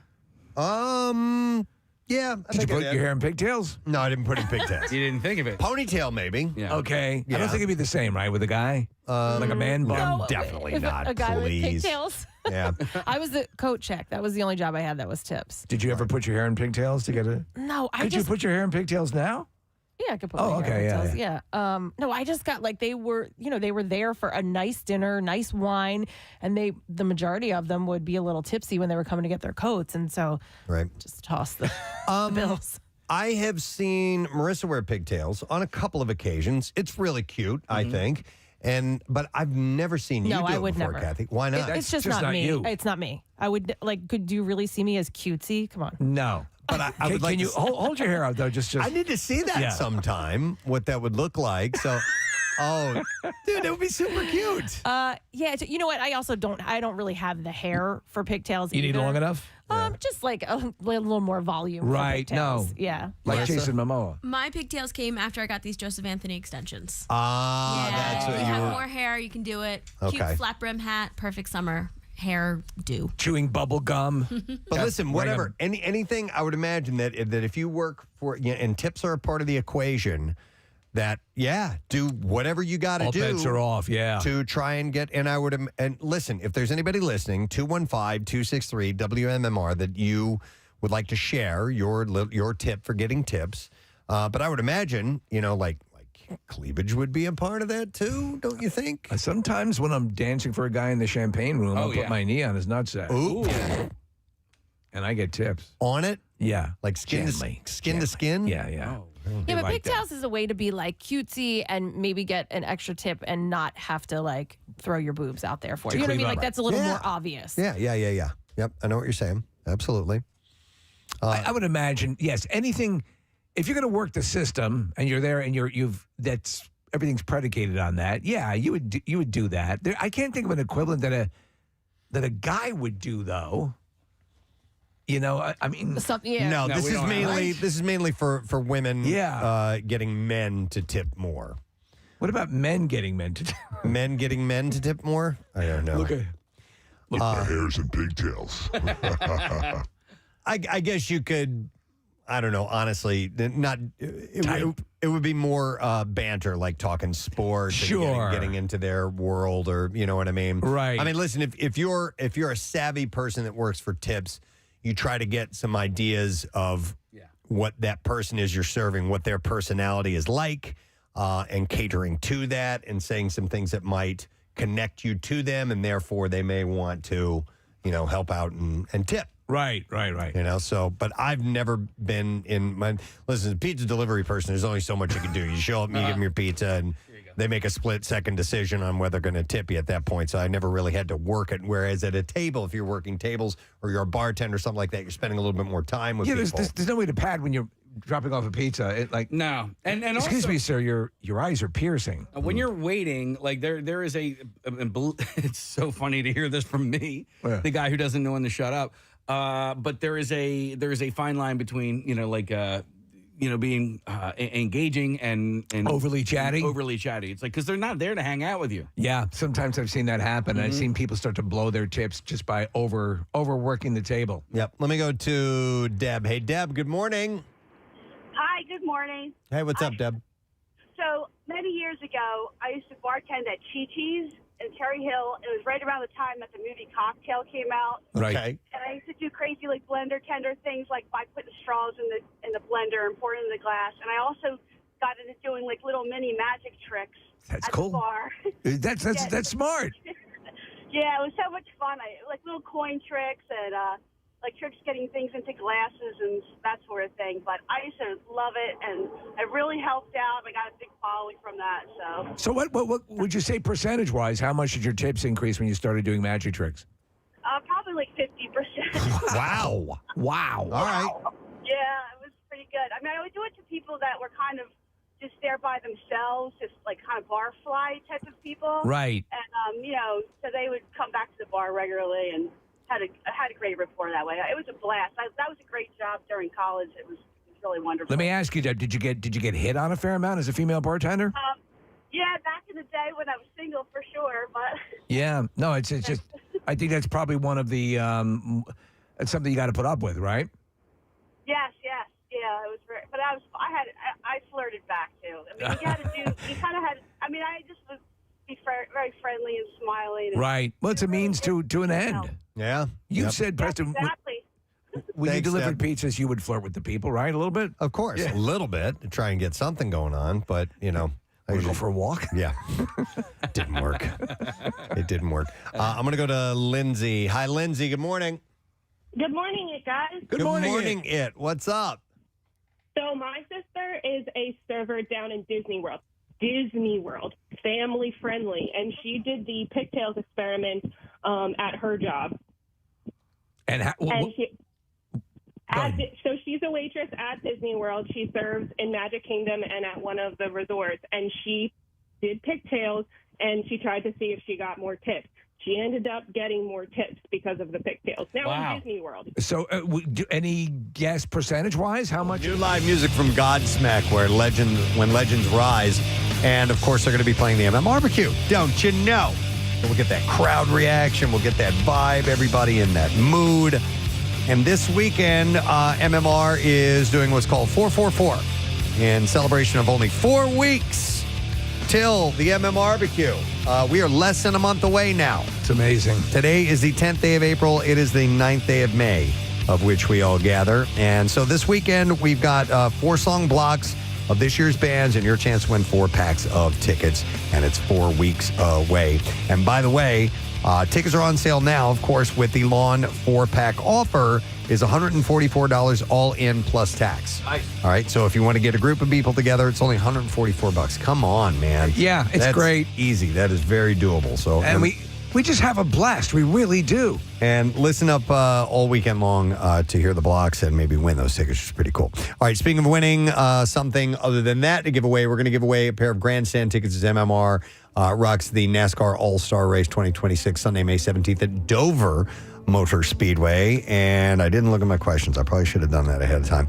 Let's see. What is the name of the new testicle tequila that we invented this morning? 610-660-9333. Do you know the answer to that? What is the name of the testicle tequila that was invented this morning? It was set around 7:18 a.m. 610-660-9333. If you know the answer, call now. The trash business is a gold mine. 93.3 WMMR with Preston and Steve's Hollywood Trash. Brought to you this morning by Family and Company Jewelers, Viraggio Bridal Show. It's coming up April 16th through the 18th, and this is your chance to save hundreds, maybe even thousands, on the ring of her dreams. Family and Company Jewelers, South Jersey's diamond destination. So what's going on this morning, Steve? Well, Preston, 78-year-old Mick Fleetwood has tied the knot for a 5th time with 56-year-old Elizabeth Jordan. Fleetwood says he had no intention of ever getting married again, but that all changed when Jordan was able to maintain a convincing smile while touching his rotting penis. Things keep getting more bizarre in the story of that quadruple amputee and accused murderer Dayton James Weber, with videos emerging of him drunk doing a headstand and snorting coke off a $1 bill. Weber says he's committed to making it safe again for people to be terrified of the handicap. Oh. Hey! And finally, rapper Pooh Shiesty being denied bail by a federal judge, saying he has a long history of committing felonies. The judge also questioned the rapper's ability to make smart choices, observing that he picked the name Pooh Shiesty. Yeah. And that's your Hollywood Trash. Pooh Shiesty. That's a new one That's for a me. good one. Pooh Shiesty. All right, we are looking for somebody who knows the answer to this. What's the name of the testicle tequila I invented earlier this morning? And we will go to Lynette and see if she knows. Hey, Lynette, good morning. Good morning. How are you? Awesome, Lynette. All right, the name of the testicle tequila that was invented on this show, what is it? Dos Nuts. Dos Nuts. Yep. Hang on, Lynette. Got yourself a pair of grandstand tickets, MMR Rocks NASCAR All-Star Race 2026, Sunday, May 17th at Dover Motor Speedway. Tickets are on sale now, and you can go to dovermotorspeedway.com to get them. Now, Preston and Steve's Music News on 93.3 WMMR. You might fart. Wait, Joe, I love you. Brought to you by Rita's. The Rita's Gelati Sunday brings Italian ice, frozen custard, and toppings together in one cup. And you can stop by Rita's and build your gelati masterpiece today. Well, if you're going to rock hard, it's not always safe. Just ask Taylor Momsen of Pretty Reckless. She has now been bitten by a wild animal for the 2nd time while touring with AC/DC. God, wow. Before the band's April 7th show at Estadio GNP Seguros in Mexico City, a venomous spider bit Momsen on the lower leg, which led to her having to get an injection to counteract the venom. She posted a video of the whole thing on social media with the caption, "It wouldn't be an AC/DC tour if I didn't get bit." She was previously bitten by a bat on stage. I remember that. There's footage of her with that bat on her leg. At a show in Seville, Spain in May of 2024, and that required a series of rabies shots. Rock and roll doesn't stop, though. Despite the spider bite, she performed the full set, and the Pretty Reckless are scheduled to continue opening for AC/DC at the same venue tomorrow and Wednesday as well. She's super cool. The thing that I always... obviously we've, had her at the barbecue a couple of times. When she wears, like, real rock boots, I mean, she's tall to begin with, but she's like 6'6" when she's wearing all that stuff. Yep. Brady Ebert, the former Turnstile guitarist, charged with attempted murder for running over singer Brendan Yates' 79-year-old father with a car, is claiming the incident was self-defense. According to the Baltimore Banner, Ebert told a district court commissioner after his arrest, "I'm sorry, but this is pure self-defense. I was straight up attacked." He pulled a Nerf gun on me. He added that surveillance footage would contradict police accounts and that William Yates had thrown a rock at his car. Oh, I'm going to run you over now. You're right. The 29th incident happened at the Yates family home in Silver Spring, Maryland, where Ebert allegedly drove up, honked, and yelled profanities before striking the elder Yates with his 2001 Buick LeSabre, which prosecutors called a clearly targeted attack. Your Honor, he gave me the evil eye. Ebert, so I tried to run him over. Ebert remains in custody without bail with a next court date set for May 1st. Turnstile said that they cut ties with Ebert in 2022. I mean, because he liked to run people over? Due to a consistent pattern of harmful behavior, and stated that they have no language left for Brady. This was sad to see, but a pioneer has died. Africa Bambaataa, the pioneering hip-hop figure and founder of the Universal Zulu Nation, died at 67 years old from cancer.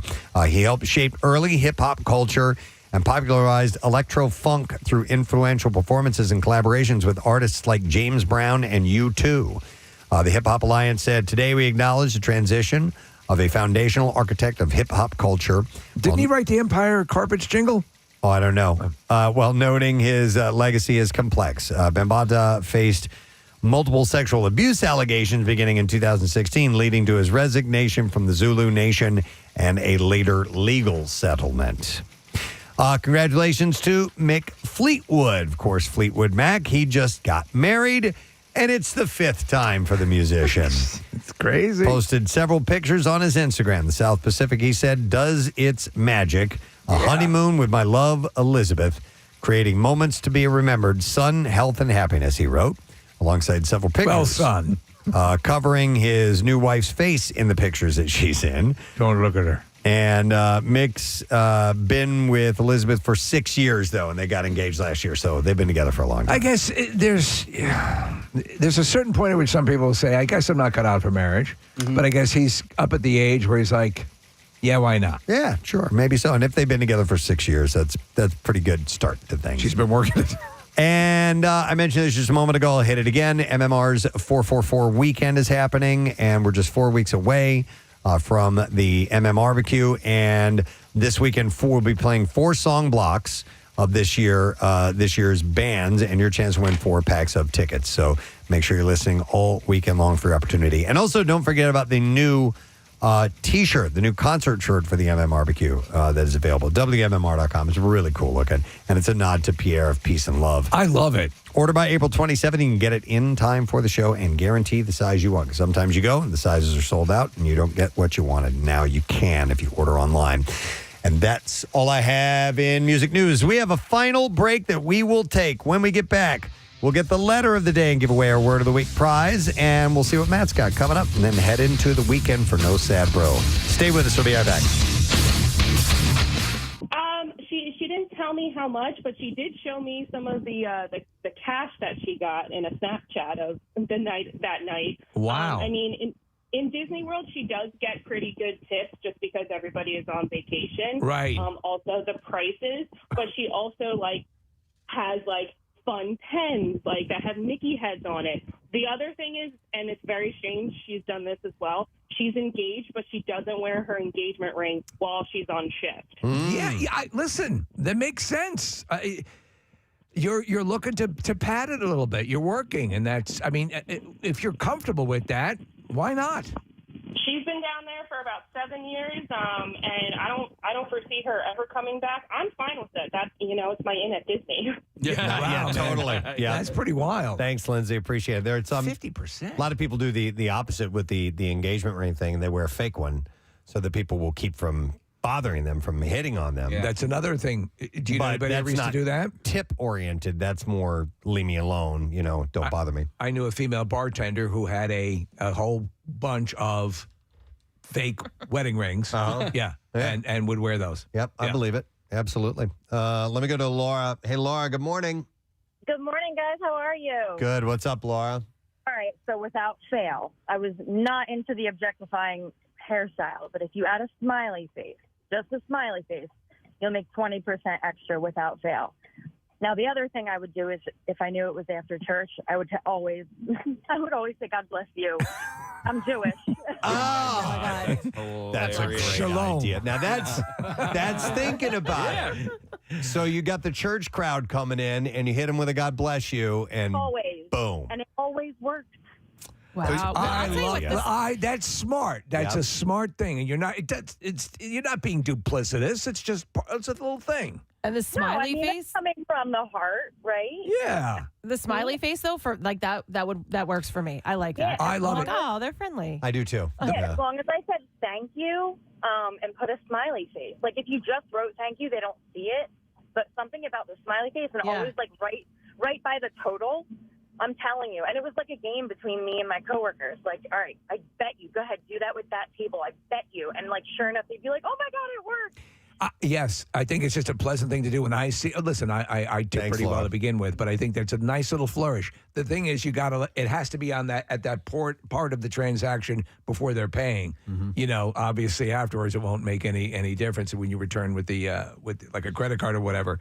I love that idea. They're just simply a smiley face or God bless if it's after church. What if you're like a police officer and at the bottom of the ticket you added a little smiley face right there? Yeah, I think that'd be great. Yeah, yeah. Especially if you're doing a lethal injection at a prison, right? Yeah, and you do a little nose boop. It's those little things.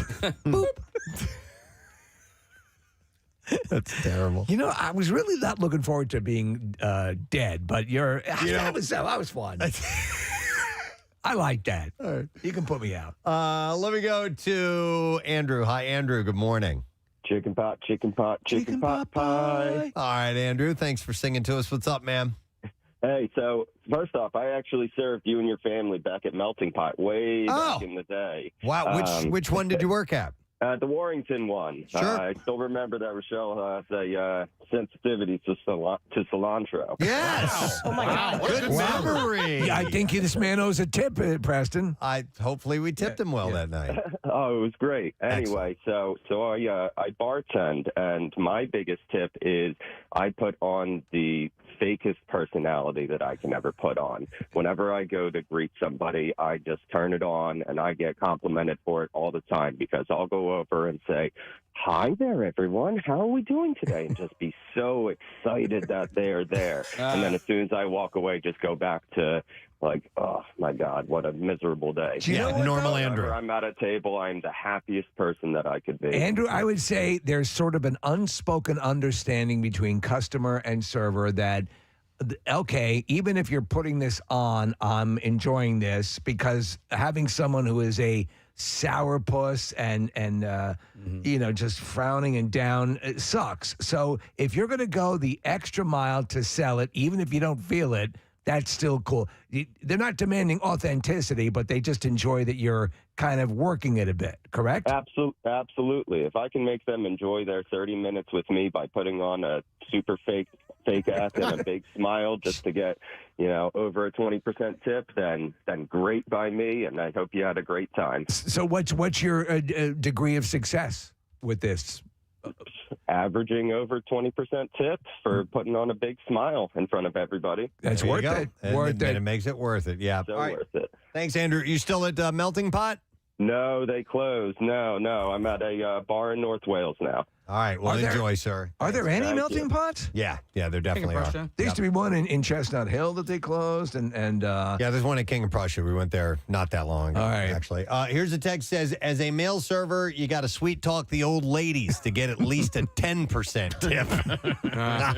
oh my God, that's a classic. My wife worked in a place that was kind of the family place to go on Thanksgiving and Christmas and the family dinners and so on and so forth. In Preston, what would happen is they'd hand the bill over to grandpa or grandma, and they'd pull out, remember those old tip calculators? So you just knew that you were going to get nothing. By the way, here's another text says, whenever my coworker wears stockings, older men heavily tip her, and we do not work off at tips at all. We work there an ophthalmologist. No. Are you kidding? You're tipping there? Wow. And then she goes on to say, also, I wear a fake wedding ring because it makes men flirt more and increases my sales. So it works the other interesting. way. It makes them flirt more. Interesting.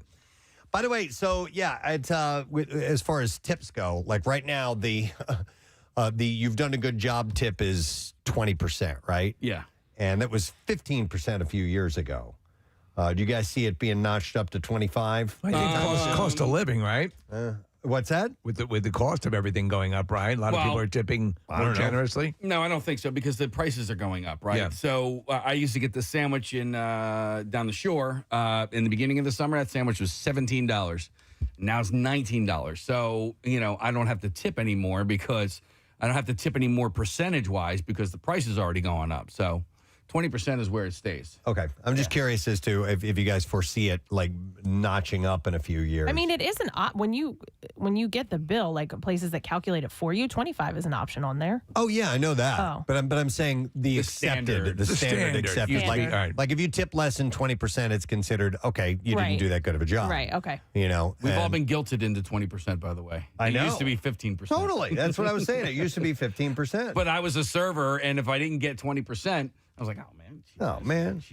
I was a server at a restaurant in the mall, and King of Prussia Mall, and it was a place that used to be called Bottom. Brew Moon, and then that became yeah. Rock Bottom. Yeah, so when I worked at Casey, it was Brew Moon, and it was a great restaurant. I really liked working there. And then Rock Bottom was a good restaurant as well. But people generally tipped less because they'd been shopping in the mall. And so it was not a great place to be a server because people would come in and they would have spent a lot of money while shopping, and then they felt like they were going to cheap out a little bit at the meal. That sucks. Yeah, it did suck. Yeah. So location, obviously. Yeah, for sure. Yeah. The only other time I was a server was this place called Murphy's Old Irish Pub, which is still in Alexandria. It's on King Street, and that was a great job. And Steve, we would have regulars there almost daily, and people would come in for lunch, and then Friday and Saturday nights people would come in, and you get to know the customers, and once you get to know them and there's a rapport, you usually get tipped pretty well as a result. You also appreciate when a customer understands that means everything. The tip means a lot. Yeah, and so. you knew which guys wanted coffee as soon as they got there, and when you get to know your regulars, it's a cool experience. Nah, I love it.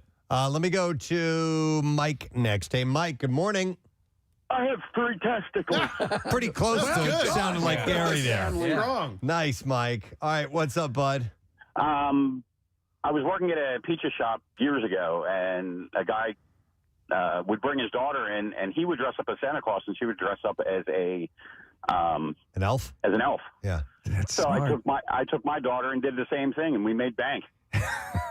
That's a good idea. Delivering pizza around the holidays dressed as Santa Claus. Man, that's a smart move. That's a great idea. Santa, getting a present from Santa. Yeah. Huh. Ooh, solid. All right. Owing to your impression. A fun week this has been, and a great morning as well.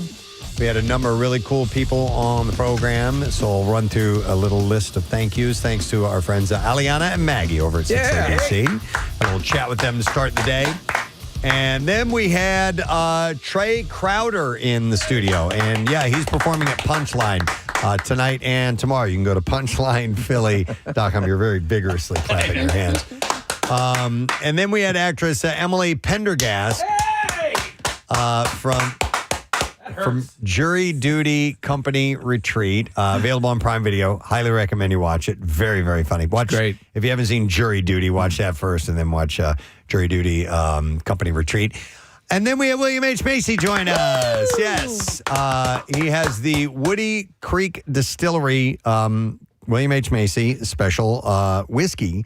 It's a rye that is available for a limited amount. I saw that they're sold out on the website, but... Oh, really? Yeah, I think you can probably go to Total Wine and get it there. He said there were 6 barrels? Yeah. Right? Yeah, I mean, that's pretty limited, right? And on the 25th of April, there's going to be an event at a place called Bottled, which is like a bottle shop in the city. Cool. And they'll probably have it for sale there as well, too. Meaning William H. Macy will be here? He will be there. Okay, cool. Yeah. We'll get him to drop by. Yeah, that'd be great. Hi, Matt Cord. Hey, Press. Yeah, he was great. Yeah. And who's the actress of that new reality TV show? Or not reality. So her name is Emily Pendergast, and it's kind of a reality show. Yeah, it's called Jury Duty Company Retreat. Company Retreat. Very funny. Yeah, and you've seen it all, right? Mm-hmm. Okay. Yeah, it's all available. You want to watch, binge the whole I thing. didn't realize. And she was in Veeps, and then what was the other show she was in? A couple other things. Yeah.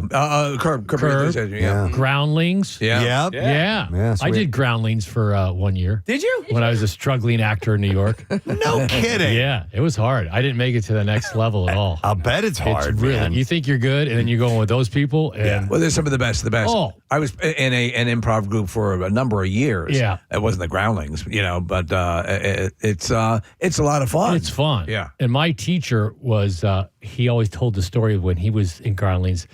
Paul Rubens was in the same class, and he was there when he broke out his Pee Wee. Pee Wee Herman, yeah. That's pretty cool, man. Yeah. And then he did it again in a theater. Yeah. Anyway. Excellent. That was a great interview. Thank you. Appreciate it. Let's get a letter out of you. Yeah. Here is the Preston and Steve on 93.3 WMMR. Now, the Daily Letter. The Preston and Steve show is brought to you today by the letter Q, as in Queensryche. Oh, yay! Q. That's a rare one. All right. Caller number 8, 610-660-9333. You get to take a shot at it. We need to know what the word is. Do you know? Call now, 610-660-9333. Caller 8. Yo, Case. I have a question for you, Matt. Yeah. So this Sunday is your last regular season home game as the announcer for the Sixers. Joel Embiid is out with an appendicitis. I'm not asking you about that. Do you know Kelly Oubre designs his own clothes? I did know that. No, so my question for you is this. Are the Sixers guaranteed at least a play-in spot? Yes. They're currently the A seed. Yes. Okay.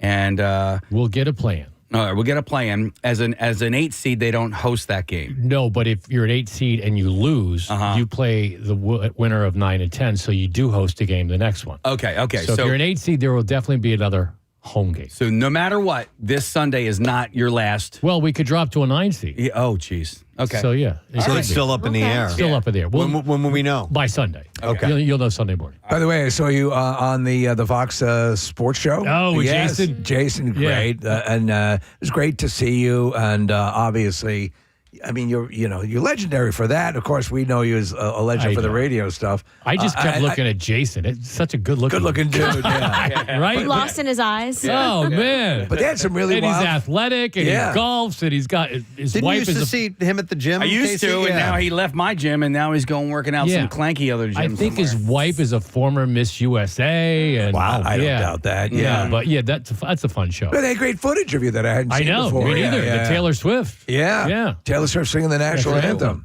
Yeah. I think you should ring the bell on Sunday. Who's ringing the bell on Sunday? I don't know until I get there. Oh, get out. Yeah, you should ring the bell. It's probably Taylor Swift. Who's ever ringing it, I could just say it's me. Yeah. True. Hi, everybody. It's me. Yeah. Ringing tonight's bell. Me. Well, it's a great accomplishment. Thank you. We're very proud of you. It's going to be a fun. I'm actually taking off Monday. So. Are you really? Yeah, as well you should. We're having a party afterwards, and I think some friends might be coming in. Tommy Stinson's coming in. Oh, good. Yeah. That's excellent. So, so good luck. I'll be there. Ray Coop's in on Monday. I'll be there too. We're all cheering for you. Yep. All right. Well, before we find out what you have going on, let's get a winner. I got Jackie joining us, caller number 8. Hi, Jackie. Good morning. Hi. Good morning. How are you? Wonderful. Jackie, do you know what that word is? MMR barbecue? Yeah. MMR barbecue. 444. Yeah. That's correct, Jackie. We got some stuff you can barbecue up because you won the 5-week meat streak by Wild Fork, and we're going to give you 5 $100 gift cards, and you can spend on premium meats from Wild Fork, and they're your neighborhood meat and seafood market, unbeatable quality, and even better prices. So you're good to go for a while, Jackie, and congratulations. Thank you so much, and you have a nice holiday, and stay healthy, everyone over there. Oh, Thank you. that's very sweet. Hang on just a second. We'll get your information. I was about to ask that. It's Greek Orthodox Easter. Yes, it is. All right. Yeah, it's the week after. You want me to do that for you? Yeah. Oh, now I got it on hold. There we go. That's good. What you got going on today, Matt? So today is Brian Setzer's birthday.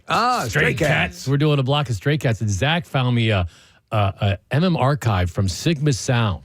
With the Stray Cats in 1989. Whoa! Yes. Okay. And the outro is Michael Tierson. Cool. Hey, that was the Stray Cats. Stray Cats. Having you guys on. When you tape from years ago, you always sound like a hobbit.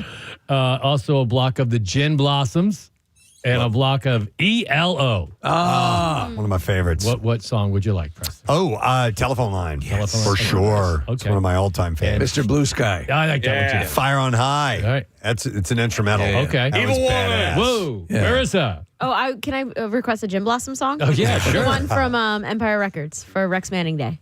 Which one? Has it got a name? I can't remember. Till I Fall Away. I wasn't quick enough to look it And up. Allison Road's a great song. Allison Road's a great song. Yeah. Well, today's would have been the birthday of the original member, the guy who wrote all the songs, Doug Hopkins.